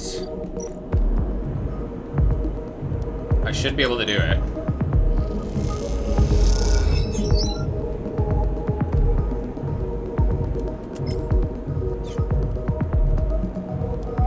I just need to use one of these. Whew. They are never gonna release my debt. Shits. Ethan kicks at the locker at the sound of the rattles loudly around the room. Ethan paces around the small room, swearing to himself. You watch him from the locker room bench. Calm down. We'll do it. Ethan laughs. There's no way. He spits on the floor, an old habit. They're like having sniveling little shits like us work their club, saves on overhead, and they get to boss us around. Kicks the locker again. What did they say? Some shit about getting back to me. I swear to God, these are the most straight-edge gangsters I've ever seen.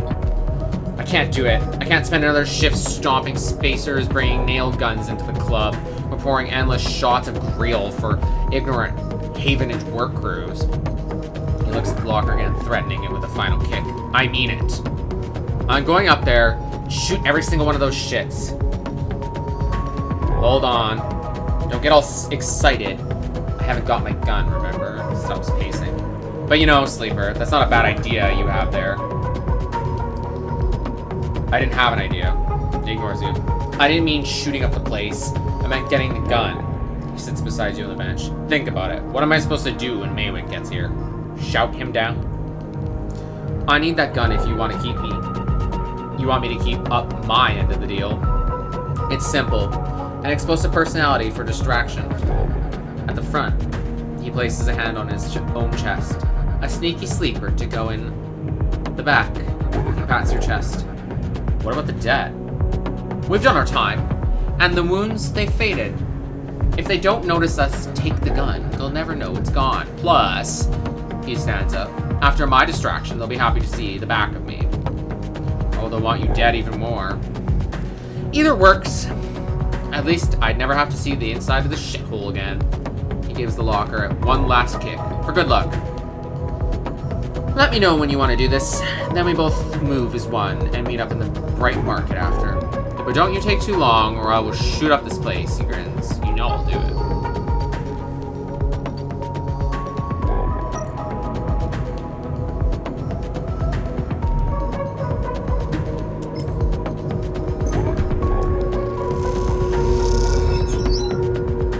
Okay, I grab the gun. The gun tucked safely into your pocket, you work your way down the stairs that lead up to the office. Doorman passes, you exchange nods. It seems like you are in the clear. You hurry on, eager to get out before anyone notices anything. As you come down the main stairway into the front of the club, you see Ethan entering. He has a dark look in his eyes which troubles you. He is reaching into the pocket of his coat, slowly, carefully. You watch his eye, and he raises an eyebrow. You shake your head. A long pause, then he nods and turns around. Walking back out of the club, you exhale, not realizing you were both holding your breath. And then you are out. Without a single shout, without anyone noticing, you meet Ethan around the corner on a quiet, bright market walkway. What were you doing back there? I was about to start a distraction, like we agreed. He sighs, show me. You lift it out of your pocket, and it's colder, heavier than you expected. Ethan watches you take it out. Nice! Now, if you would... A memory jumps into your mind of Ethan in the compressor. Hand out, asking for his gun back. A memory followed by a memory of sharp, dizzying pain. You flinch. Give him the gun. Ethan eagerly grabs it and looks down the sights. He sighs a sigh of relief. Then he greets your eye and slowly raises the gun until it is pointedly directing at your head. Not funny. You still don't get it, do you, Sleeper? Ethan spits. When they canceled that contract, I lost everything. My reputation, my payout, any way of getting off this shitty station, everything. All I have left was you, he grins. A naive little sleeper with a cold heart of gold. I couldn't believe it worked. And now we are done. But the contract stays silent. He slides his slate out of his jacket pocket with the other hand. Now to call Maywick. Are you crazy? You're crazy, Sleeper, for thinking I'd kill one of my own for you. For what? Helping me wash dishes? He laughs long and loud, and you hate him for it. He prods the slate. Done. He puts it away. He's here, you know. On the station. I've been speaking with him. He tells me we can split the contract. Not 50-50, but enough of a finder's fee that I can get off this shithole. He's lying. At this point, Sleeper, I'm not sure you were the one who I trust to spot a lie. Ethan glances around. I learned one thing from you, though, Sleeper. And all the cycles working in that shitty club. He smiles. People never know when to cut and run. It's like they freeze in the headlights when the future is bearing down on them. They watch it coming, watch their death flying in a fraction drive speed. You had everything, every chance, and yet still you keep on going. Like some idiot robot going through the motions, even when you knew you'd be crushed. And let me tell you something else. Shot enters through his upper back and he crumples immediately to the ground. You drop too, without thinking, pressing yourself against the walkway floor like it might save you. Silence. You look up and see him coming down the walkway. Silent, eyes alight. Maywick. You freeze in fear. Here he comes. You see it, just by Ethan's crumpled body, the gun. You can't move. You inch forward. You go for it. You run forward and a shot sounds. You feel it ripple over your back. Then your hands are on the gun. You scramble to your knees behind Ethan's body and fire. Close your eyes. You fire again and again until the clip is empty and all that are left are clicks. Then you drop the gun and stand up. You don't hear anyone running. You don't hear anything. You just hear the sound of your own breath. You start walking, stepping over Ethan's static body, walking along the walkway and then past Maywick. His eyes now dark, some mechanical fluid leaking from his chest. Perhaps the same fluid that is inside you. You try not to think about it. You keep going, and the sound comes back. The eye comes back. And as it does, you hear the sound of thousands of people getting on with their lives. Thousands of people who are just going to keep going until they can't anymore. You look up, and all you see are the wheeling stars. They are spinning, and you are suddenly dizzy through the eye, though the eye has always spun like this, hasn't it? And you don't stop walking. You keep going. That's all there is now, the path forward. SMR have left you no history, no past to speak of. Just a void that threatens to swallow you if you slow down. You think of Ethan's smile, his voice, and feel sick. Is it over? You aren't sure. It can never be. But you're still here. You can't stop now. There has to be a better end than this. Whew! That was intense. I thought we were dead. I need 2 upgrade points.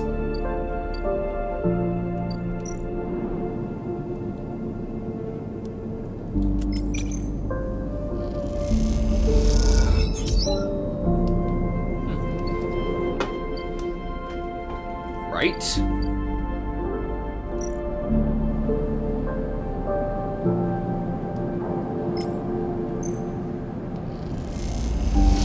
I would like 5.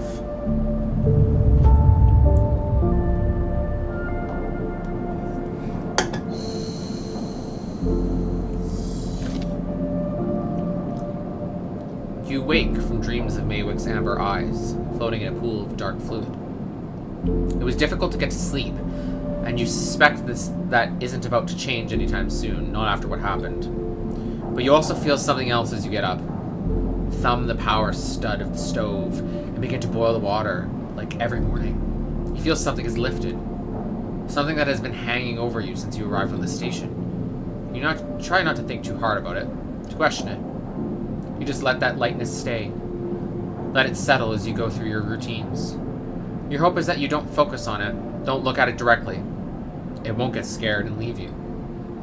That the lightness will stay for this cycle, and then another, and then another. Because after all that's happened, a little lightness would be nice.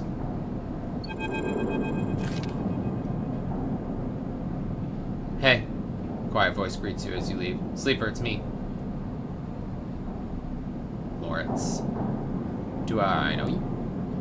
Moritz, he pauses. I work for Bliss. He rubs the back of his head.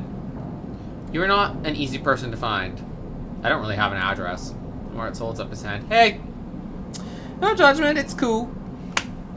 You both stand there for a moment, each waiting for the other to speak. So... yeah. Well, Bliss needs you. A job just came in, a real big one. She's asking for you to come up here and help her out. He nods. Sagely. I'll be right there. Nice, yeah. Moritz stands there for a little while, unsure if the message is delivered. I've got it.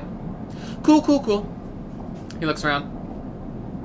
Bush just likes me to do a thorough job, you know? He rubs his hands together before burying them in his jacket pockets. See you, Sleeper. Moritz ambles off down the corridor, kicking at a filter cap on his way out. Time to head to Bliss's Bay, then. I'm down.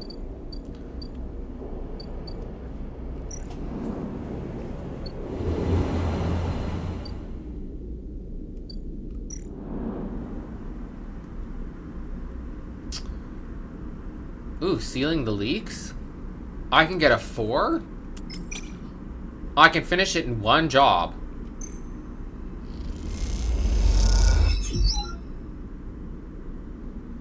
Yo.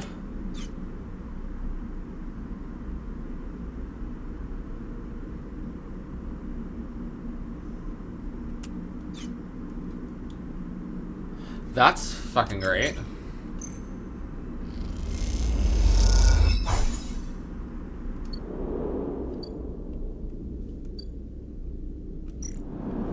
Okay, the mushroom should be done.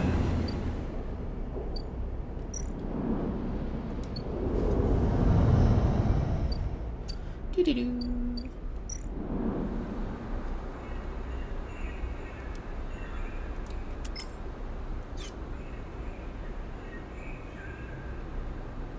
Okay, so I actually need to spend resources to do that.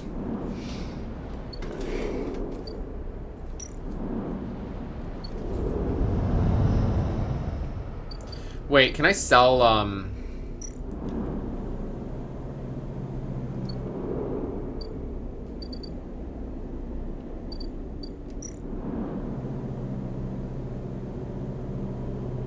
still don't know what to use those keys for.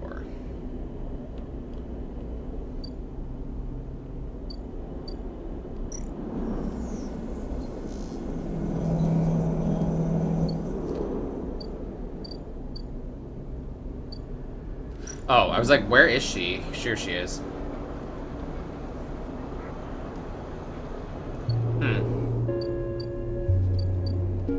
Well.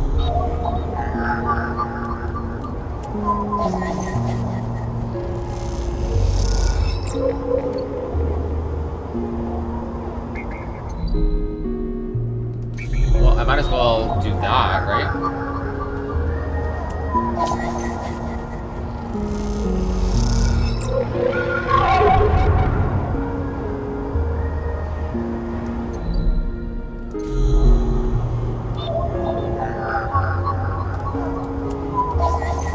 Okay.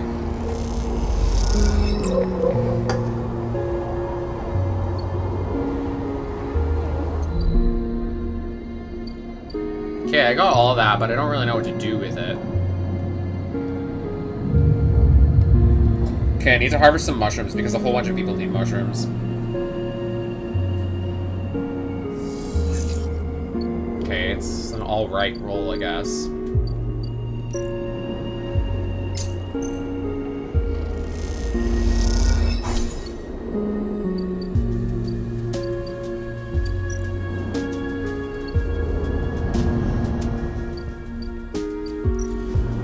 Alright.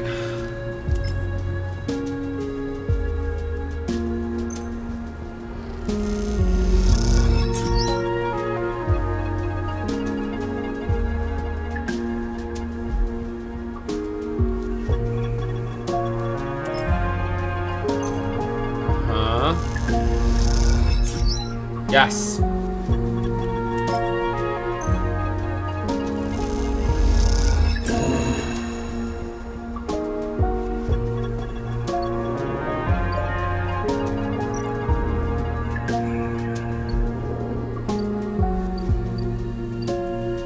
Okay, I have one of those.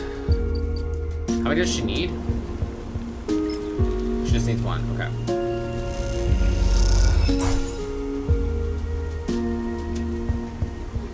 Oh, she needs multiple. Okay. So we're gonna have to get more spores.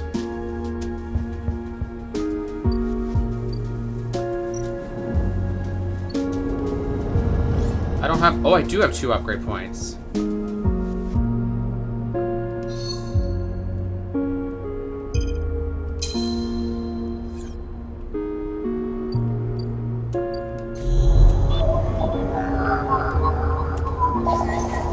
Okay.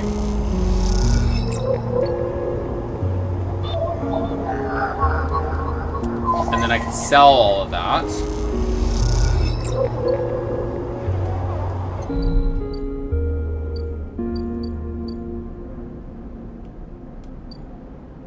There we go. Okay, let's sell all these. Okay, now that that's done, I have 99 credits, which is awesome. Doo-doo.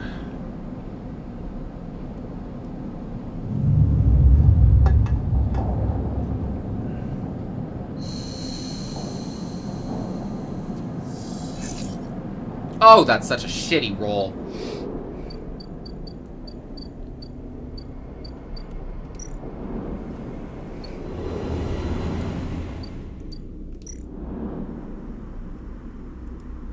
Oh, oh no.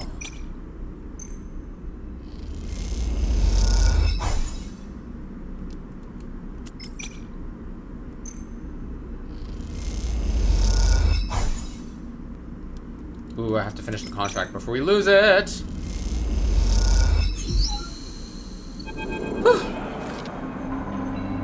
As you both wait in the airlock for it to cycle back into the bay, Bliss thumps you on the arm. Nicely done, Sleeper. We cleared that contract, no problem, she stretches. Once we're back in the bay, we can check if the payment has come through and divide it up, she stretches. Feels good. The airlock clunks and the lights flicker. And a moment later, you are back in the bay, where Moritz is at the racks, trying to figure out where the mess of tools Bliss left in her wake should be hung. Hey, Moritz. Moritz looks over his shoulder. Sleeper. He spins a wrench in his hand. Look like clean work out there. He nods respectfully. You look over at Bliss, who is already gliding over to the management console. She twirls a little as she crosses the cavernous bay. No one you've ever met moves as well in zero-G as she does. It's like she was born into it. Shit! Bliss slams the fist into her console. Shit, shit, shit! What's up? I can't even... Bliss closes her eyes. Come here. Bliss calls you over. Look at this! Just look! She spins the terminal screen and you see the details of the bay's account. You see an entry for the Ember's Wake. A repair fee paid in full the moment you finished up the job. But then directly after, the whole account was transferred back out into an unknown account. What the hell? This is the work of my ex. She punches the terminal. He must have coded a back door into the machine before we left. She rubs her forehead. There's no way we can... She pauses, thinking. Moritz, throw me that wrench. You're gonna fix it? Or spins the wrench across the bay. Bliss smiles. Something like that. Bliss brings the wrench down on the terminal hard. You flinch backwards as a hail of computer parts spill up in the bay in glittering arc. Fragments of screen, memory, sections of the casing. When Bliss is done, she clips the wrench to her tool belt. Try backdooring your way into that, you shit. Moritz drifts out from his hiding place among the racks. Bliss, he says tentatively, you want me to? He looks at the arc of fragments drifting around the bay nervously. Bliss shakes her head. No, I've got it. You go get me a new terminal. Cheapest one you can find. Cobble it together from pieces at the Ort Exchange if you have to. Can I help?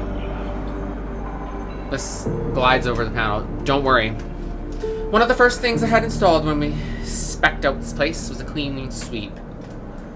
She flicks over a plastic cover on a huge red button. Watch yourself. She hammers the button, and a row of laser emitters unfold on the bay wall. They start crawling their way across the work area, frying the debris as they do in pulses of burning light. Bliss smiles. It's that or just space the whole bay every few cycles. You okay? Not really. She stares at the sweep panel. Just don't seem to be able to extricate myself from this shit, no matter how hard I try. The cleaning sweep buzzes and crackles as it works its way across the bay. That account wasn't everything. I'm not that stupid. Once Moritz gets back, I'll secure it and flush everything else. She picks a nearby piece of debris from the path of the sweep.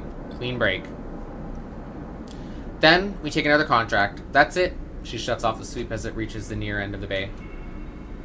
You don't want the cryo back? Oh, I want it, but it's gone. He could have transferred it anywhere. She looks out across the hub, and even if I knew where it was, the last thing I want is to ever see him again. She rubs her forehead. I'm sorry, Sleeper. I know you work for this too, but next time, it won't be the same. That's okay. She smiles. See you in a few cycles. Moritz will let you know. She winks and kicks off the bay to finish the cleaning.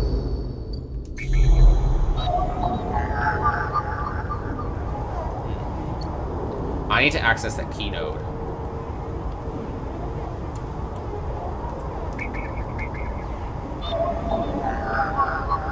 A 4, a 5.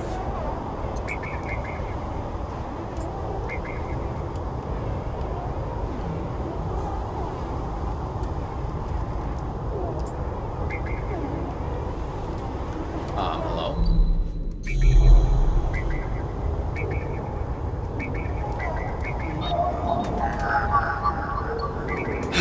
2 5s, okay. Well, that was shitty.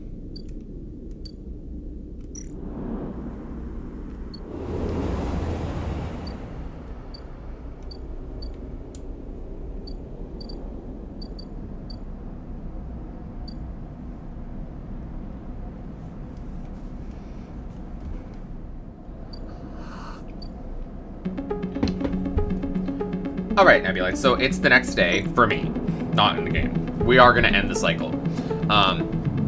Because, you know, gotta take breaks from my bag. The day ends. I'm drinking tea! Welcome in. I've been absolutely loving this game so far. It's just, I don't know, there's something about it. We only have the one upgrade point. Send the car. We need more mushrooms. Okay, so we don't have any tasks there for now. Let's go back down.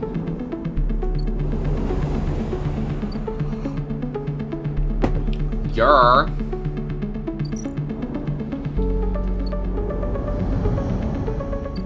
That's our biggest thing, is we need these mushrooms right now.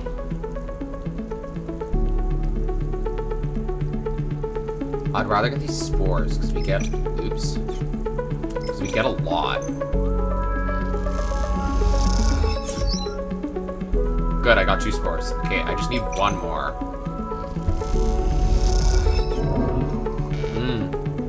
I did not get anything.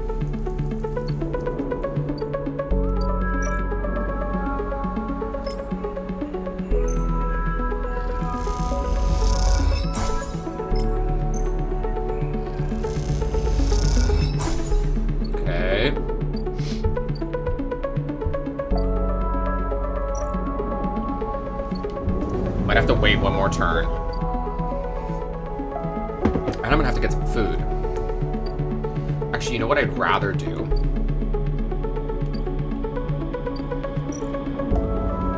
Emphasis stall. We're gonna buy some of this. And then what we're gonna do is we're gonna use the remaining dice to photosynthesize ourselves. Because apparently we can do that. We can sunbathe. There we go.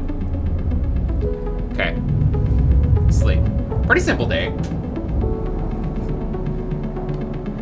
But alas, here we are. Ooh, that's a really good one. Okay, but I want to use one of the 4s on the mushrooms. The spores. Hey, spores!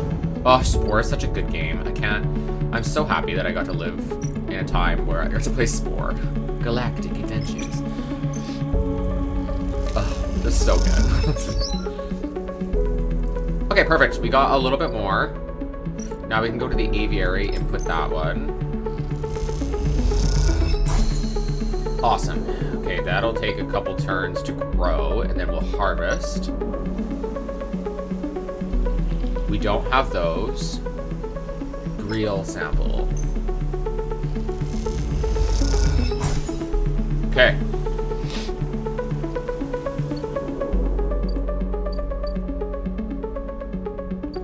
Okay, can't do anything there. Go back. Is there anywhere we can work? Are there any ships in town? Not yet. Well, we might as well work on this, so it's ready for when we need it. Plus, I don't want to have, like, a bad outcome.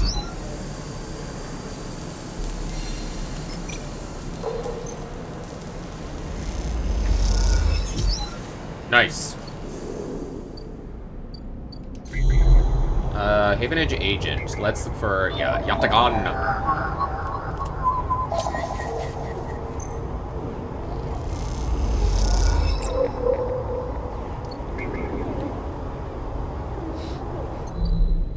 Cute. That's all we can do, you know? Well, we could buy a, let's buy one while we have the money.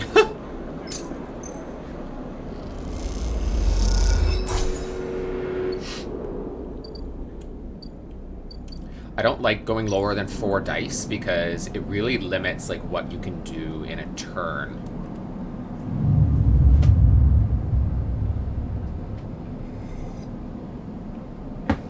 I think I need to explore the low end more too.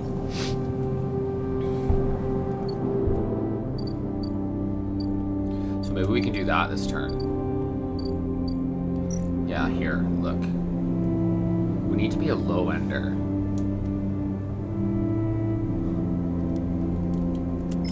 Let's not have a bad outcome. Huh.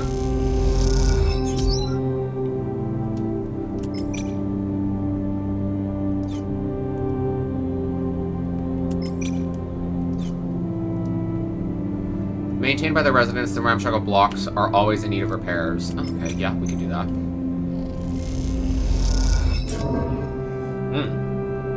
Minus energy, but we got scrap. I'm gonna keep that scrap for now. There's a noodle factory? No way. No way. Oh my gosh. Noodle manufacturing. They'll feed anyone who does a shift.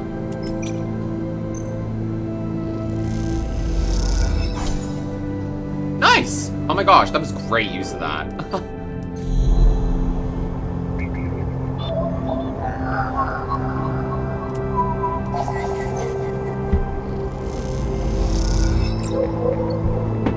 Okay. Let's go back up the spire. See if we have another job. One more turn, and then we'll have a job. Okay.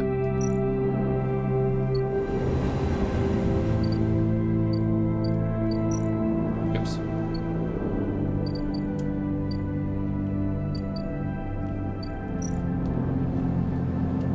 Okay, let's use the stabilizer. Get 5 dice. And end the cycle.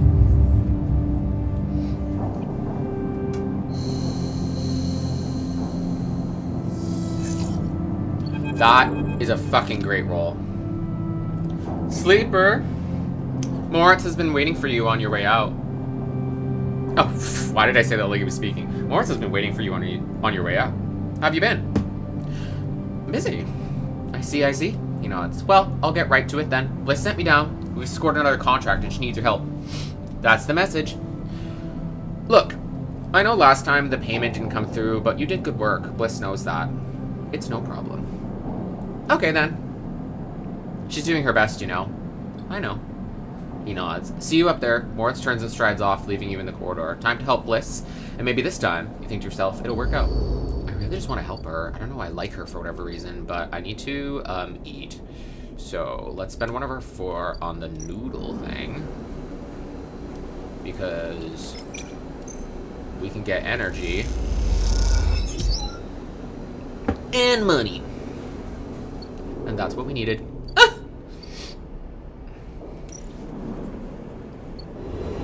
Noodles!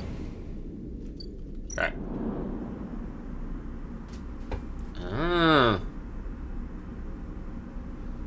Fragile biome. It's a saving room, but you will lose someone in the process. The question is how many? Ooh, shit. Reinforce the bulkhead. Okay, we gotta save this crop. I want to do the best work for her.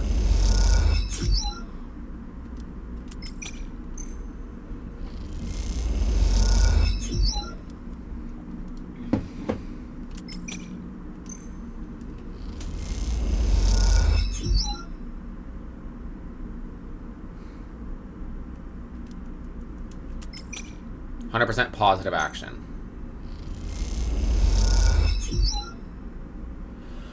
Okay, that was really good. So we just need one more turn of that. And then we should be good.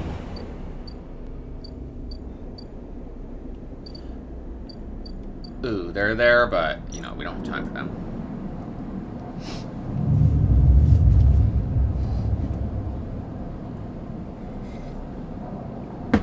I'd rather stay on the station and help Memphis and then let Mina and... I forget his name. Starts with an L. Do their thing. Okay, let's get more noodles. Or work more of the noodles. Minji!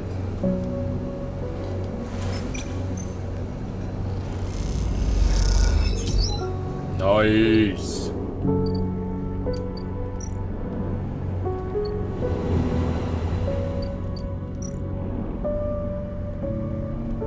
Okay, we just gotta reinforce the bulkheads. We should be able to do that with that. Nice. You and Bliss are floating in the bay's airlock, waiting for it to cycle. You pick a few leaves from your clothes as you wait. They float around the chamber as if carried by a lazy wind. Clean work. Bliss bows a little. Oh, thank you, Sleeper. You didn't do so bad yourself. She checks her tool belt. Seems like we're getting into a good rhythm. The now familiar sequence of clunks and rattles sound out. And then the door hisses open. The moment it does, you know something has once again gone wrong. What's all this? Bliss asks confused.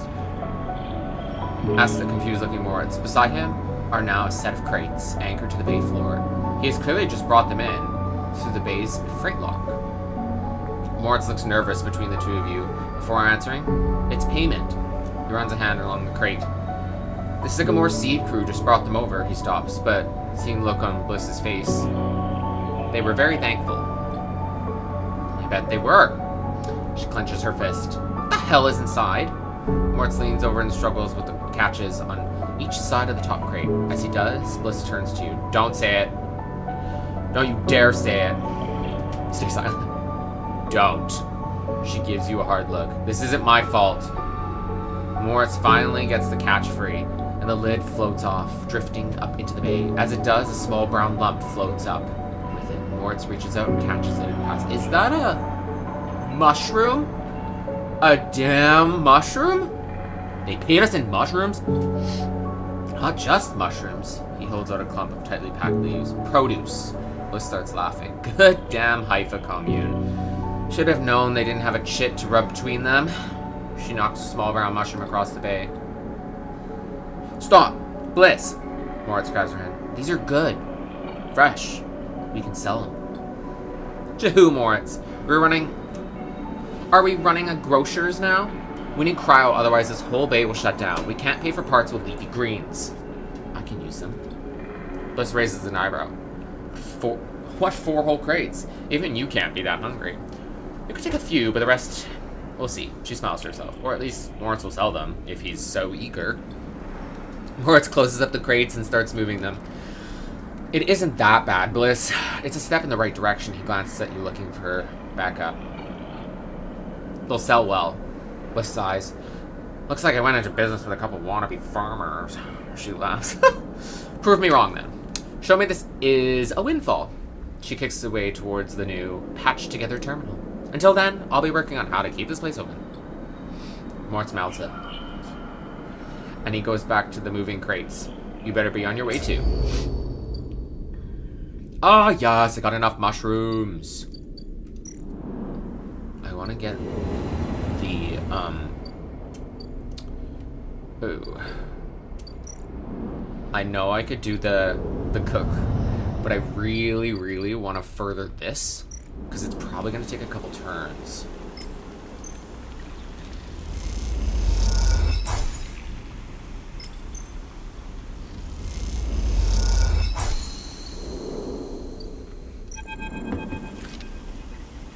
Rico meets you at the entrance to the lab, leaning on her crutch with a glint in her eye. Walk with me, sleeper. I'd like to tell you a story. She makes her way down the corridor that leads backwards up towards the main commune building. When people first crossed what we call Founder's Gap into the Greenway, they did so against the wishes of Andre Erlin. At the time, Erlin was trying to stabilize the Union and establish control over the Eye. In the wake of Solheim's collapse, it was chaos, there was competing factions, failing systems, so many dead and injured from the riots. That was his priority. You both crossed through a glass-roofed tunnel, the greenway outside crowded with vines and branches, dappling the light. Erlin had written the greenway off, cut off from the rest of the station, and linked to a broken spoke. He claimed it was only a matter of time before everything here would die. He refused to let anyone abandon their duty to the Union and cross. They were traitors to the cause, or as good as. Rico continues, making her slow but steady way into the inner gardens of the commune. There weren't many of us, but we believed what was here was worth saving. We had to keep our plans secret until we crossed, and some of us left people behind. She pauses to catch her breath, her voice cracking. It is difficult to know if from effort or emotion. What we found was a disaster. Nothing like what you see here.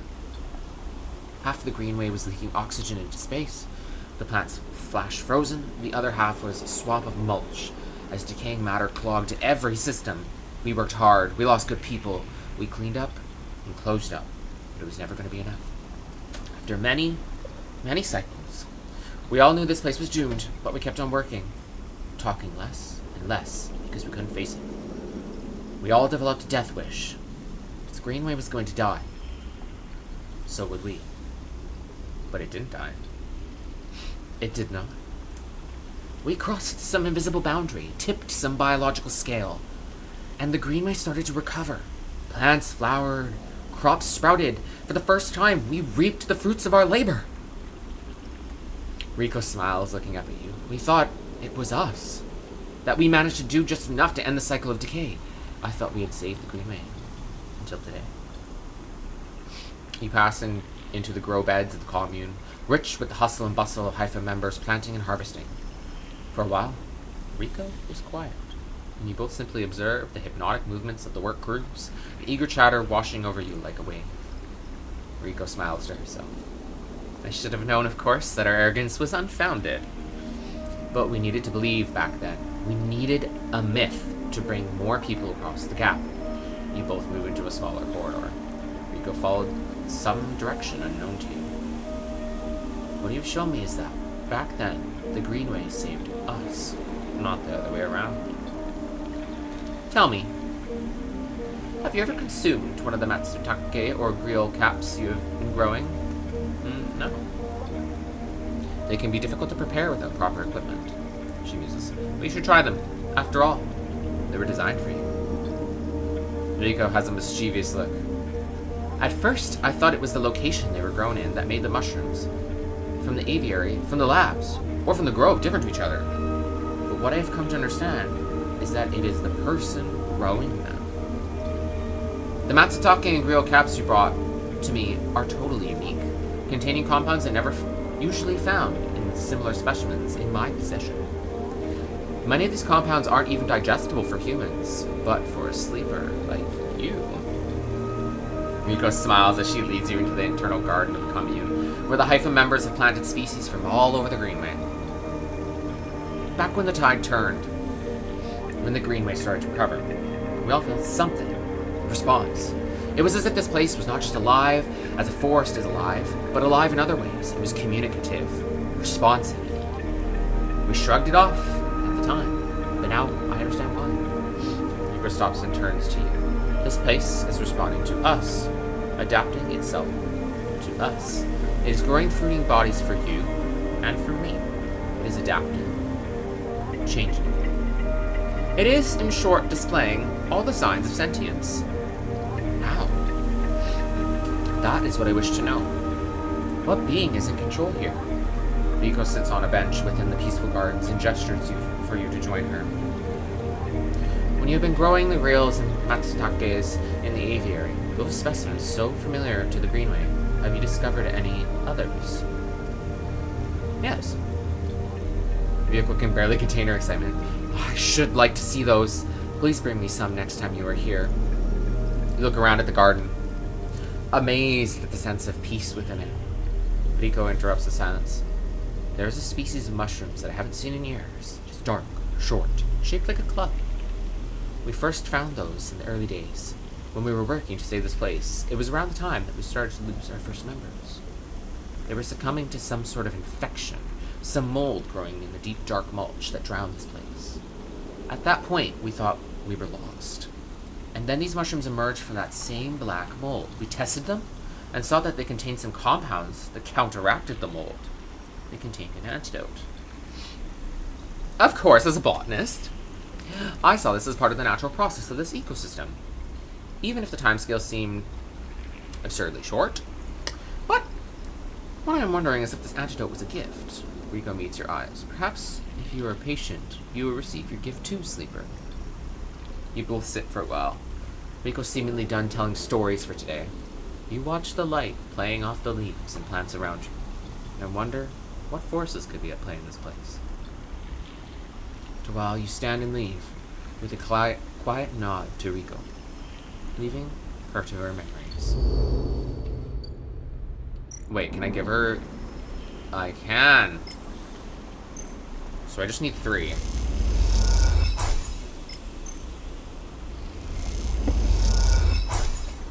Okay. We are doing really good.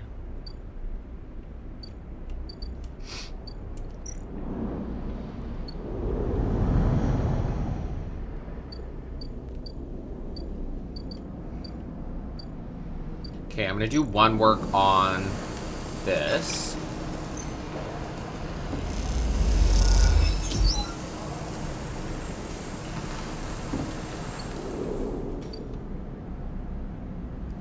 And then another, we're going to... Let's work on the low end.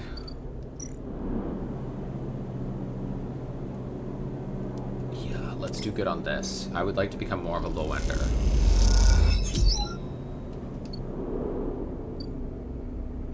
Oh, a new place popped up.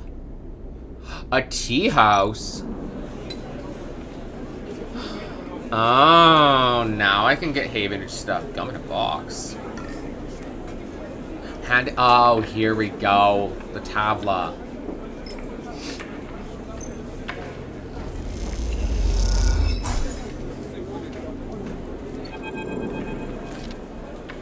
As you go to leave the Timbre Tea House, a hand falls on your shoulder. Sleeper. Thank you, sis, from behind you. How did you find me? Hardin has your hardware. Don't worry about that, Face knows. He has no idea what to do with it. Fang guides you down a set of stairs to one of the Timbre's lower levels. The tea house is stacked with curved mezzanines, all connected by a central atrium. The levels are filled with makeshift booths and bars, and conversation bounces busily off the metal walls. Fang sees you looking around. This place used to be a fuel tanker's main drum. Hence the name. The tea house part is a bit of a misnomer, though. You can get anything that I offers from this place, but real tea isn't exactly readily available. Shucks. He picks a booth, itself fashioned from the old salvage tanker container, lined with spongy insulation foam, and it collapses into it. He looks around furtively. Don't suppose you've seen any Havenage types. They don't usually come out this far. Fang, what's going on? Well, I'm suspended. That's the first thing. The second thing is I'm pretty sure Hardin wants to drop me off the rim of the eye. He grins. Doesn't bother me, though. It shows me we've hit a nerve back there. He picks a scrappy hand-scrawled menu from the table and tosses it over. What are you drinking? Look at the menu. Fang is right. The menu is ridiculous. There's at least 10 different infusions, most of which you can't make out, but the paper is dominated by an extensive complement of esoteric alcohols and cocktails. Black tea is listed without a price as a seasonal specialty. So you ran into Hardin. Is he pissed? Fang doesn't wait for you to answer. That snake is so self-righteous he might actually believe that Erlen would approve his meritocratic bullshit. He taps on the table. If Havenage was like it should be, it was founded to be, they would have shouted him down. Any council meeting he dared to mention true citizens, he sighs. But I guess his kind run the place now. A young woman with fine tattoos, snaking up her arm, turns up at the booth. A slate in hand. Your order? You skim the menu, your eyes glazing over. Time to pick something.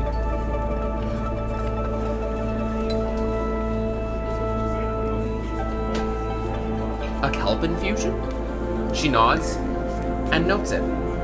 And two. She begins looking to Fang, but when she sees him, she suddenly stops. What the? Fang shrinks a little. You're supposed to be working! This is your shift! He grins sheepishly. You work here? Fang waves you to be quiet. Look, Jenna. Let's just say this is my break. My friend here has been through a lot. Jenna looks between the two of you. Nod. Fang also starts nodding. 2 minutes, says Jenna, pointing at Fang. And only because I don't want to get dragged into whatever this is. She gestures at the table and walks off. What? Fang stretches out in the booth. You know how it is. We all have to eat, plus... He leans in. This is the best place around here to find a person you might be looking for. Who? Remember that web of connections that Hardin pinged the moment we confronted him? Those are all his collaborators. And if we want to understand what Solheim Executive might be up to on the eye, those are the people we have to find. Fang is almost whispering now. Let's bring the mic a little closer. There's a couple of them I suspect are in the low end. And well, almost everyone in the low end comes through this place at one time or another. He brings a modified slate out onto the table. I've set this up so that when anyone with the network signature I'm looking for comes into close proximity, it'll mark them. Once they're marked, we can break through their access protocols and get at the good stuff inside. We just have to find them first. Hence, me moonlighting as a waiter. Suddenly a smile grows across the face. Wait, I have an idea. Oh no. Look, I can't cover enough of the low end on my own. And so far I've had no matches in this place. With the two of us, we can cover more ground. What am I getting into? Well, Fang has a hangdog look. We need to get you out and about in the low end, in close proximity to as many people and residents as possible. And it turns out, my friend Minji needs some help with deliveries. As in Minji Express. So you already know him. Ooh, perfect. Oh, perfect. Okay. Ooh, he places a tiny receiver on the table. This connects to my slate and runs the same marking protocol if you get near any of our targets. So, all you have to do is take some delivery shifts for old Min Soon enough, we'll have our place covered. Fang, don't give me that look. You think I like working here, and I thought you could use the tips, Seagrams. We're in this together, right? Are we?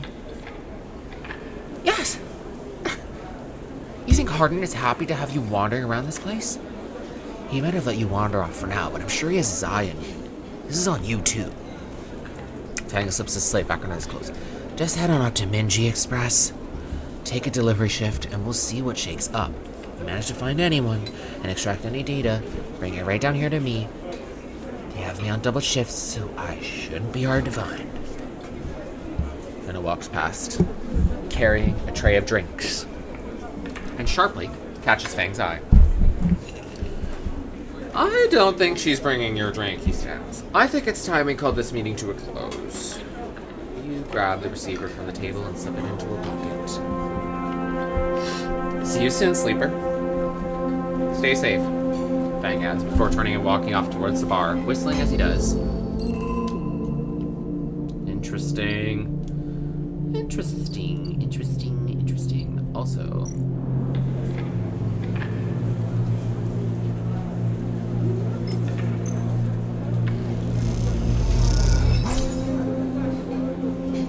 oh, that's fun. You can also make money that way. You can kind of play both sides. Okay. There's not a Haven agent. I want to track Galactic agents.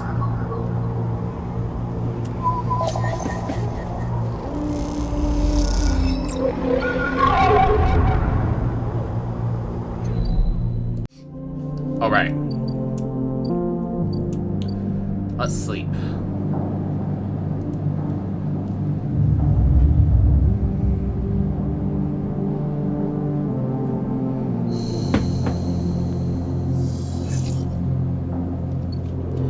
The funny thing is I actually don't mind working at that noodle place because... Oops. It allows me to get money and energy.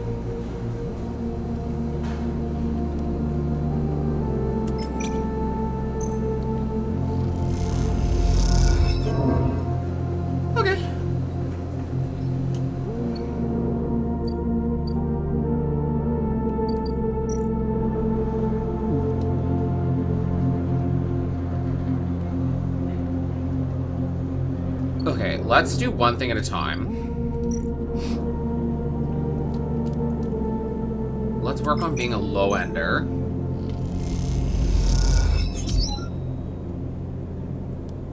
Okay, this should do it.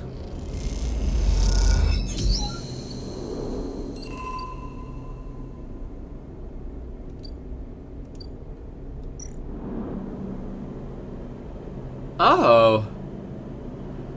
This half-built unit looks long forgotten, a project that never made it. With enough scrap, you might be able to seal it up.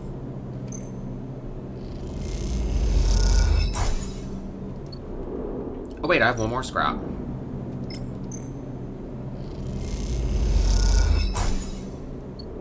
I wonder if I can live there then.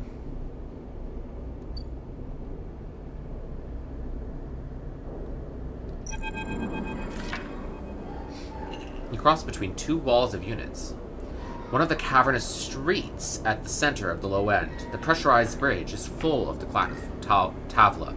The shouts of children, the whir of air filters. Sleeper! You turn to a man sitting at a Tavla table alone. Somehow untouched by the hustle and bustle of the people around, he gestures to the stool at the opposite side of the table. Sit. I'll sit. You sit at the metal stool. And he starts setting out the board with counters, or at least the filter caps low-enders' typical use in their place. Caster, he says by the way of an introduction, looking over his glasses. Night or day? He asks, gesturing to the caps, crudely sprayed white and black. Night. He nods. The black counters are already on your side. Let's begin. You take a plastic die, each pitted and worn, and roll to determine who starts. Caster rolls a 6, you roll a 4. I lead, he smiles, and begins to move his first cap precisely along the board. Play passes back and forth between you. the dice changing hands as the caps spread along the board. As it does, caster speaks, eyes not leaving the caps. It is unusual to see a sleeper on the eye. That's why I wanted to play you. You take your turn. Rolling a 5 and a 6. Play carefully. After all, a sleeper's mind must be somehow different to a human one. Being emulated, I mean. As caster talks, you build up a wall of caps, stacking them safely across the board. Progress is slow, but you remain unexposed.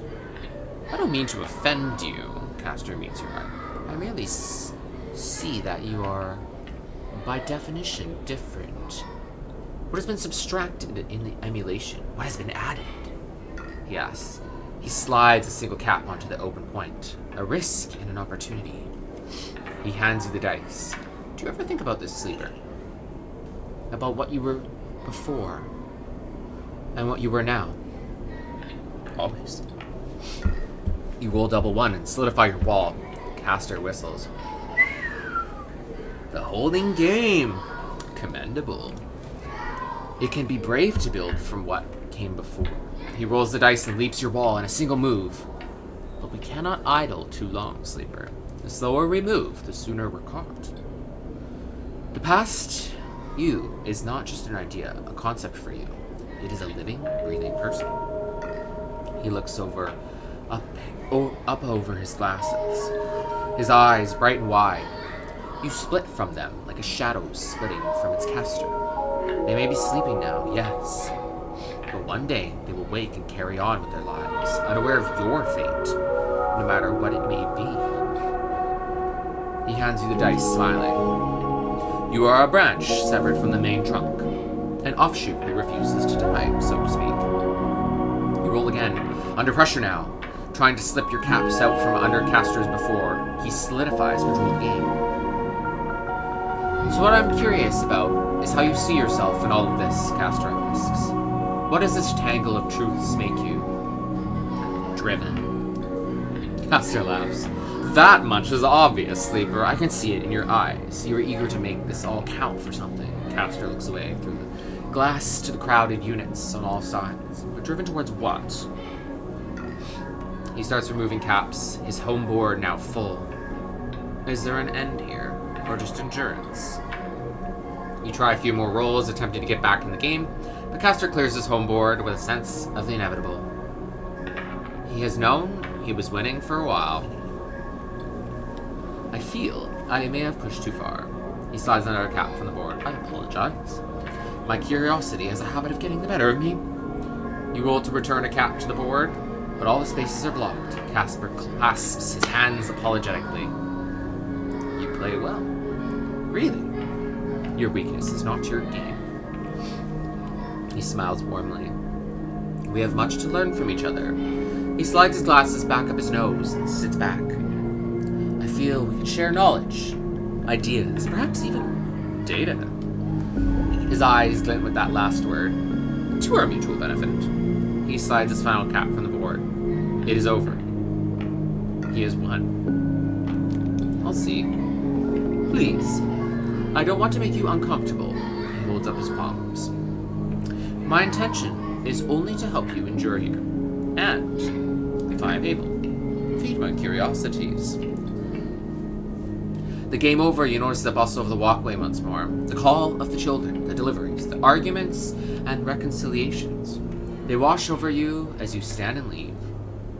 Caster nodding goodbye as you do. Crossing the walkway, you play the moves of the game in your mind, looking for an opening you were sure was there.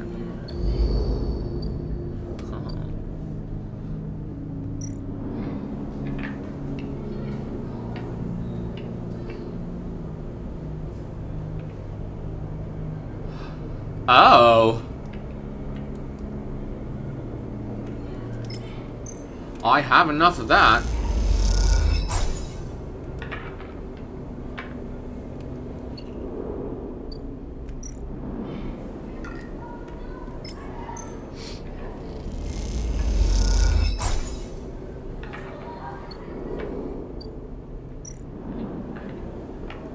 Oh, interesting. Okay. Fascinating, fascinating, fascinating. Okay, I can't remember how many turns it's been because I got really distracted with that. So let's go back up and see where we're at. Okay, we got enough time here.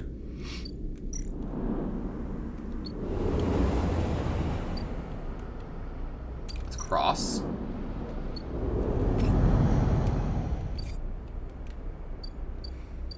Yes! Okay, let's harvest the mushrooms.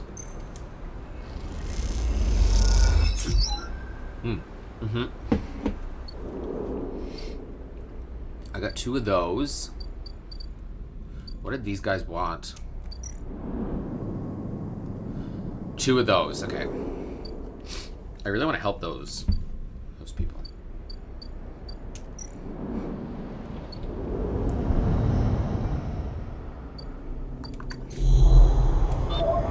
This is usually the Yatagan agent.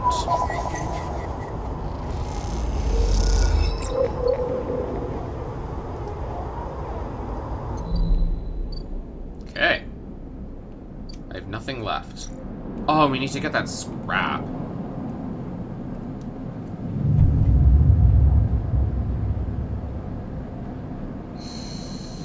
Maybe I can work to get some scrap. Oh, that's not very good, stats.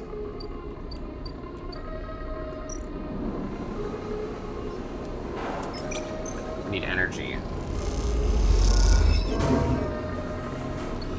Well, I got 1.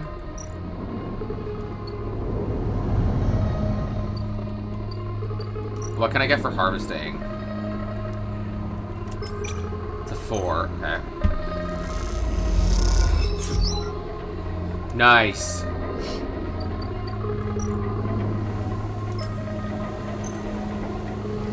We're at least progressing something.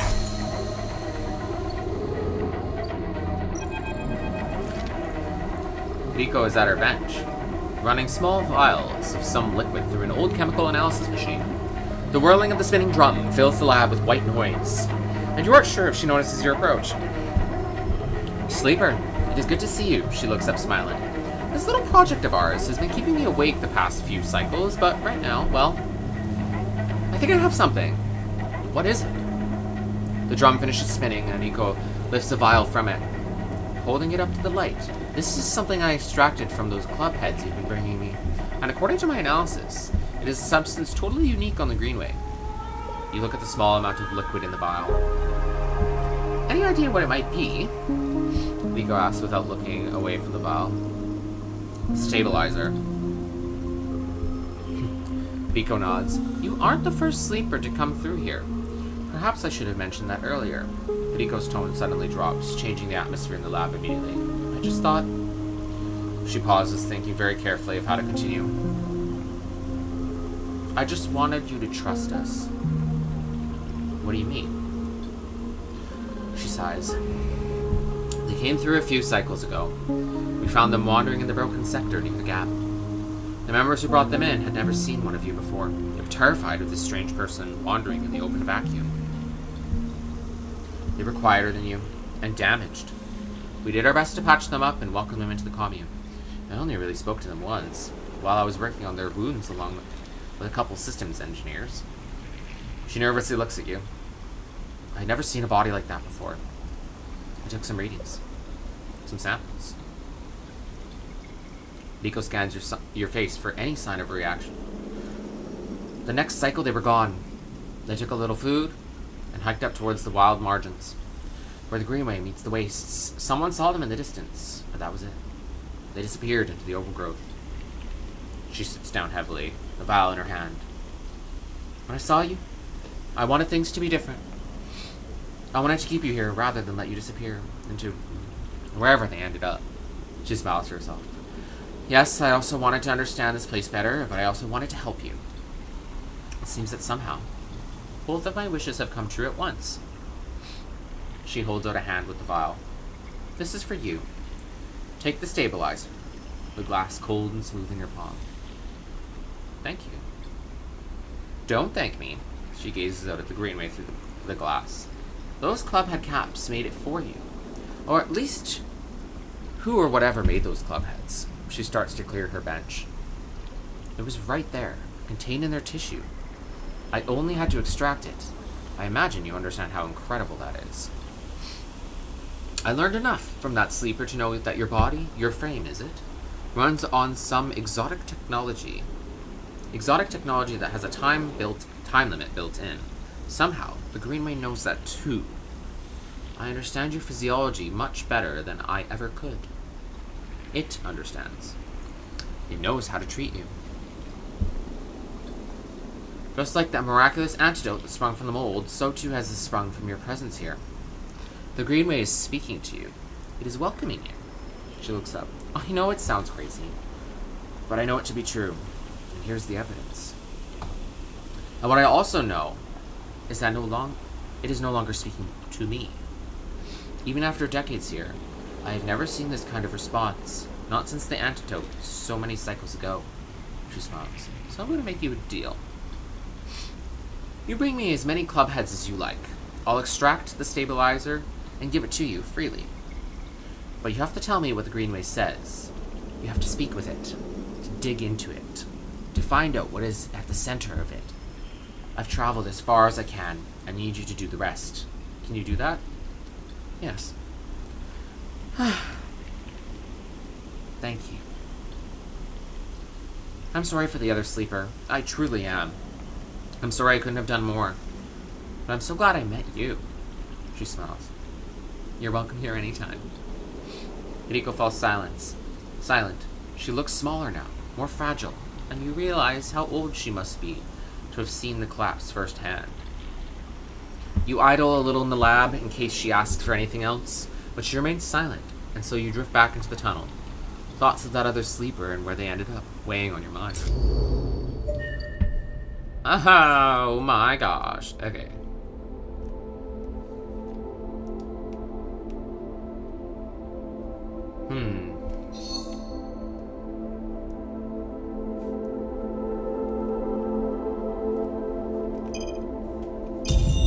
There. Everything has a bonus now. Does that mean I can access the gate?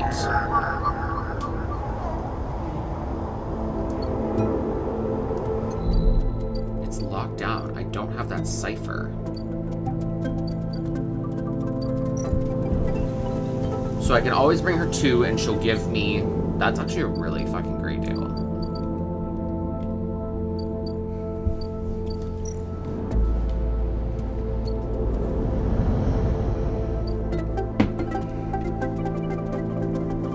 Okay.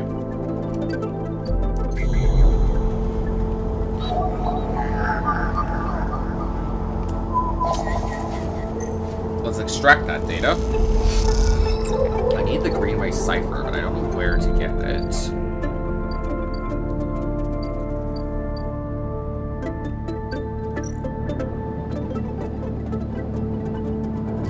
I have 2 stabilizers.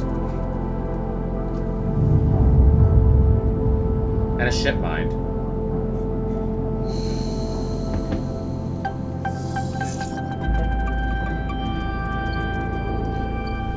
Wow, I'm not getting good rolls. Okay.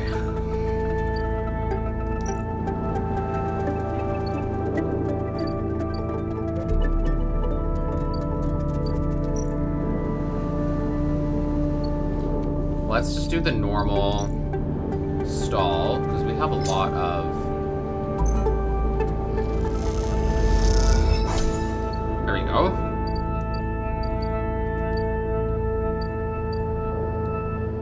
Feeling that nothing's happening yet, so we might as well progress this.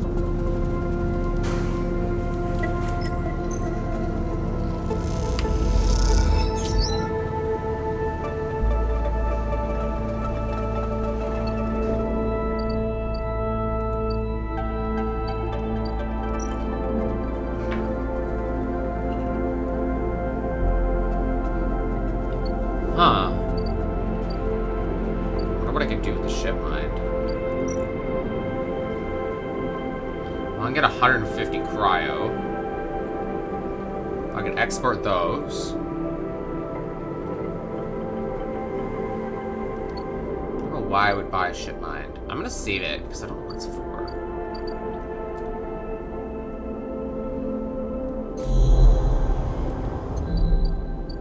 something to get 3 up here. Oh, I should probably do these.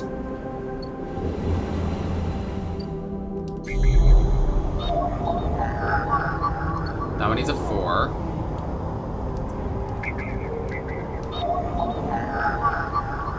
That one needs a 6. And the other one needs a 5. Okay.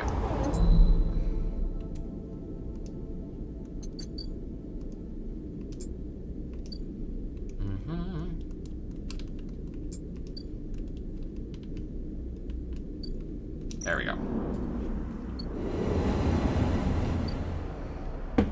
Okay, well, what do I do with the current state of affairs? Well, there's a Yatagan agent here.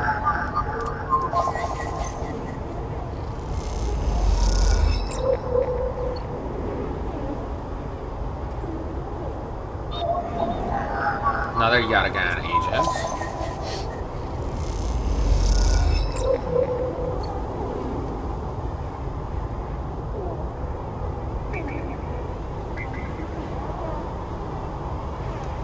That's pretty much it.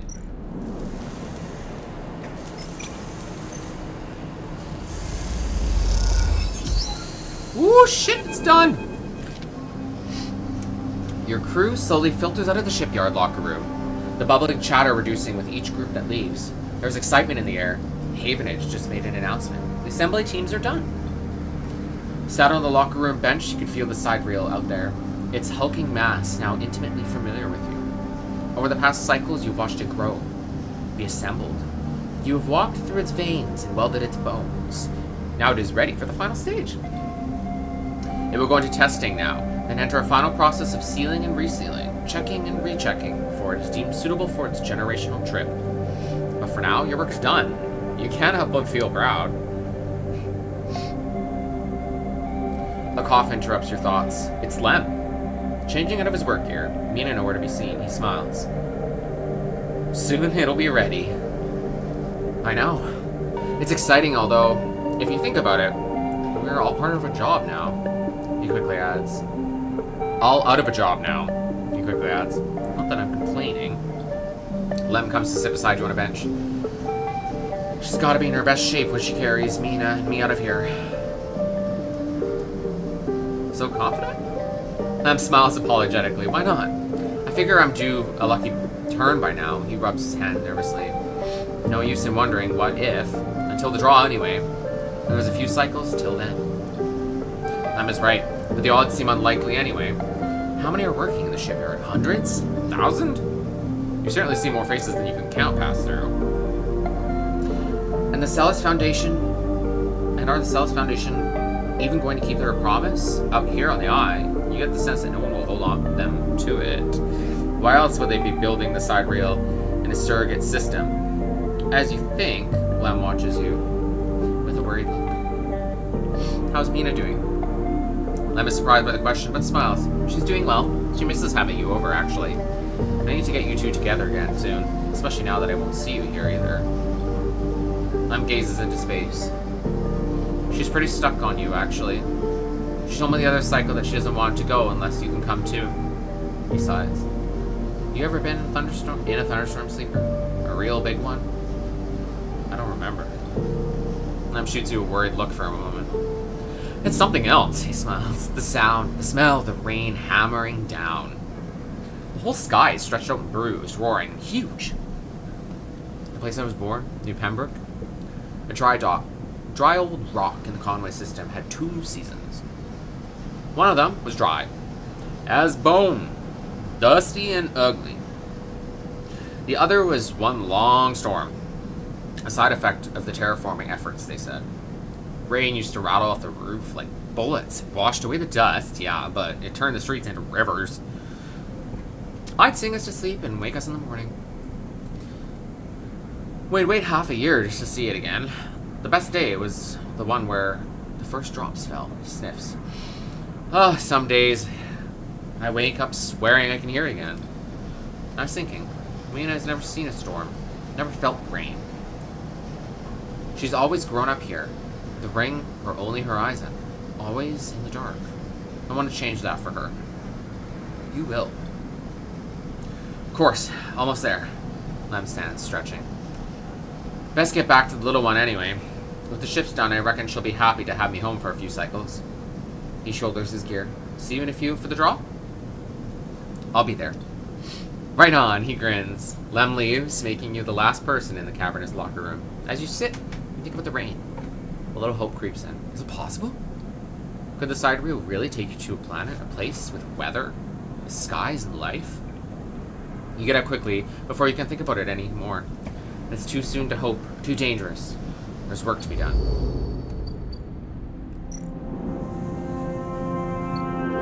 Oh, sheesh, they're gonna do the draw.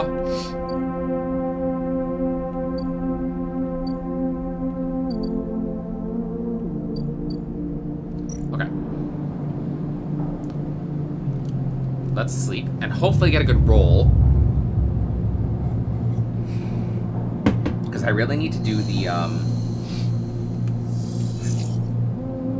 Okay, I got a 4. Hey, sleeper! Moritz is leaning against the corridor. Well, it's time. He looks away. Big job just came in. Grand finale. You up for it? I'm ready. Alright then, we're in business. He pushes away from the wall. This has to work, sleeper. It has to. He looks down. If it doesn't... Is Bliss okay? He frowns. I don't think so. But she isn't hiding from that anymore. That from anyone. Look. Bliss has had a rough time of it. I thought you of all people would understand that. He runs a hand through his hair. Sorry, I didn't mean to be... He smiles. Bliss is a good one. She gave me a chance, and I owe her. He straightens up. I know you have your own things going on, Sleeper. We all do. But the Bay needs someone. Bliss needs someone. Hell, I need someone to help me keep Bliss from spinning out completely. He scratches the side of his head. Otherwise, there's not much I can do. He shakes his head. And I would hate not to pay back my debts. Moritz stretches. I gotta get back. He nods and walks away. I'm out. See you up there. Okay. Well, let's buy some food.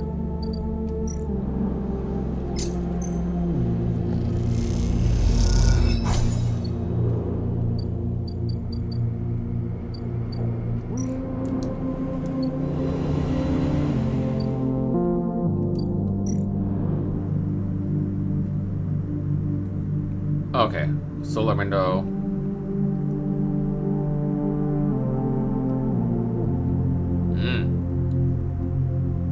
Untangle the sails. Okay.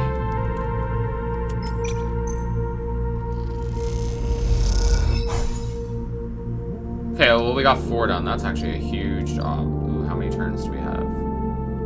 Not too many.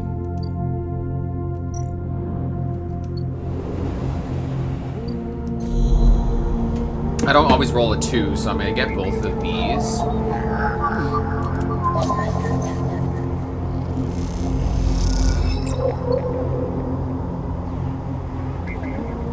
There we go.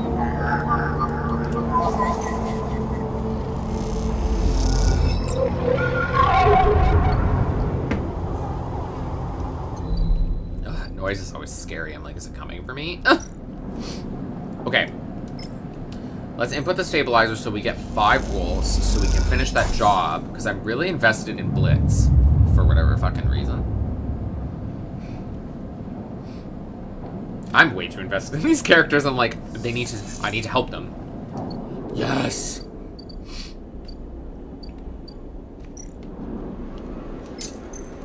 I can always get 150 credits, or chits, I think they're called. If chips or chits. One of the two.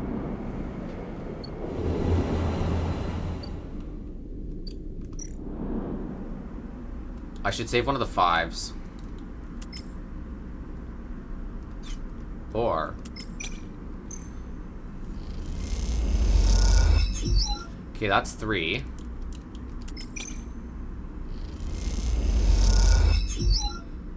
Ugh.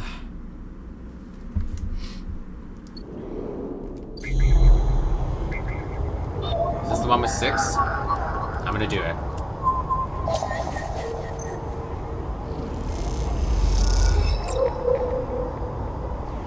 Another encrypted key.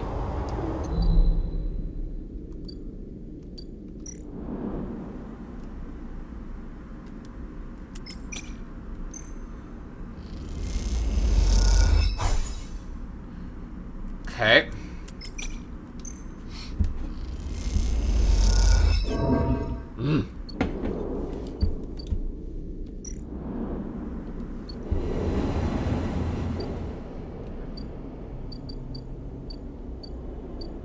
This is a little bit more priority than the mushroom job. I know I need to do the mushroom still, but still.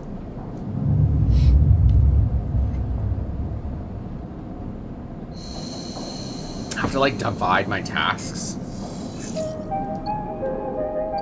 Okay, 4, 4, and a 5. And 2 2s. Oops. Where is it? There we are.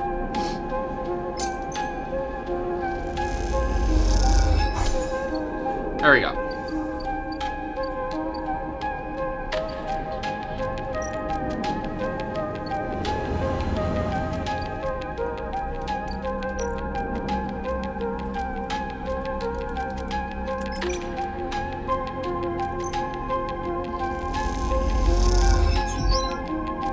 Nice. Let's do another 4 here.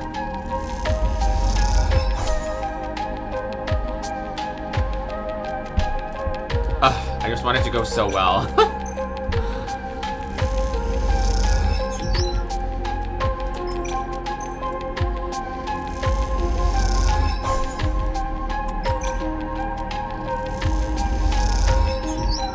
Nice. Okay, only 2 more.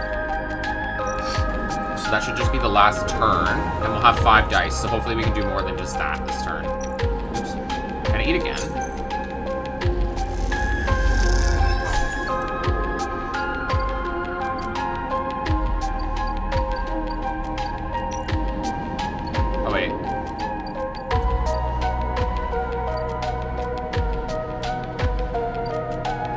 Whoa, look at that.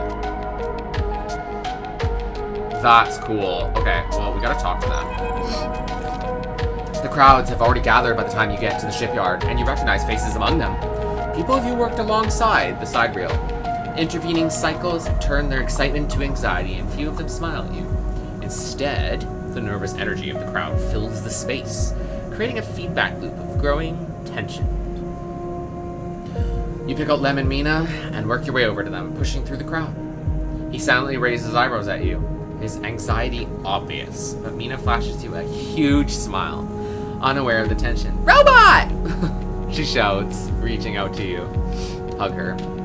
She gratefully accepts your hug, leaning against your chest, and Lem smiles, seemingly glad to share the weight of Mina for a moment. Quite the turnout, huh? Lem glances around, pulling Mina close.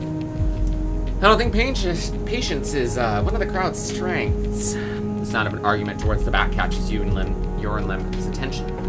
He's putting it lightly. This place seems ready to explode. They'll manage them. Lem looks around nervously. I hope so. This is Aster Enghart of the Celis Foundation. The announcement echoes through the speakers at the shipyard entrance, and shouts of "Quiet!" rapidly follow. I am sorry, I cannot be there to meet you all. I don't know what this accent is. And thank you on behalf of Sandre Celis for the work you have done on the sidereal horizon. Most of the crowd strains to see Astra's face, but the small display shows only a ghostly white figure, smudged and unclear. Sender wanted me to pass on her personal thanks for your commitment to and belief in the Celis Foundation's mission. We chose the Eye for this project because we knew that we were find like-minded individuals here, especially among the ranks of Venerable Havenage Association. More like cheap labor.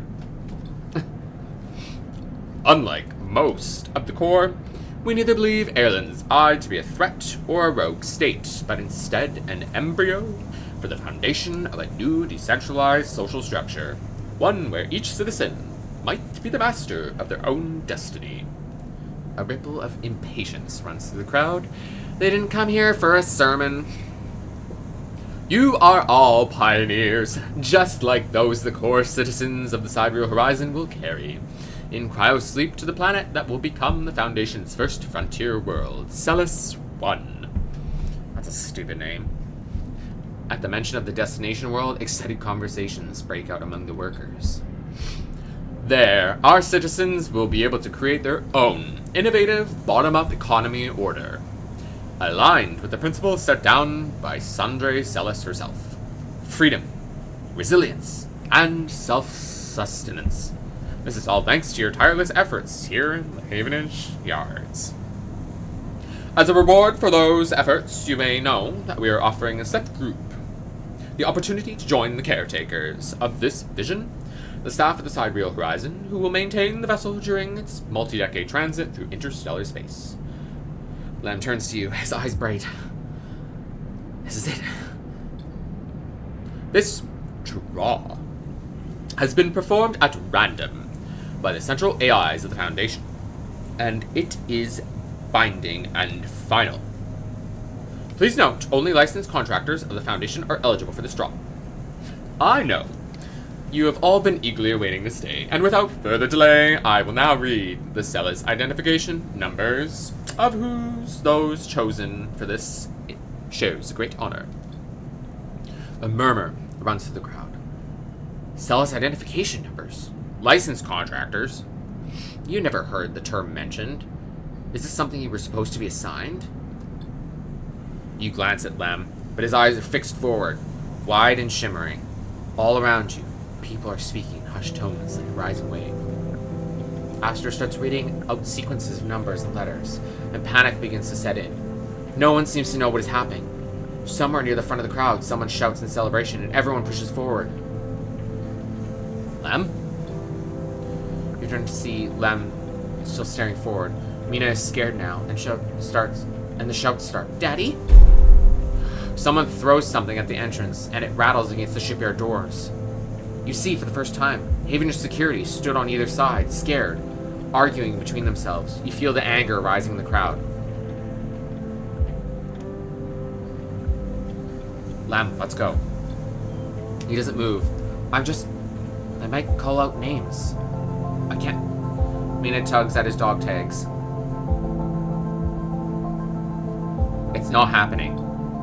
Lem blinks rapidly and then turns to you. He opens and closes his mouth and looks down at Mina. He sees the fear in her eyes and understands. It's time to go.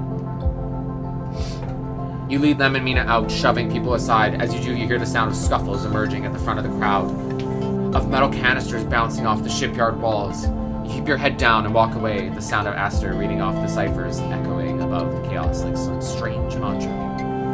When you turn to Lem, there are tear tracks running down his cheeks, and Mina is sniffling into his jacket. You feel the sadness rising in you too. They screwed you. Screwed all of you. You were never even on the list. The feeling is as unpleasant as it is familiar. You stare ahead into the tunnel as security sirens sound out, a signal for the coming violence. Damn. Drive failed. Oh shit.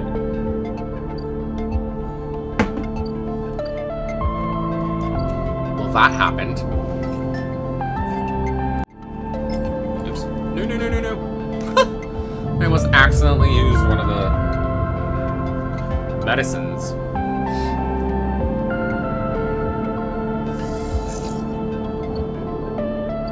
Ooh.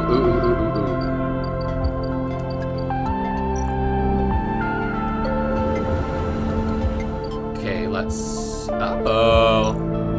The ship's actually here. That's cute, actually. I'm just gonna do this so that we, for sure get it done. The atmosphere in the airlock is euphoric. You and Bliss keep grinning at each other like idiots. Exhausted and blinded. Sore and aching idiots. Sleeper, that was incredible. She punches you on the arm. I never thought we were going to make it. Those idiots tangled the whole thing. Like nothing I've ever seen. We make a good team. Bliss smiles a winning smile. As the lock's inner door clunks open, Moritz gives a rare whoop. He looks exhausted too, and for good reason. Moritz has been the one ferrying tools and parts back and forth from the ship. His tired smile tells you he's glad it's done. Sleeper? Bliss? Shakes his head. Impressive. When I saw that ship coming in, I thought there was no way. Why, thank you, Morris. She winks, for believing in us. Moritz rolls his eyes. You know what I mean. Take the compliment. He shoulders some of the gear that came back in with you and Bliss and heads to the racks to stow it. Bliss turns to you. I think you should be the one to do the honors. She nods to the ragged-looking console that Moritz assembled. I don't want to jinx it. She smiles, but you can see she's genuinely nervous. Check the console. You glide over to the console and check the screen. It takes a second to see what you are doing through the flickering, cracked display, but after a moment, you see the accounts. And there it is. Almost 1,000 cryo. Sat in the Bay's transfer account. Well, Bliss calls. Have we been screwed again? We did it! Bliss kicks off the floor and spins into the Bay. Shouting as she does, the noise takes Moritz by surprise, and he knocks a rack of parts, scattering handfuls of metal fixings across the Bay. The sight is something. Glinting steel catching the work lights like glitter. Sorry, says Bliss, grinning when she comes back down. I needed that. She kicks off and joins you at the terminal. Moritz even managed to sell the produce. We made a tiny profit, eventually. She laughs. Here. She loads a small stack of bank chits into the terminal and transfers you a chunk of the cryo to them. This is your cut. Bliss hands you the chits. Thank you for believing in this place. She looks away and smiles. Even when I couldn't. When you first met me, I was on the edge of giving up. All I would have taken was one more push, but now this place is sparking again. Work is coming in. There are funds in the accounts. Even Moritz has a spring in his step. You both look over at him, happily wrecking the tools. That's because of you. She punches you on the arm. He likes you. He's a good kid. He isn't bad, is he? She leans in closer. You know he came here looking to rob the place. I gave him a job instead, she laughs. Don't tell him I told you that. I just thought it might help you understand the kid. Moritz turns to look at you, and both Bliss and you awkwardly wave. Maybe it's time to change the subject. Are you going to be okay? Me? Always. She looks away. From here on out, it's going to be a little easier. I'm going to look for some component contracts, stuff that will keep us inside the Bay, not out in the black. No need to risk our necks if you don't need to. You want to cash out? That's fine. There will always be work for you when you need it. I'll be back. She smiles, and then, out of nowhere, quickly gives you a hug. She steps back and glances around reflexively. Take care, she says softly. You too. You turn to leave, and Sleeper? Yes? She smiles. Don't spend that all at once. Ooh, sheesh! Damn! Oh my god, girl. We're fucking doing the shit. Yo, we can make a lot of money if we need to. We don't need to now, but... Ooh, no, I need to finish these. Let's finish these. Oh, it's a 4.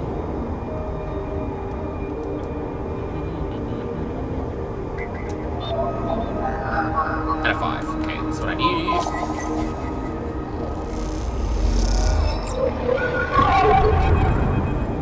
Oh no. A glint. A light traveling along the edge of a wave fills your eye. Then, the blade follows, a long head with 2 dead sockets, slipping towards you in silence.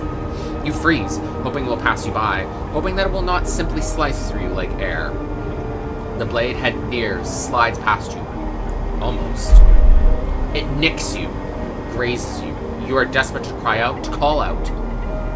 But you hold your silence and simply watch the blind eyes of the killer glide past, empty of all thought. Then the blade winks into the dark, and you are alone again. Now you cry out. Yeesh. It's coming for me!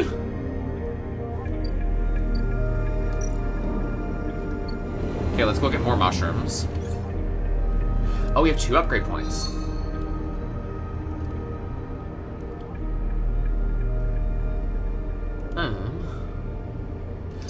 Then we'll be +1 in all areas. And then we just need 1 more to go to our 2nd upgrade level. Okay.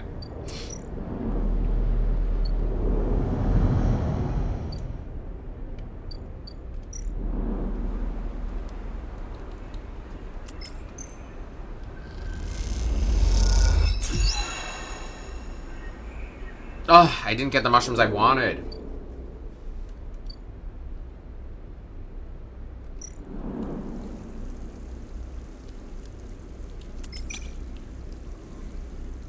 Yeah, we're not doing that. Okay. Oh, wait, can I use the ones to get scrap? What would happen?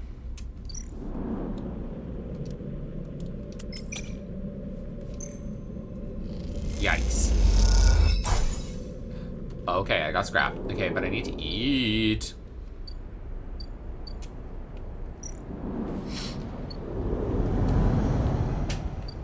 I want to risk that one more time just because we have the money to eat.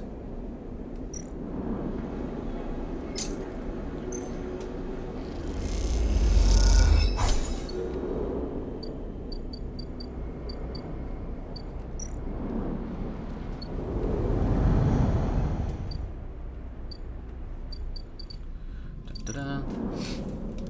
On the chance that we get one more scrap. We did. Okay, that is fucking great. I'm actually really happy about that.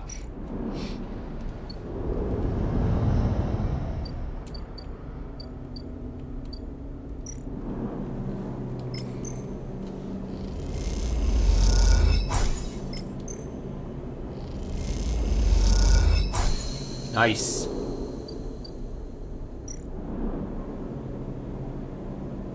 Once this place is sealed, it will be livable, maybe even comfortable, a place to call home. Okay. I'm actually really excited about that. Let's sleep. And then maybe it'll actually be better than before.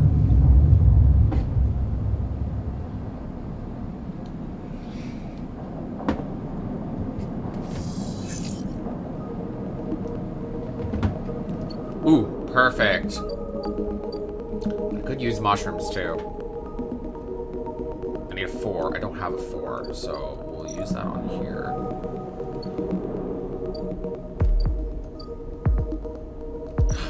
Why is there...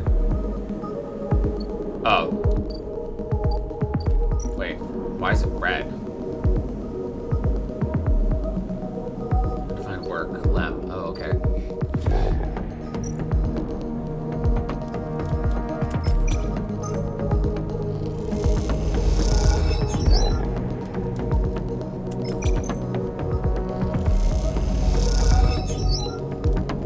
Yeah.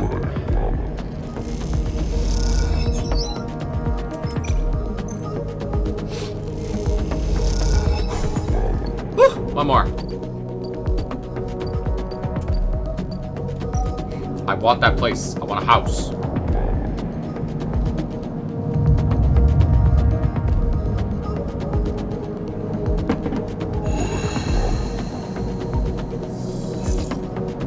Yes. Don't have a 4 though. I can only need to, yeah, that should be fine. Oh shit!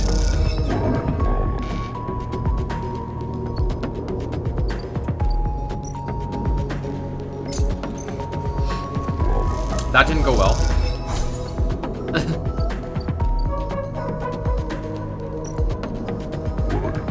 I want to save that 6 for the mushrooms. Ugh.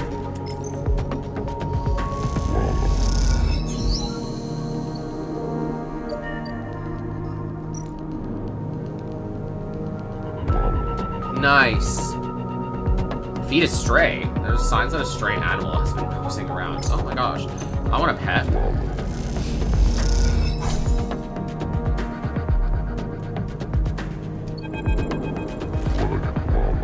A cat! The stray hops up onto the work surface and looks out at the unit's small window. It doesn't acknowledge your presence, it just sits there, beside the tray of crumbled crackers, staring out at the low end. What is this cat's story? Are there more on the station? We haven't seen another in the low end, but in this vast megastructure that means very little. There could be a whole colony of cats, just like this one down in the Warrens. You look at its sleek dark fur and sharp eyes. It doesn't look ragged, it actually looks at home, and in fact, its presence in the unit makes you wonder if this is the stray's apartment which you are squatted in. Watch the stray. Though the stray is looking out at the station, you feel its attention on you, waiting for you to spring your trap. You remain relaxed and watch as something flickers in its eyes, perhaps a reflection of a passing ship. The stray settles a little and starts eating, picking at the broken crackers. You don't remember ever having been this close to an animal. It triggers something in you, a recognition of life totally unlike your own, but still somehow connected, parallel, and interwoven. The stray licks crumbs from its fur. Do you like it here? The stray flicks their tail at the sound of your voice. It is hard to imagine the stray liking anything, or at least being vulnerable enough to admit it, but the stray's pleasure at existing here in this place shines through its every sinew. It is not that the stray is always happy on the eye, but that the stray is engaged by this place. It is alive here. You turn your eyes to the window, the one that the stray looks out of, and you both watch the stars and the ships together. You feel something pass between you and the stray, a kind of acknowledgement of each other, a sense that each of you might share something with the other, a point of connection. Then, all at once, the stray yawns wide, hops down from the unit, and brushes along your legs. Oh, and then it is gone, out of the unit door and back into the quarters alone. Oh my gosh, we made a friend!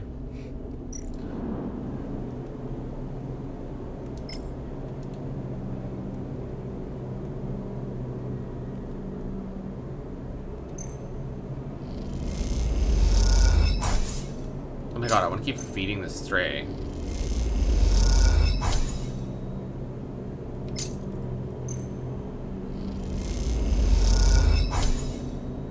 Let's give it 3. Complete active scenes.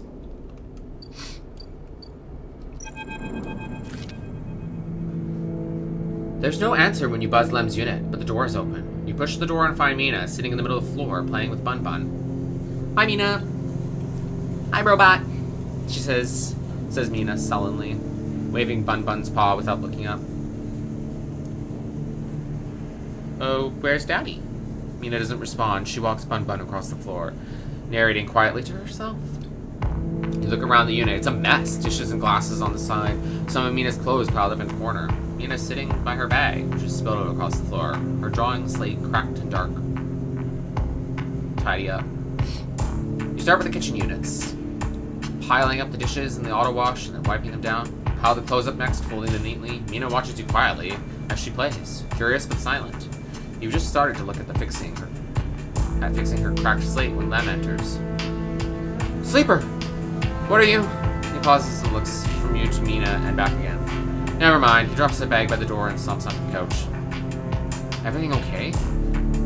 Lem lets out a weak laugh. You forgot the past few cycles now, too? Wish I was so lucky.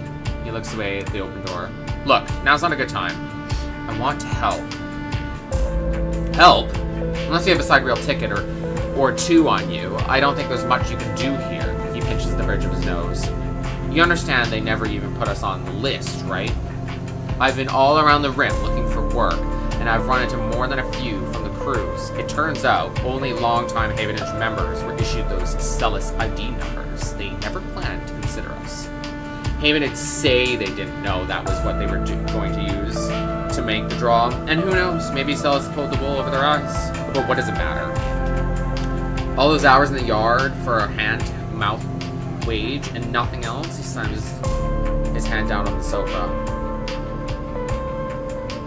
You're giving up? Len opens his mouth to respond, but stops himself. He looks at the open door again. They're moving the side rail up the hub now, you know? He says without meeting her eye. That's where it'll depart from there. They are bringing in a ship with all their cryosleep pioneers and transferring them up there in microgravity before loading the crew. We can sneak aboard. You think they're just gonna let people on board? The security they'll have has to be impossible. He looks over at Mina. Look, we'll be fine. We always have been. I just need a little time. We had our hearts set on that ship, that's all. Mina comes over and climbs into his lap. He smiles. I'm not giving up. What if I got you on board? Huh. I missed you these past few cycles. I missed that optimism. Strokes Mina's hair. Look. You want to go up to that hub and ask around, be my guest. I can't get up there with Mina down here, and I'm sure the side reel will bring in a crowd. But be careful. This kind of thing always attracts scammers and thieves. You find any way aboard, you take it. You need help to get there? Ask me. But for now, me and Meanie here are sticking to the eye. She looks at him and smiles. I'll find a way for us all. Smiles but doesn't say anything. You stand to leave and Mina grabs your hand, eager to give you one more smile. Then you're out, back in the walkways at the low end, already thinking of plans to make this right. It wasn't my fault.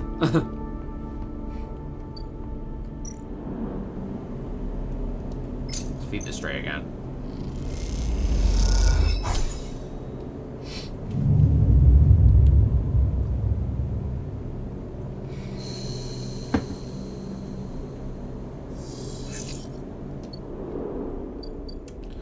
Okay.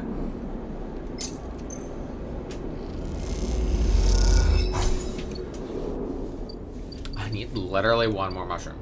Also, let's see what I was talking about.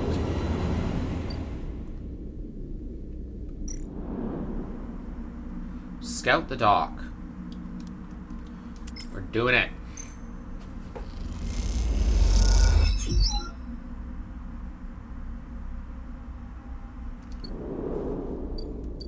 But not all at once.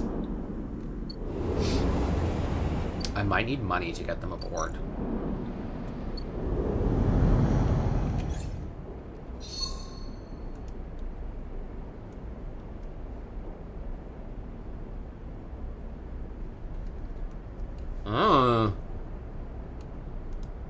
All cryo actions are discounted by 20%. That is fucking great. Okay.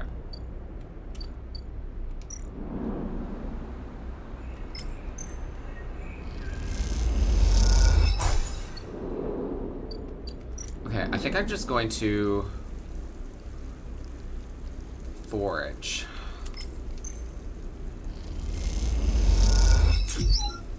Okay. Let's help these guys.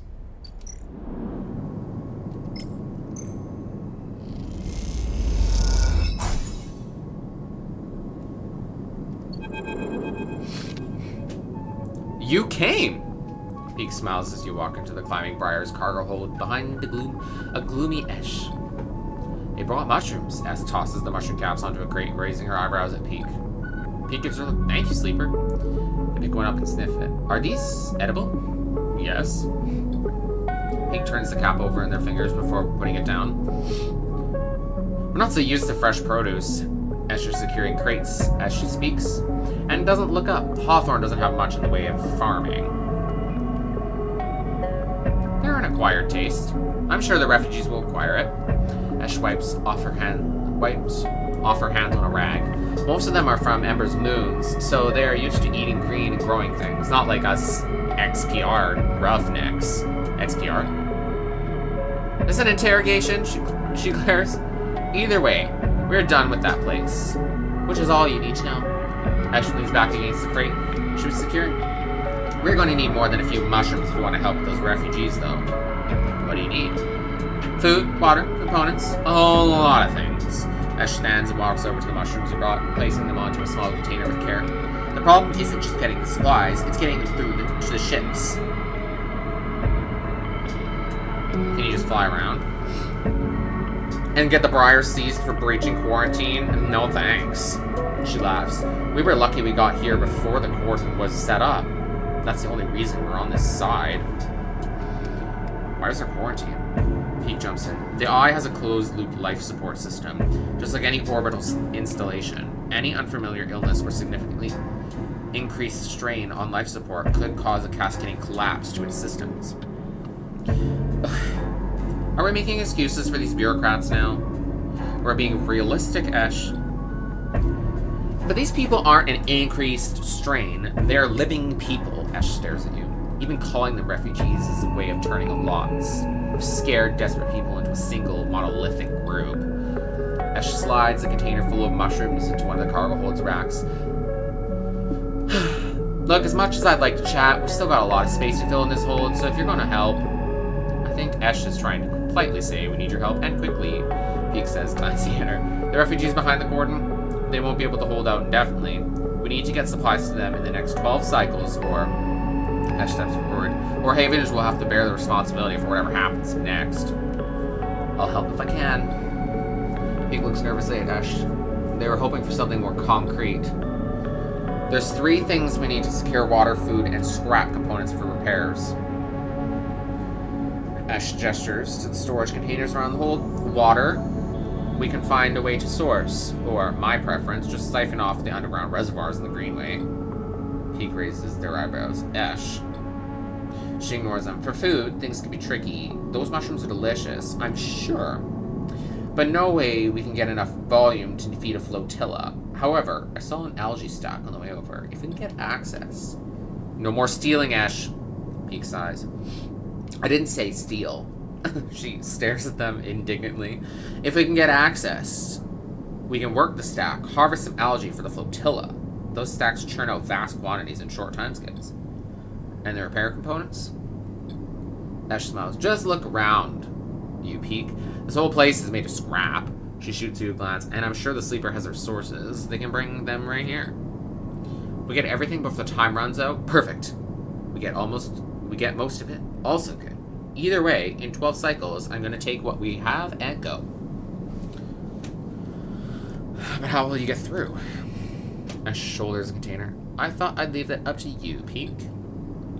Are you serious, Ash? I know we said we'd help the flotilla, but at what point? They stop to take a breath. Take this seriously, Ash. I don't know the first thing about breaching a quarantine cordon. Maybe not. She looks at you. But they might.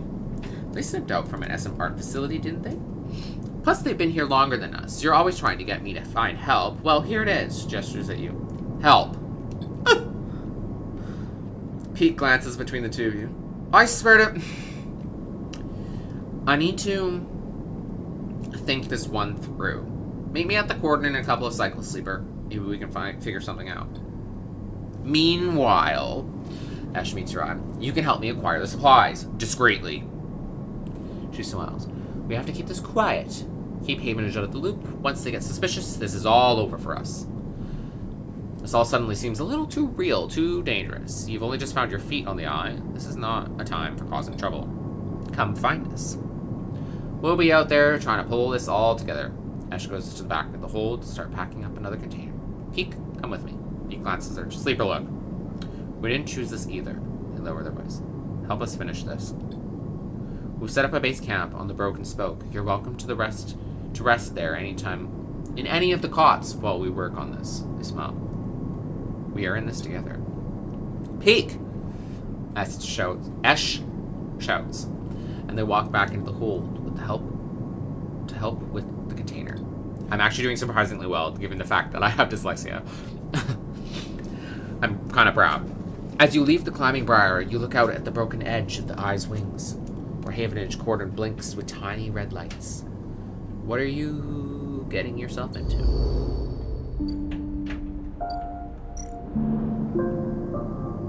Eat.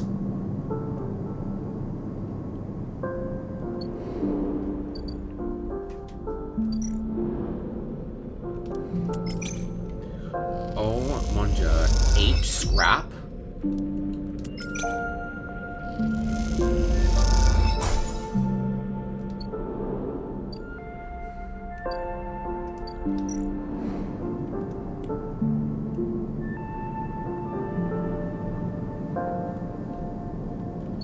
Oh shit. That's a lot of components that we need to do. Can I buy scrap?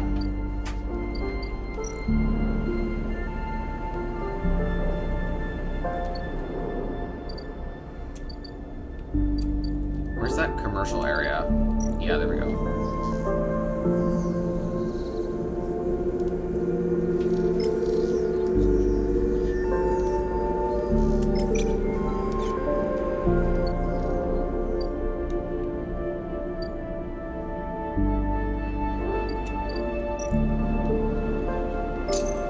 Nice, everything's 20% discounted now because of that upgrade. Okay.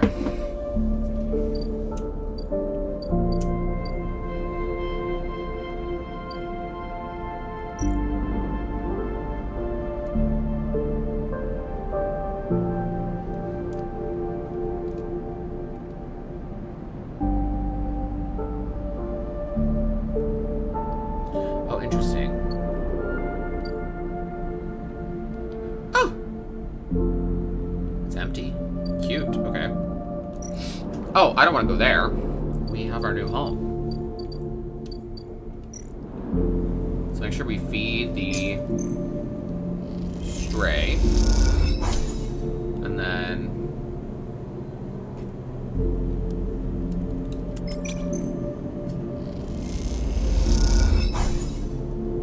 two energy. Okay, so we're full on energy. We're gonna get full dice.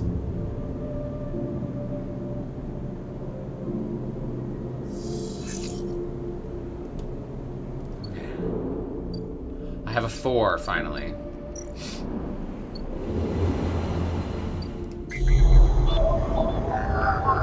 Finish that keynote.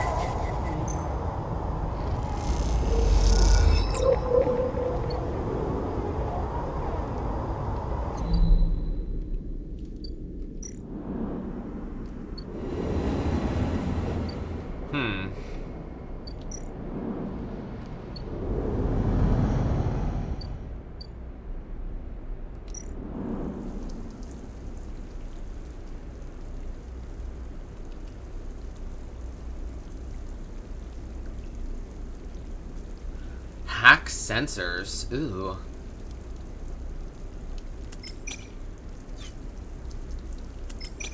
Let's do that. Let's siphon the water.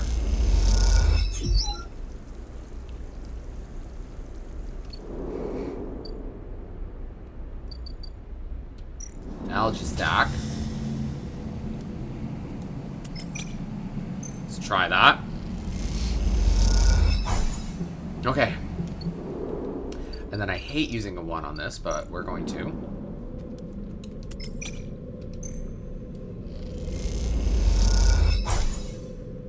Okay, let's get some food.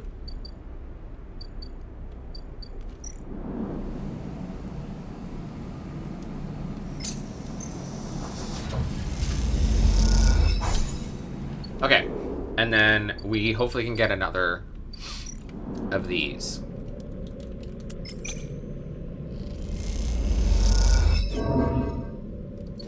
Okay. That didn't work out.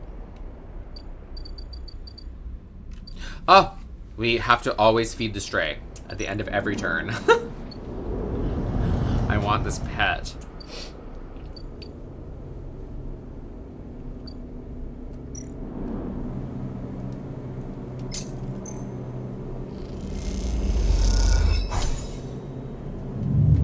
Okay.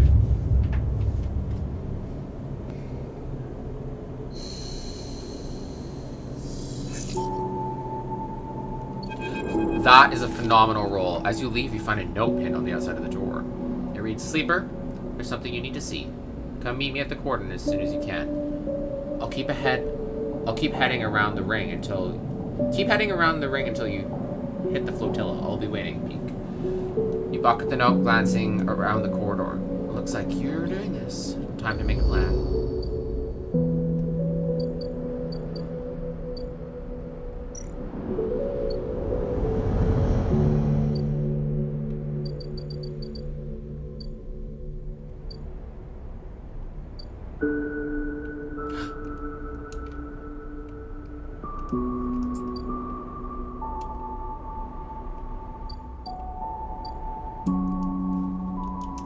Why can't I select that?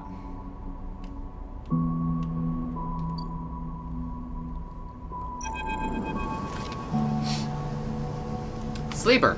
He catches your attention from the shadowy corner they were leaning against. Any trouble getting here? None. Good to hear. Come, take a look at this. They beckon you over to a nearby window which looks across the ruined ring to the blinking red lights of the Havage Queerdom.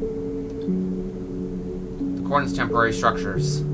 A net of metal struts, meaning to detect and dissuade any ships from entering or leaving the flotilla. Just out into the black, and all around the tugs flit, securing them in place, and tending to the red blinking drones that demark the quarantine. It's an impressive and worrying sight. What do you think? You can interrupt your thoughts. How would you get us through? Create a distraction. It's not a bad idea, but what kind of distraction is big enough to get everyone to look away from a ship as big as the Briar? Peak just squints at the red lights. Surely they'd spot and seize the ship. Peak turns away from the windows and rubs their forehead. Hesha's really wrapped us up into something here, hasn't she? The question is spoken under their breath, and they don't seem to expect an answer. The silence grows. Maybe we try all three. Peak laughs.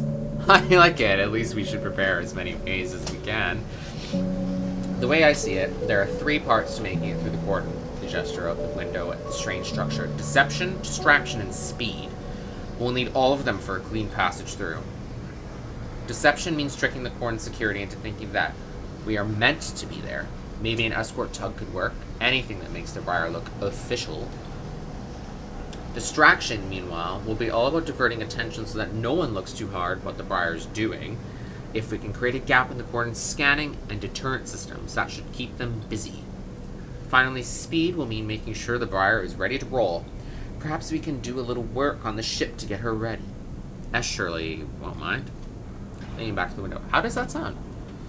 Good. Glad to hear, Pete grins. Pete looks down at their slate. 10 cycles left. They glance out at the window, Gordon nervously. 10 cycles to gather supplies and to prep this plan. It's tight. Very tight. Pete looks at you. If this goes wrong, just get out, okay? They squeeze your shoulder. I'll follow Esh anywhere. But you don't need to get dragged down with us. It won't come to that. Pete brightens up a little. Of course. But just keep in mind. Let's get to it, Peak stretches. I'll tell Esh about the improvements to the Briar. And the rest, let's explore the cordon as best as we can and look for openings. I have no idea what guardian angel sent you to us, Sleeper, but I'm very glad they did.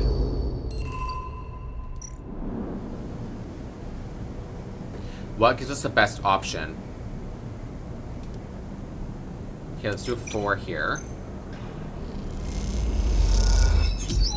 A little bit each turn.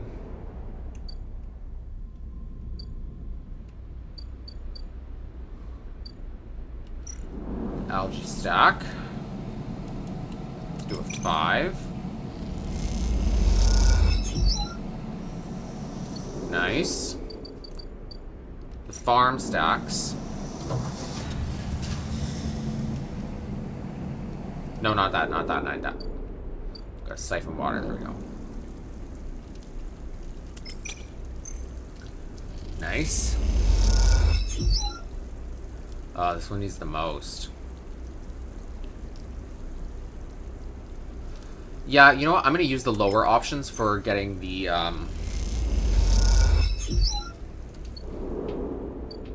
the other stuff, you know?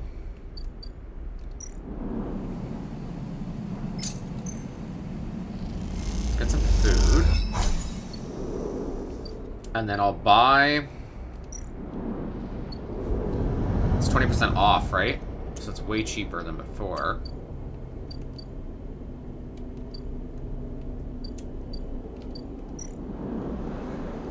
Yeah, it's only 64. Okay, that's not bad.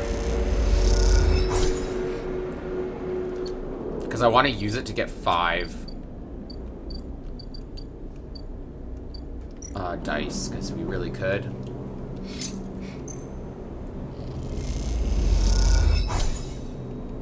Could really use that.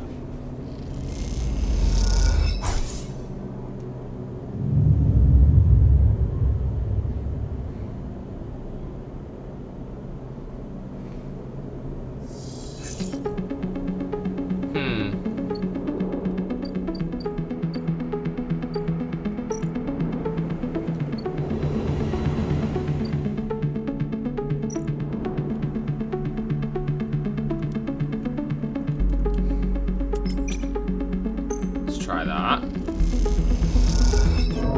Ugh. that didn't work.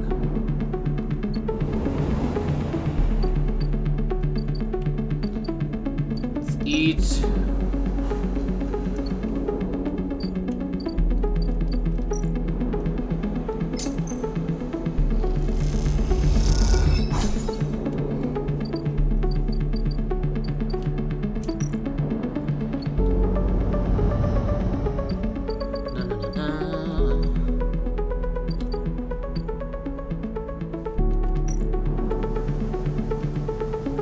This will do the best.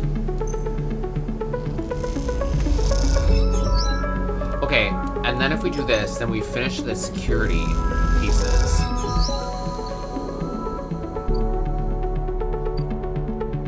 Crew canteen. Convince the crew. Or deflect suspicion. Oh.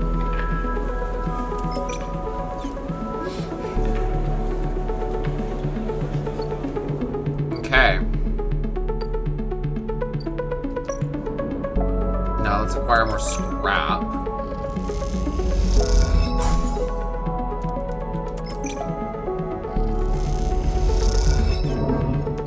Okay. I have 4 of the 8 required. Alright. Back home. Oh, we have so many things we have to do.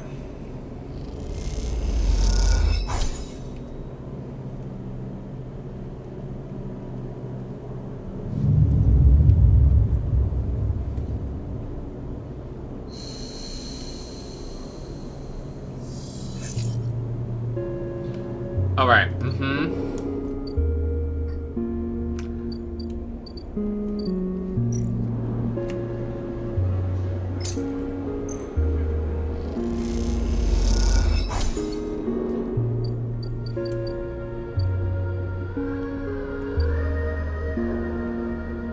Oh my gosh, there's so many things that we have to do in such a small amount of time.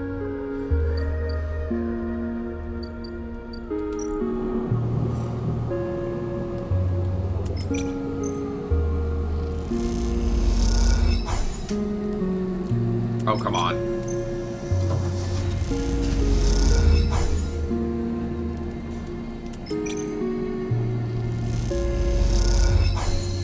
Okay. That's done.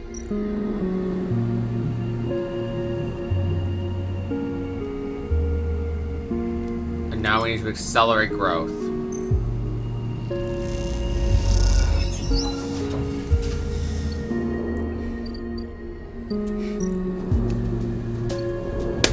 Finish one thing at a time. Literally, we're on a mission.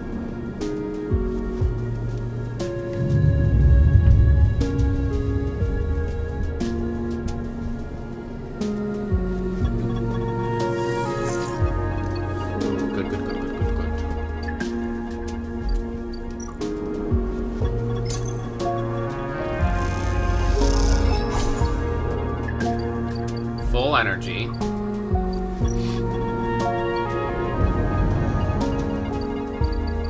That's doing its own thing. Okay.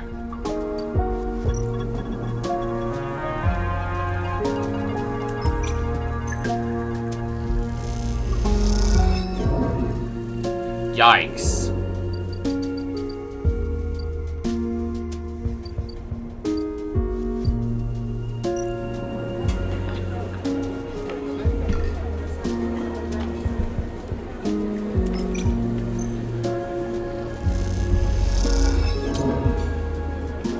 Oh, it didn't do anything.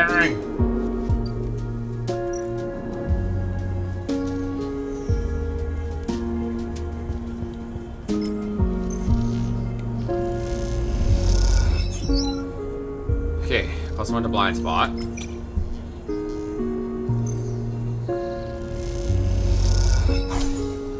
Okay.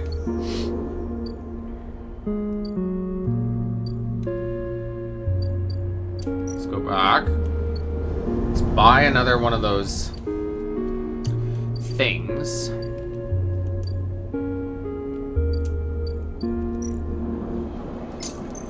stabilizer, just so we have all 5 dice.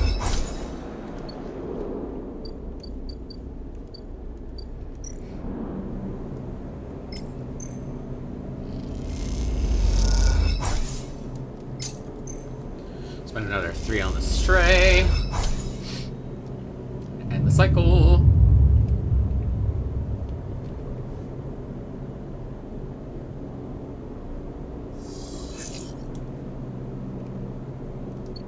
Those are horrible dice rolls.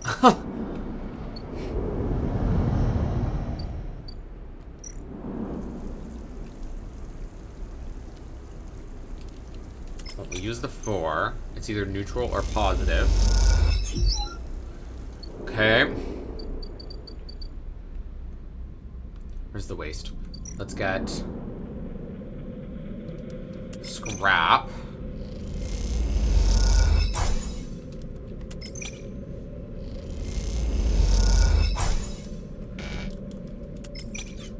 Ooh, that's not a good idea. I should buy food.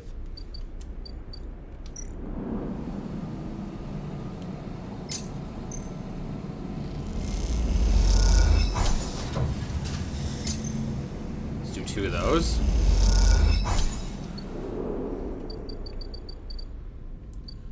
I could get all the scrap I need right now, if that works. Okay, let's do it. Okay, let's deliver the scrap.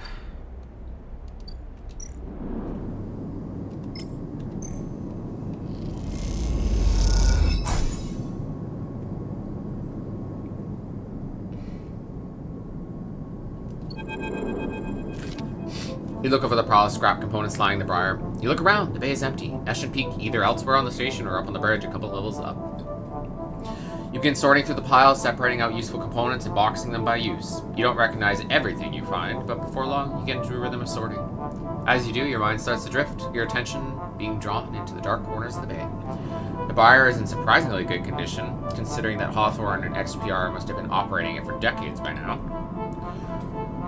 The marks of care are everywhere, from the delicate patch jobs polished to meld into the original finish, or the carefully bound wiring running through custom trunking. Esh loves this ship. That much is clear. Something catches your eye in one of the dark corners. A matte black stack of crates you hadn't spotted before. They are sleek and compact, tucked away behind some of the bigger, more worn containers. Investigate. You put the components away and go over to the sleek crates. You run your hands across its textured surface, but there is little hint of what lies inside the opaque metal casing. Then you see it, a yellow symbol embossed onto the far side of the crate.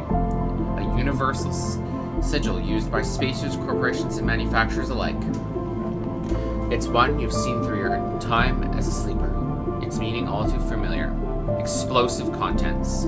You hear a hiss, and Ash comes back up through the bay. She barely registers your presence. Oh, right, sorry. Camera died. She barely registers your presence, nodding at you as she passes. Sleeper. She busies herself with some task at the back of the bay. Finish the job. With Esh in the bay as well, the atmosphere shifts and you suddenly feel watched. You quickly finish up sorting and slip out, waving goodbye to her back as you do. Interesting. What is she playing at? It might not be what I think it is. We'll see.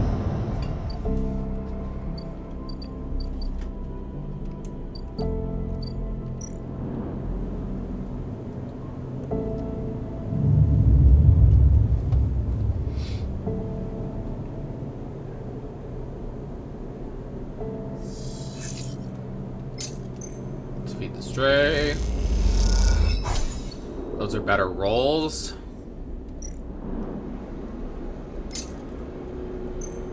Order food.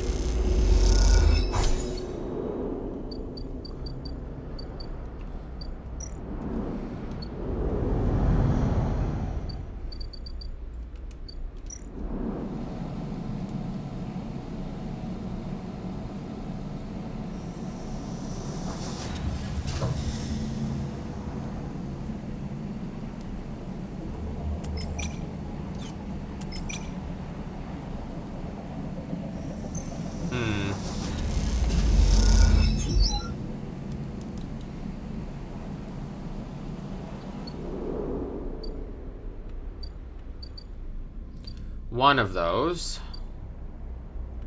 Don't have that many turns left.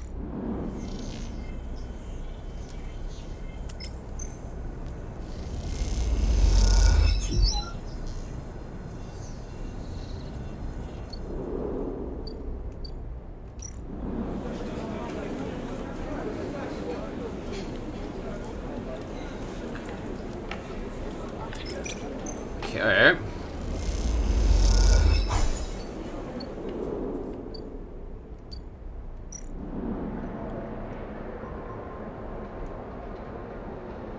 How am I supposed to do all of this all at once? I still can't access that gate, and I don't know how.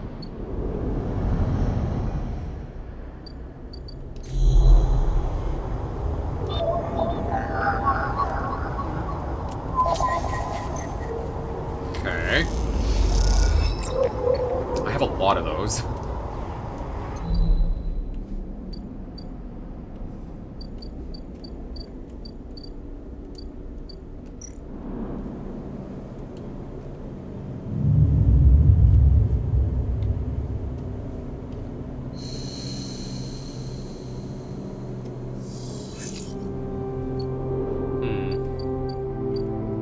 Eat.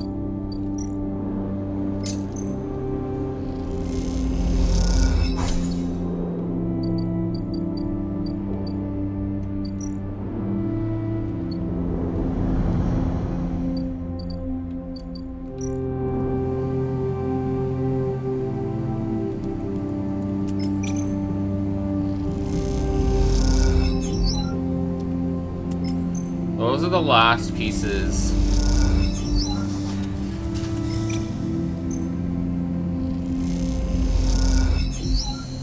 Nice.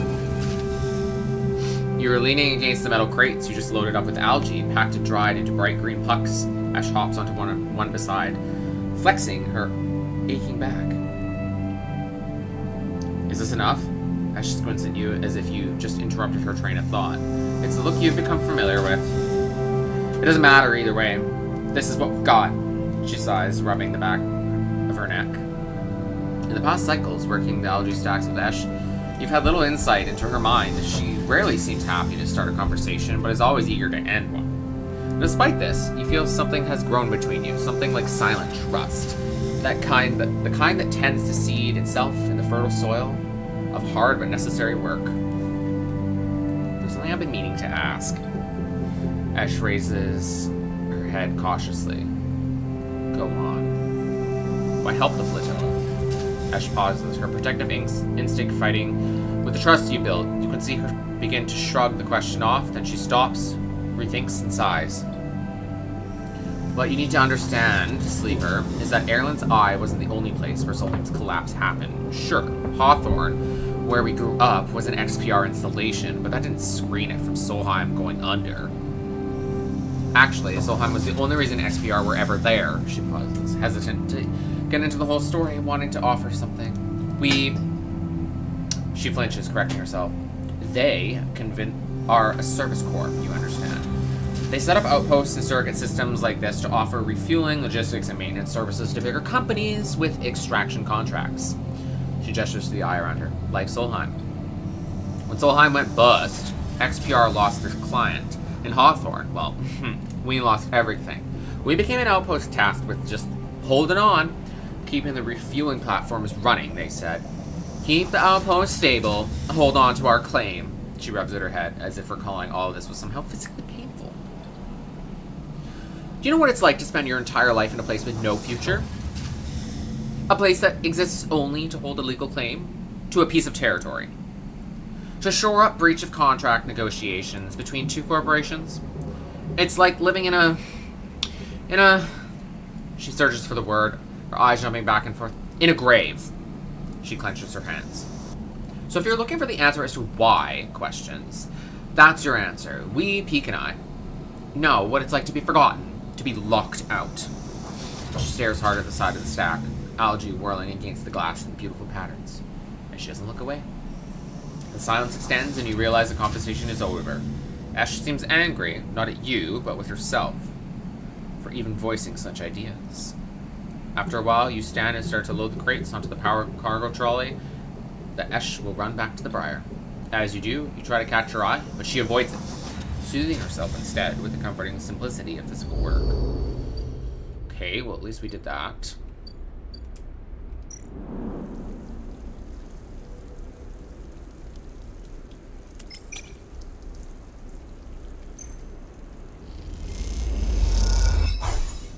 Okay. Yikes. Yicicles, bicycles. Okay, I'm pretty sure I can give... Where is it?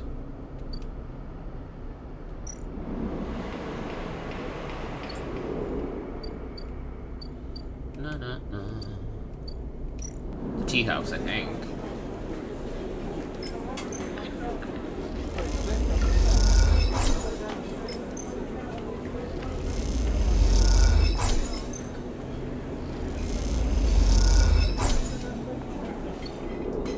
Okay. Sleep in our unit.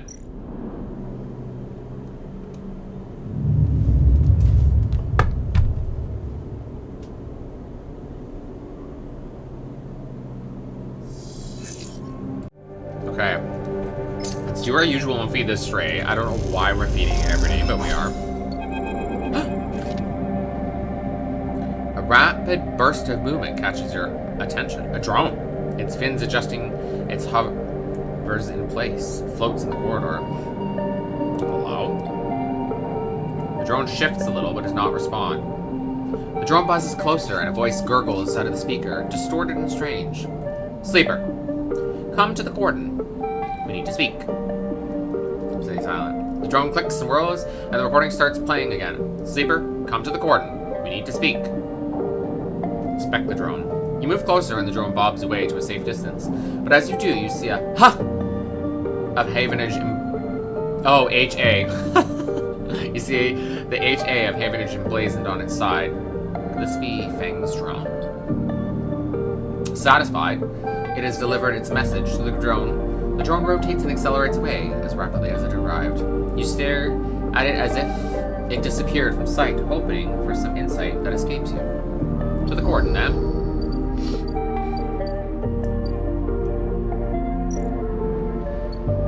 Where I'm going. Anyway.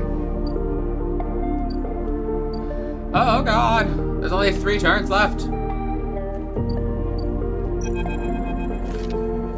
As you enter the passage that leads through the cordon, a flash of movement catches your eye, the drone. It stops to make sure you've seen it, and then fits into a side passage leading to a set of narrow stairs. You climb up through a dark shaft, the drone stopping at each landing to check you are following. Despite its lack of expression, there's something overbearing about the way the drone waits, impatiently realigning its fins in sequence. After a long climb, you come out into an observation platform. The cordon and the vast ramshackle refugee ships beyond fill your vision. The scale seems impossible, and immediately you feel small and naive for even thinking you can affect the situation. Something shifts nearby. The drone again? A woman is standing at the window, at the edge of your vision. You aren't surprised you didn't notice her. She too seems impossibly small in the shadow of the flotilla. The drone buzzes by her shoulder and she turns. Sleeper, sorry for all the cloak and dagger nonsense. She nods at the drone, but I've never regretted being cautious. She smiles, a tight smile, and holds out a hand. I'm Helen. Shake her hand. The tight smile holds, but the drone keeps its single eye fixed on you. The effect is a little unnerving. Look. She glances around the empty observation deck as if checking for potential eavesdroppers. Let's be straight with each other. I know about your plans, and, she cuts in before you can respond, I understand your motives. You look at her in her overalls, the yellow markers, the HA sigil. You've been on the eye long enough to recognize a Havenage member when you see her. She glances around nervously again and moves a little closer. This entire station, I'm not here to defend it.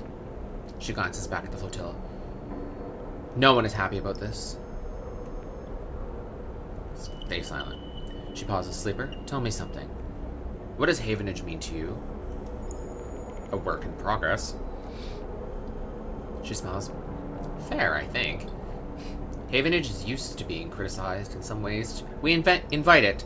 Our members are free to bring up grievances at any meeting, to propose new structures and approaches. She shifts her weight impatiently. As a counselor, it is my duty to listen to them. That is why I was elected by the members.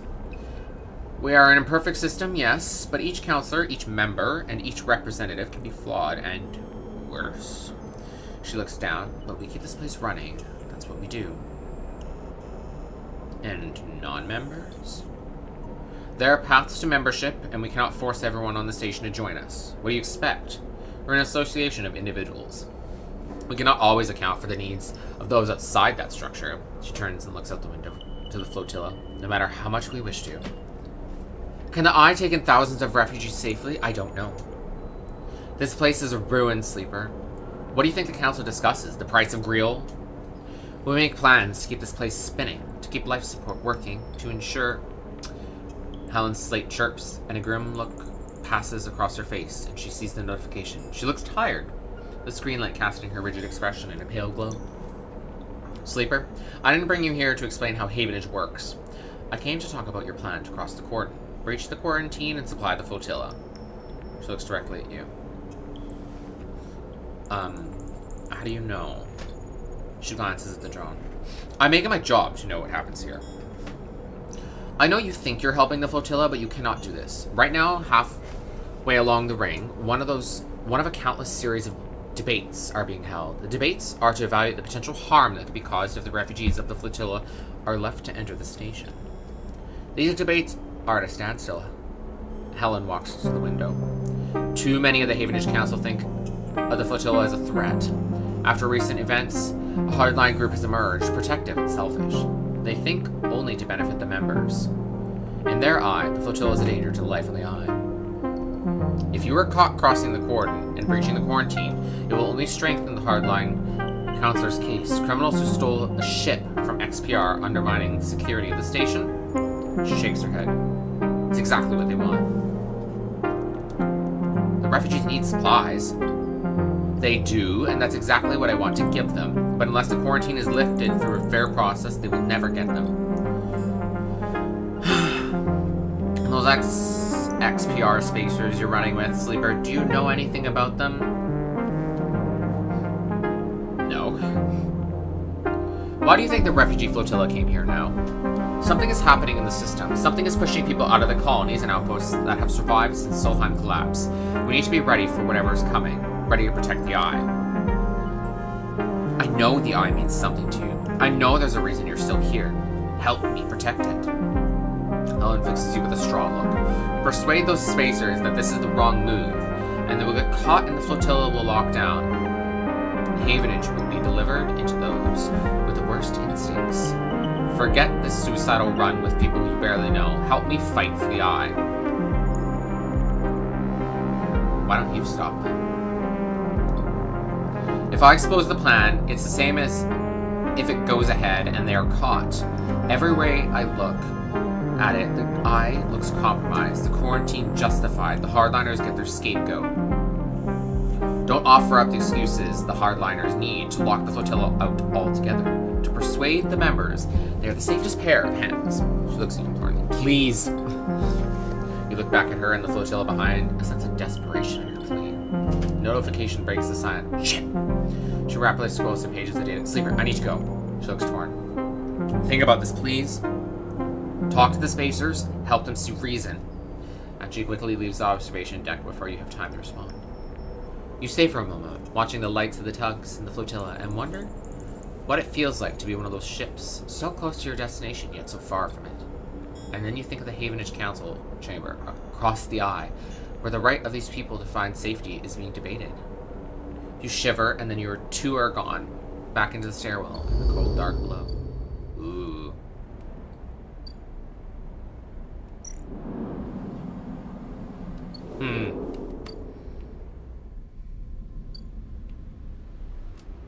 Ooh, now She's also an elected official. Like, what do I have the right to interfere? Like, they need supplies, but, like... I wish she gave me more information. Let's work on this. Ah!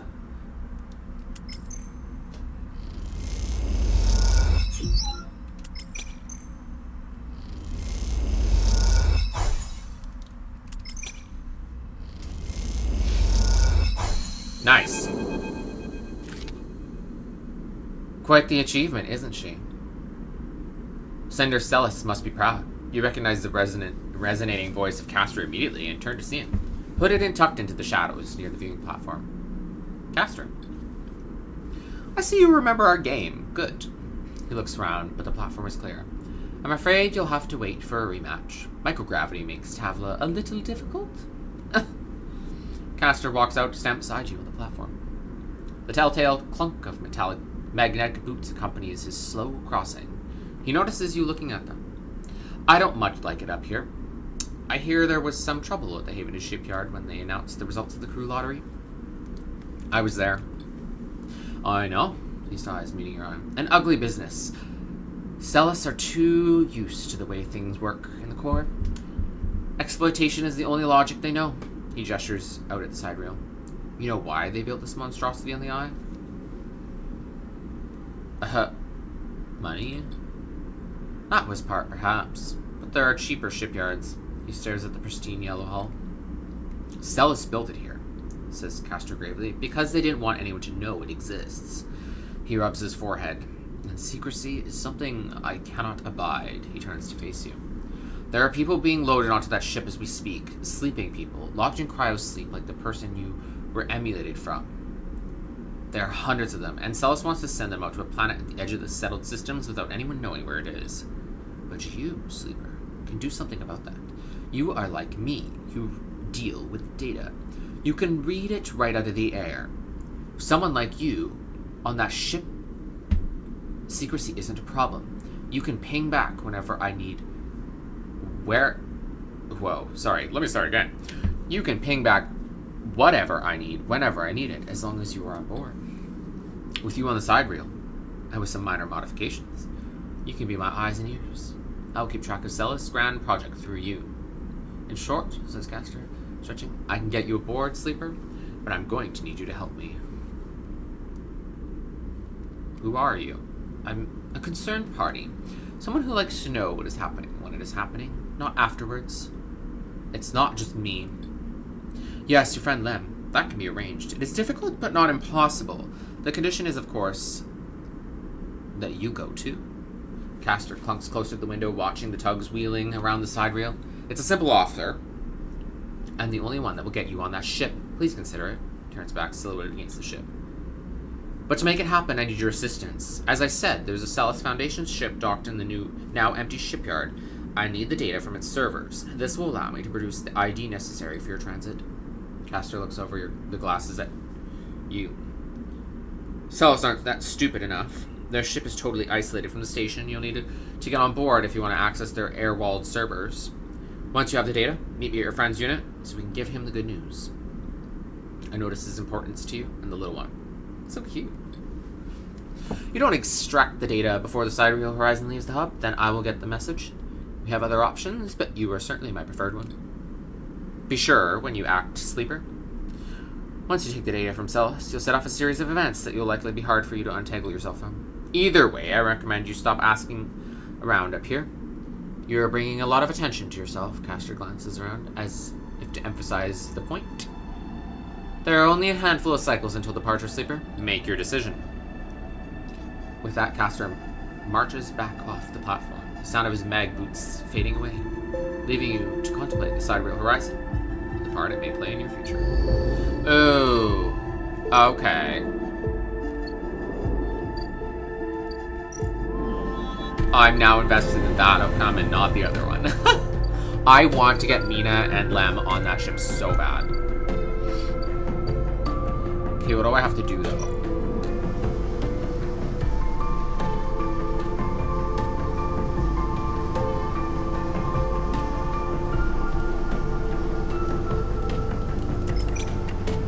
That's not a good option. Okay.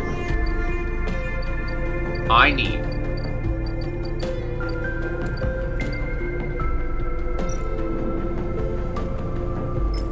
I'm gonna do that.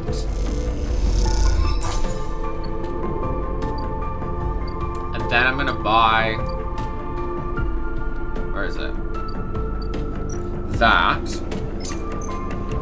So we can have 5 dice. And then let's fuel up.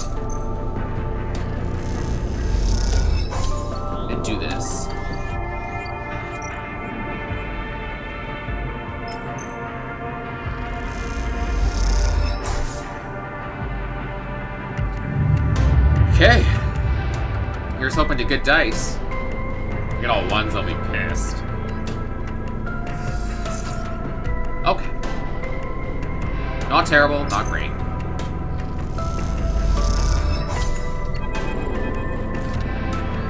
Sleeper. Beak is waiting for you when you leave. They look different, pale, drawn out. You each got up to the bar now. Let me direct. What's happened? Not here. Come to the ship. We'll be waiting. Peak walks away. Don't take long. And with that, they disappear around the corner, leaving you anxious and confused. Right, well, gotta do the other thing first. 100% positive.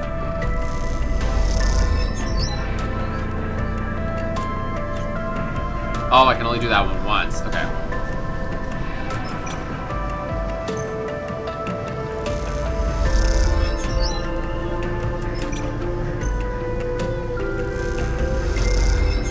Perfect.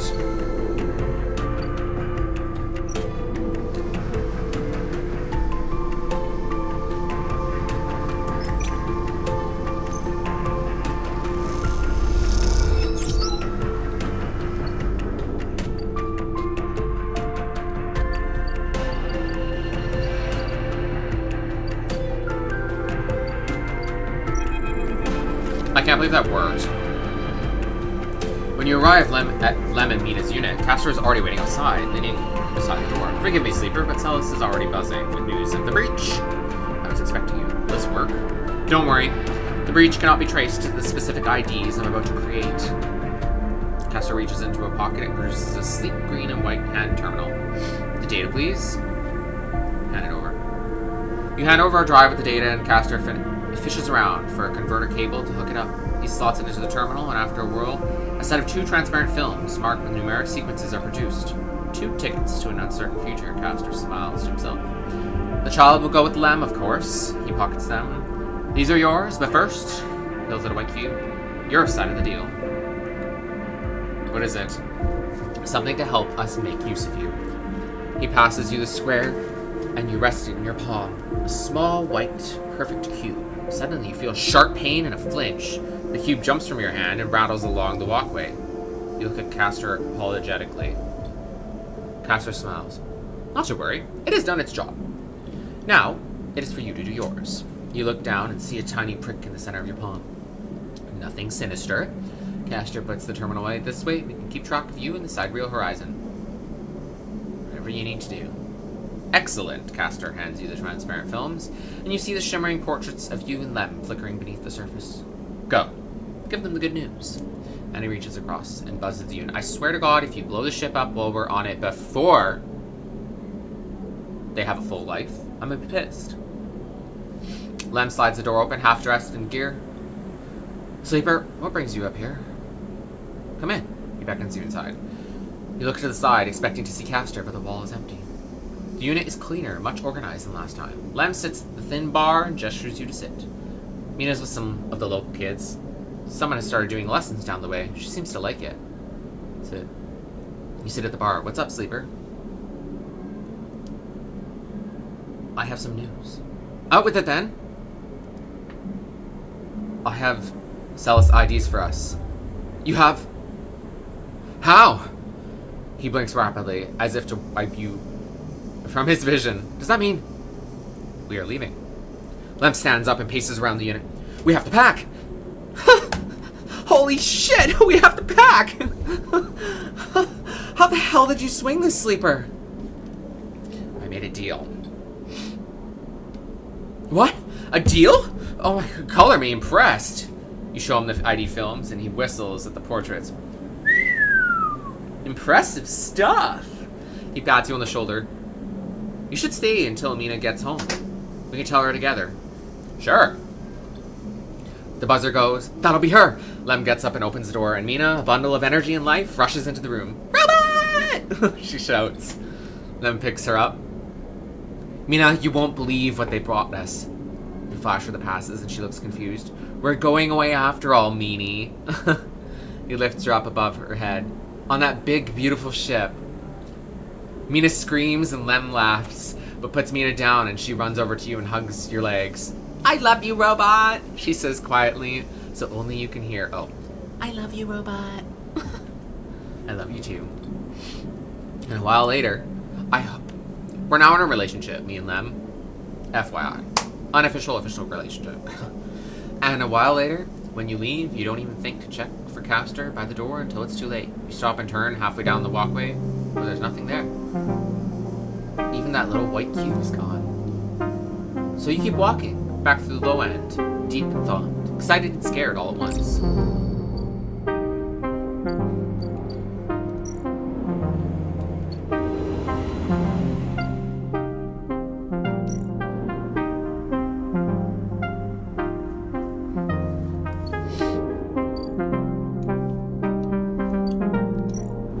So, can I just go to sleep without going to see them?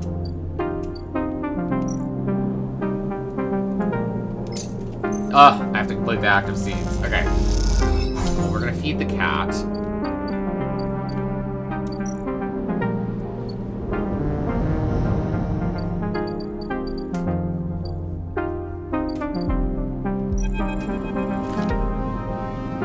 As you walk into Climbing Briar's cavernous bay, now filled with crates and containers, Esh is waiting for you. Let's see this. This is a flashback. In front of her, sliced open, with its inside scattered across the top of the heavy-duty crate, is an object you recognize. Helen's drone. You freeze. Come in quick.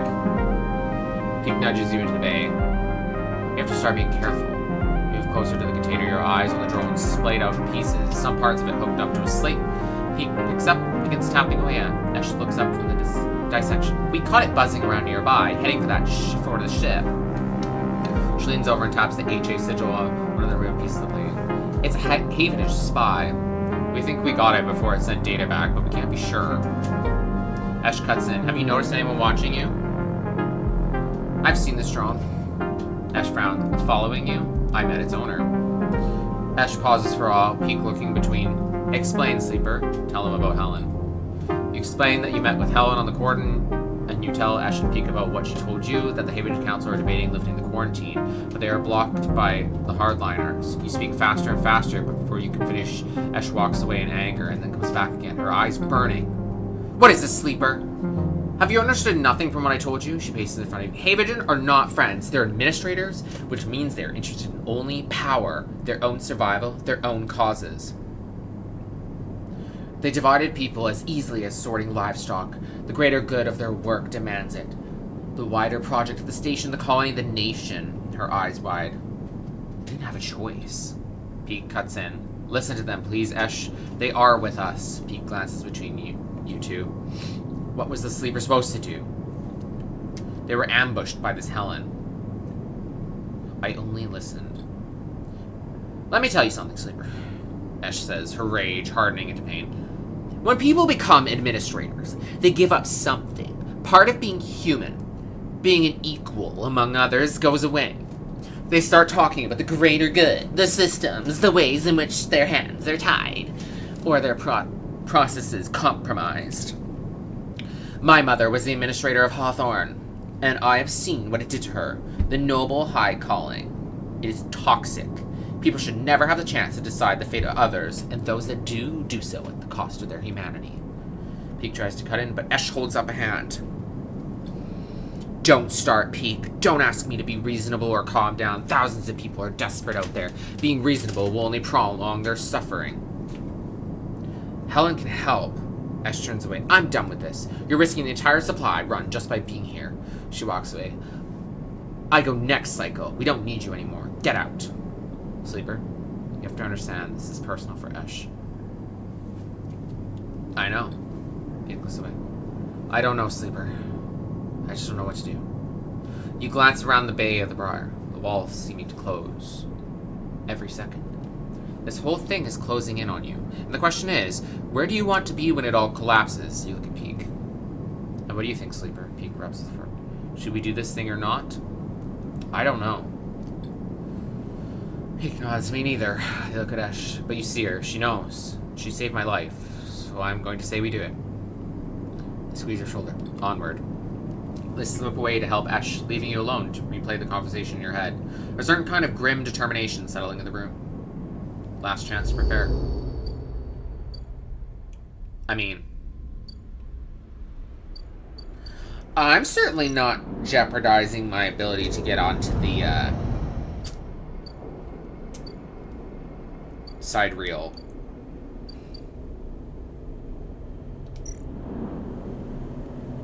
I'm gonna, can I take the stray with me?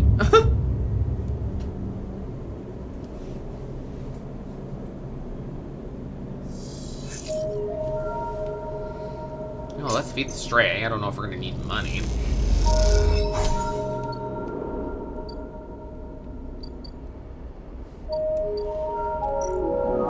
Can I do anything?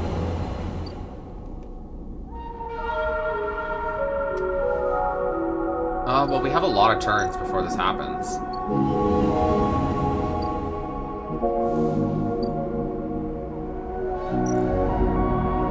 There's so many, like, side stories that haven't been closed up.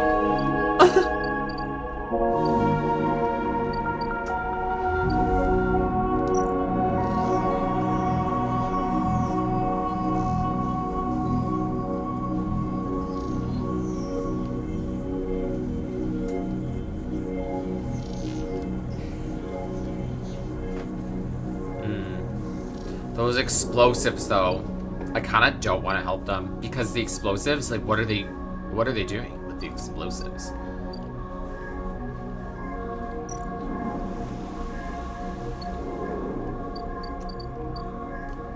Let's see if we can do the mushrooms before we go, because then we'll at least get to close that loop. I need 3.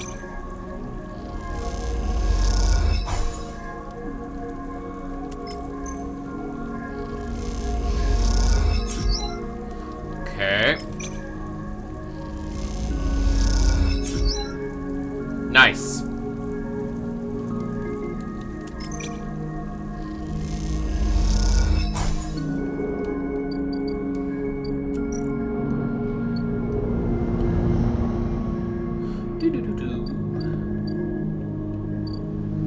I'm already tracked, so let's do. So I'm not really worried about like having another tracker on me, right? Where am I going? Oh yeah. Let's get that old recipe.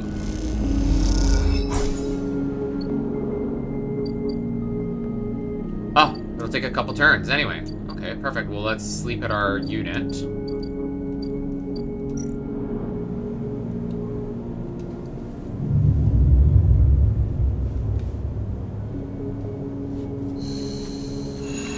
They're going. And I'm not going to be part of it.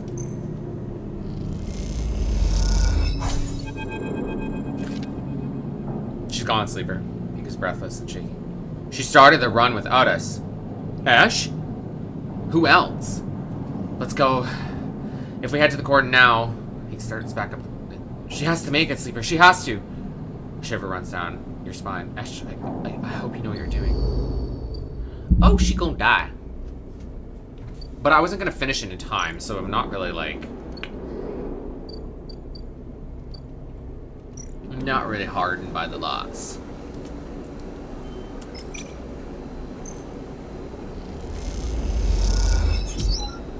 Okay.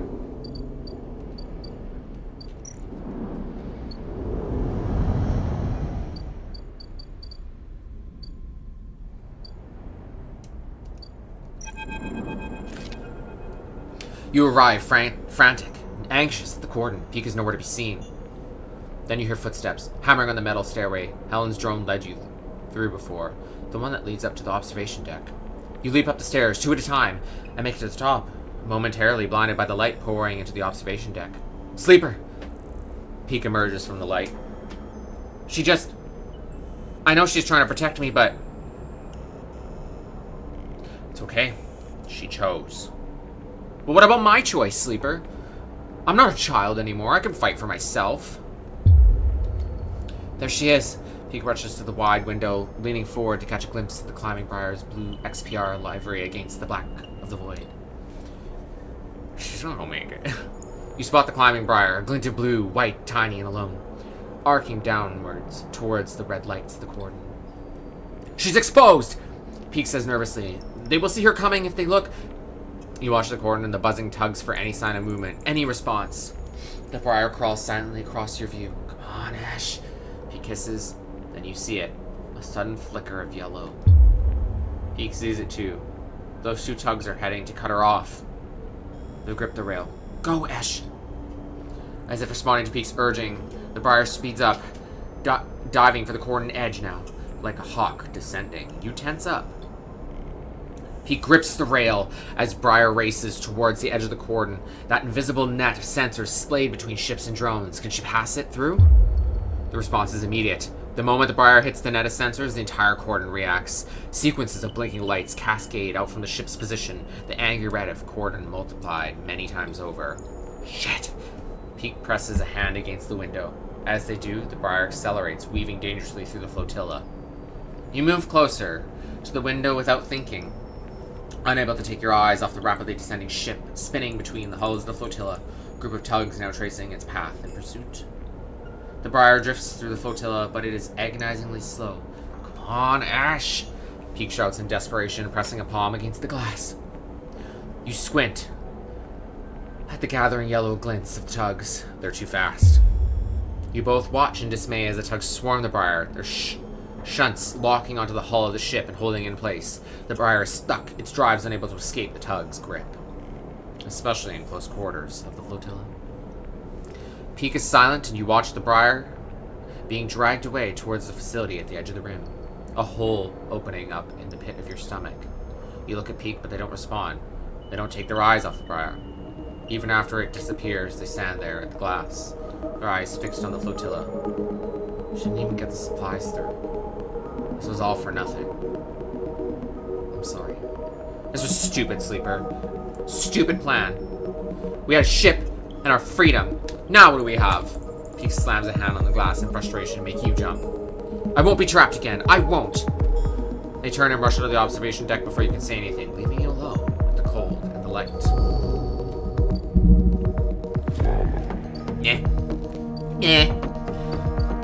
What's she gonna do? Blow something up? Acts of terrorism? I don't know. We actually don't know what she was gonna use the explosives for, but why have them? I don't know. Maybe a last resort?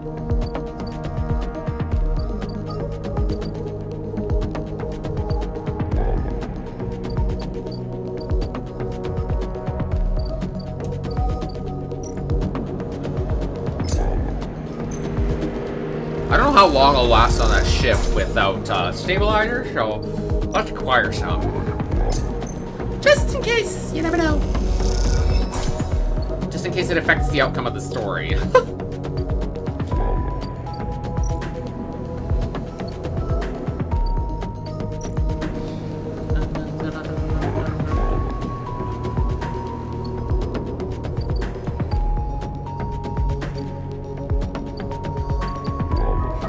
Let's see if we can make some money before we leave too, just in case we need that as well.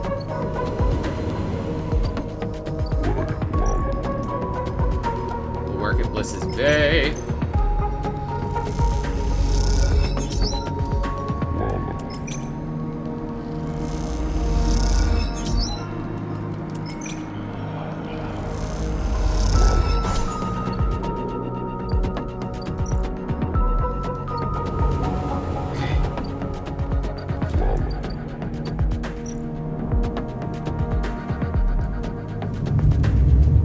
Nice.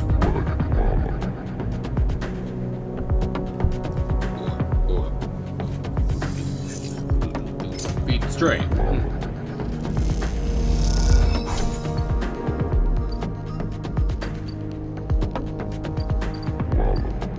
One more turn for that. To send the car. Work some more.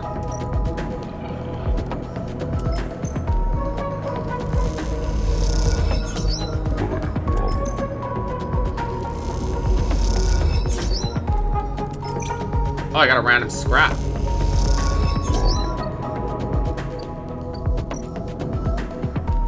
Okay, we got 183.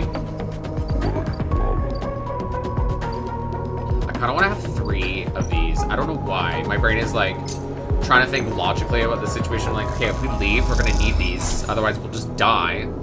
And then Mina will be sad. Or we'll need money to buy some.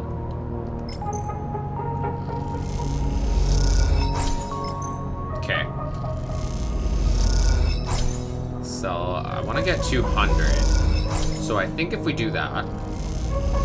We have so many of these. 4 more.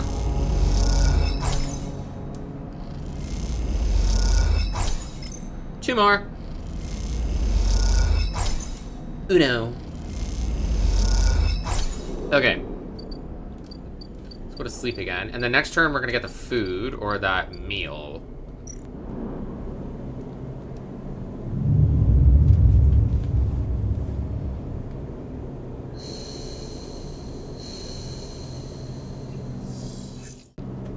All right. Ooh, wait, what does that say? Starving. Oh yeah, we're starving. Okay. Oh, but we're getting a meal from Emphas. Emphas is preparing the grilled crabs. He has had to heavily adapt this recipe, he says, but the smell is already incredible. It emanates from a strange purplish white bulb you have never seen before. And he's slicing it finely. He brushes and slices the mushrooms and then places them in the wok with the sliced bulb and the oil. They caramelize there in that well-worn crucible. He adds liquids, transparent and opaque, and then turns down the heat. A sprinkle of leaves is the final touch. We have a moment, sleeper. Do you have a story? Something in the scent of the food gives you a feeling of nostalgia, something distant and melancholic. It seems like the story should match that feeling somehow. Maybe you'll feel better for telling it. Recall your oldest memories.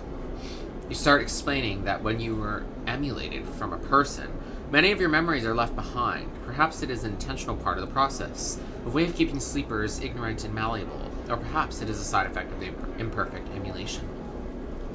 You admit that you really don't know. What you do know is that some of the memories survive, and that on occasion they come back to you, like shadows that pass overhead. You detail one recurring memory which, despite returning to you with enough regularity for you to think it familiar, always fades as quickly as it arrives. You struggle to explain the feeling of being whole for a moment that comes with this memory, and then how that wholeness slips away to you feeling like you have forgotten something important, but just can't bring it to mind. Emphas nods throughout, cooking as he does, with deft and skillful movements. You start to trail off, and when you realize you can't find the words to explain how the memories you do have feel like both yours and someone else's at the same time. How that always fills you with certain sadness. The sadness of remaining forever unknown, even to yourself. Emphas finishes cooking and meets your eye. I'm sorry, sleeper, for your troubles. He puts the wok to one side. I appreciate you sharing with me, he smiles. I hope it lightens you a little. He passes you a bowl and heaps the grills into it, their yellow color mixing with the pale sauce and whirls and blooms. Eat. The dish is delicious, filling, and it warms you as you eat in a way you weren't even sure your body could be warmed. It is a small mercy, you think, that SMR left you this pleasure. Many of the features of frames are there to simulate human experience. You know that much. Emulated minds cannot be rewired, so their need for embodied experience must be met.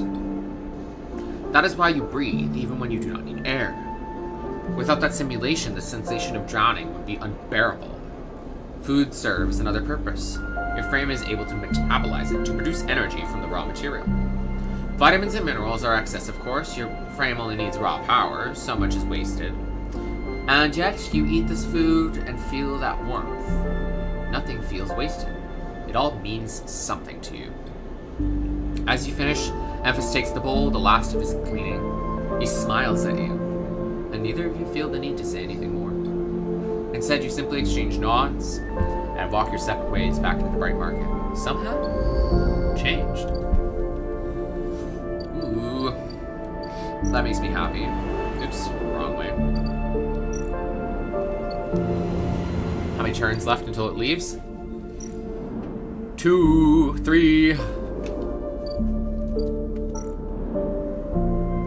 Ooh, I can make more money.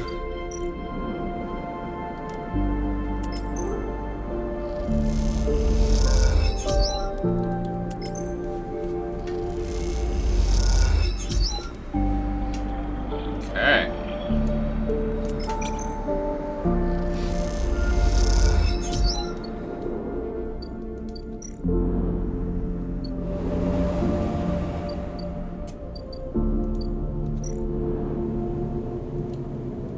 Oh, there's active scenes. Oh, God.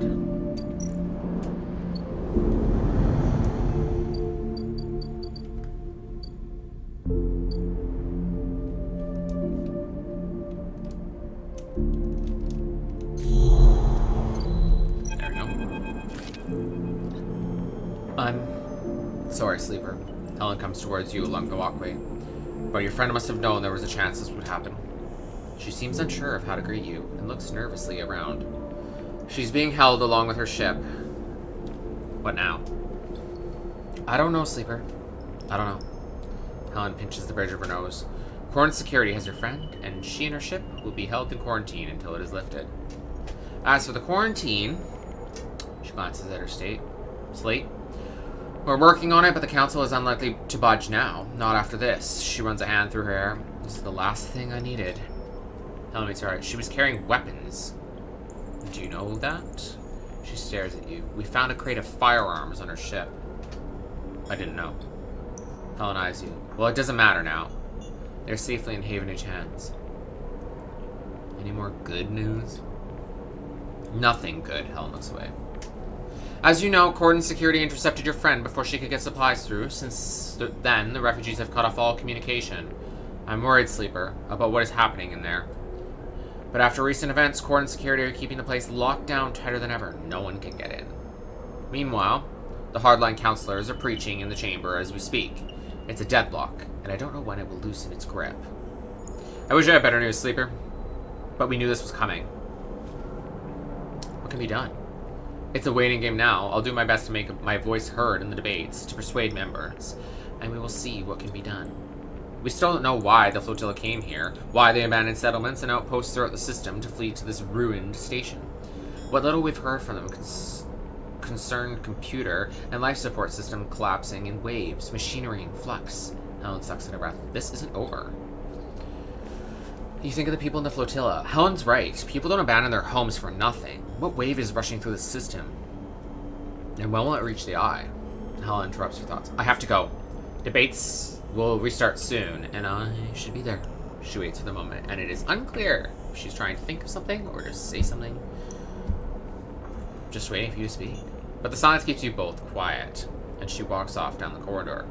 A nod, the only farewell she offers. You hope that speaking to her might ease the knot of worrying in your chest, but it remains there, reminding you of Esh, of the refugees, and of the wait ahead. What's done is done.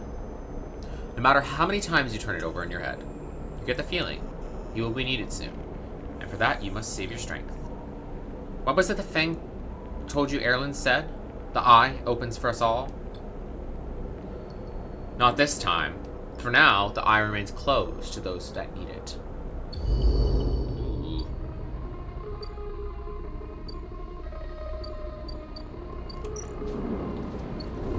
Okay, we got a lot of credits. And I'm excited! I don't know if I fed the stray, so we're gonna feed the stray.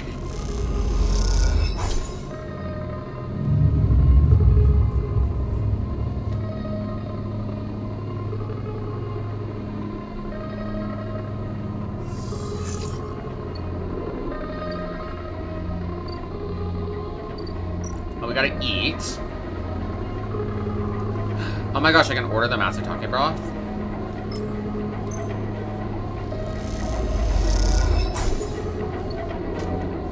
Oh, and he's gonna make that too? Oh, I don't have time to see it. I didn't know that there's more. Oh, come on. That's sad.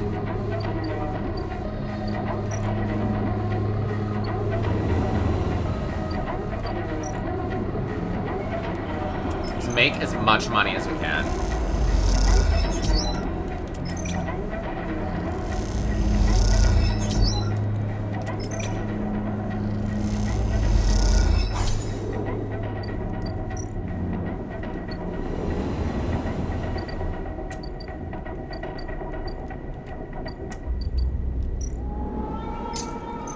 Let's buy another one of those. I don't know anything that happened to Sabine, to be honest. Oh yeah, because there's that whole sideline that we haven't been able to do yet. There's so much to do in this game, it's crazy. Let's keep this straight.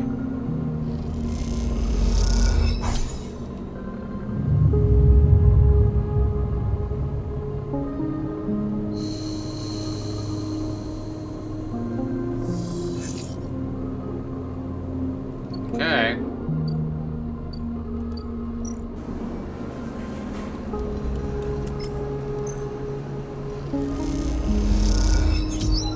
That's better.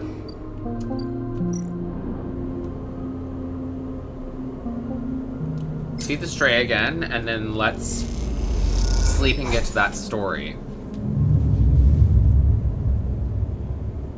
Because that should be the departure day.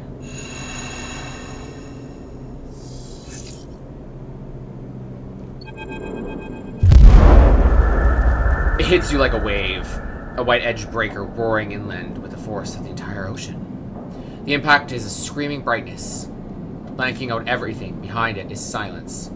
You float inside, suspended. No, you do not float. You are the silence. It has filled you up. It has emptied you out. You cease to exist. Time passes, though you do not feel it passing. Then something flickers in the silence, and then something moves. That something is you. You open your eyes to a metal ceiling of flickering lights. You feel the floor around you. Patting it with shaking hands, you assemble an image of yourself lying on the back of the corridor. You shake off the silence and sit up. What was that? You glance around, looking for a sign of some change. Damage on the walls, shouts in the distance, fire and fear. Nothing's changed. Silence sits around you like a fog. You try to think. Furrow your brow. How do you think again? It doesn't seem so easy anymore. You force the pathways to light up, the data banks to grant access. You feel like a fraction drive starting up before a long shutdown in a cold vacuum. In the silence.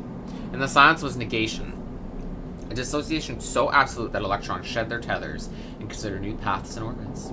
All things were possible, but none could be achieved. It was only a moment, but in that moment, time ceased to function. A memory image comes to you, one of the moments before the wave hit. You squint as you imagine it, trying to cohere its blurry form. A broken skeletal ring, the eye, and then a vast arc approaching it. A razor-edge white curve, the wave. The wave approaches the eye spins, turning each part to face the vast white edge. You recognize their skeletal dark cloud forms. The bright market, the low end, the greenway, and the wastes. Then, the wave hits just as the flotilla. The cordon turns to face it, and after that, everything is silent. You open your eyes again. That is the epicenter. But of what? I don't know. Let's get out of here before the station blows up. Let's leave. There's a crowd, but you spot Lem and Mina immediately as you enter the dock. They are waiting at the cordon, where Celis security are checking the crew in to board the ship. Those that manage to get up to the hub are crowded near the entrance, but even they know their chance of getting aboard has long gone. Lem! Lem spots you among the crowd. Sleeper! We're here! They are standing beside a bag which looks to carry all the possessions they have. It is small enough to be carried in one hand. You ready? Lem smiles nervously. Well, I guess so. He hefts the bag. I hope they'll let us take this aboard. Got our whole life in here. You hand over the Celis ID film to Lem, keeping your own. He turns it back and forth in the light. Where did your friend even get this anyway, Sleeper? Looks like my old Conway ID. You look... And a shimmering younger Lem stares out of the film. Harder and clean cut. I spoke to the guard here. He nods to the white and green-clad security officer. They'll be doing orientation and role assignment on board. Sounds like we're going to be working under the core crew. Kind of like an intern. He laughs. What do you think, Meanie? Are you too old to be an intern? Following Lem's lead, you inspect your ID. As you lift the film up, you see light. You see something strange, something that makes you flinch. The face printed on the film is one you recognize immediately, but it's not you. At least, it's not how you look now. You squint at this ghost, confused why you hadn't noticed this earlier. It's a picture you remember being taken, a memory that you didn't know you had. You remember signing the forms, the walk to the sleeper tanks, the cold metal floor. You remember the SM ARP employee who helped you in. Her smile, clean and surgical. You freeze in place, thinking of The you that still sleeps somewhere in some art facility. That won't wake until you're recovered and disposed of. And now you're leaving. Will they ever wake up? Sleeper? Lem interrupts your thoughts. These guys want us aboard. You stare at him without thinking, and the guard notices gesturing you to both come forward. You all kick off and float over to them, steadying yourself on the guardrail. You hang back, letting Lem present his ID film first. The guard slides it across the white machine, much like one Caster printed them from. You reflexively rub the puncture mark on your hand, even though there is no trace of it now. It seems to be your destiny to be someone else's tool. Lem and Mina are waved through, the guard smiling at her excited face. Lem turns back to check you are coming. The guard beckons you closer. Bored. You shake off your doubts and hand over your ID film. The guard barely looks at you as they pass it through the scanner and wave you through. A new life built from old things. You okay? Lem asks, concerned, as you catch up with them. You're so slow, robot, Mina teases, grabbing you with the small hands. I'm good. Lem nods, and you realize how much harder it must be for him to cross that threshold. Mina struggles in his arms, trying to get to you, and Lem relents, struggling with both the bag and his daughter. Mina tumbles through the microgravity and grabs onto your clothes for purchase, pulling herself into your arms. You all proceed up the walkway, the entrance to the docking bridge, yawning wide in above you. Are we family, robot? Mina asks you, moving, taking you by surprise. I guess so. Mina smiles and presses her head against your chest. Please bear your answer. You keep moving, up into the docking bridge, and along that thin, glass-walled connector. All the time, Mina's clutching onto you. The lack of gravity means you can't feel her weight, only the grip of her small hands on your clothes. You both stare wide-eyed at the vast hull of the sidereal horizon, and try to think of this huge machine as home. Later, when you settle in your bunk, after Mina has finished running back and forth between you and Lem with an endless and infectious excitement, you find yourself looking at your ID film once more.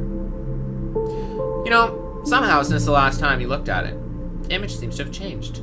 It is still a picture of the old you, that person that signed up to have their consciousness copied and placed in the ownership of SNR. Something else has crept into the image, an underlying sense of self-identification. This is also a picture of you, you know? The you that survived the eye, that made friends here, that found a way out, that escaped against all odds. The other you might never wake up. They might never live again, but so be it. They consigned you to a doom life for their own gain. Their life is yours now. You will live better than they ever could. You lie back on your bunk as the thrust of the sidereal's vast engines kick in. This feeling, this rumble, will be your constant companion for the next decades. It will be there when you work, when you watch Mina grow, when you dream of the planet at the end of the journey. It will stay with you when your body starts to fail, despite the best attempts of Lem and Mina, as the years stack up and exceeds the safe operating period by a decade. It will be the thing you wake up to in those rare moments of consciousness, between which Mina will help you in a frozen state in the hope of preserving you until your destination is reached. It will still be there when Mina wakes you, tears in her eyes to tell you of Lem's inevitable death, and it will not relent despite your desire for a moment of silence. It will be the final thing you hear as Mina shuts down all but the most vital of your functions and hopes beyond hope you make it to your final destination, all the while doubting that you will. But for now, in this moment of departure, it is still a new sound and a new feeling. And because of this is filled with the promise of the future. And so you settle back on your bunk, close your eyes, and in the moments you are sleeping a perfect, dreamless sleep, the most peaceful that you could ever remember.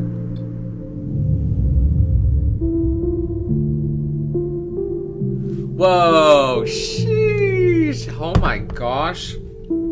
Okay, there are so many side quests that we didn't finish. I didn't think I would be into this game as much as I did. Like, I was like, ooh, this is cool. And then we got into it and I was like, oh my gosh, we gotta... Oh, I loved this game so much. It was so good.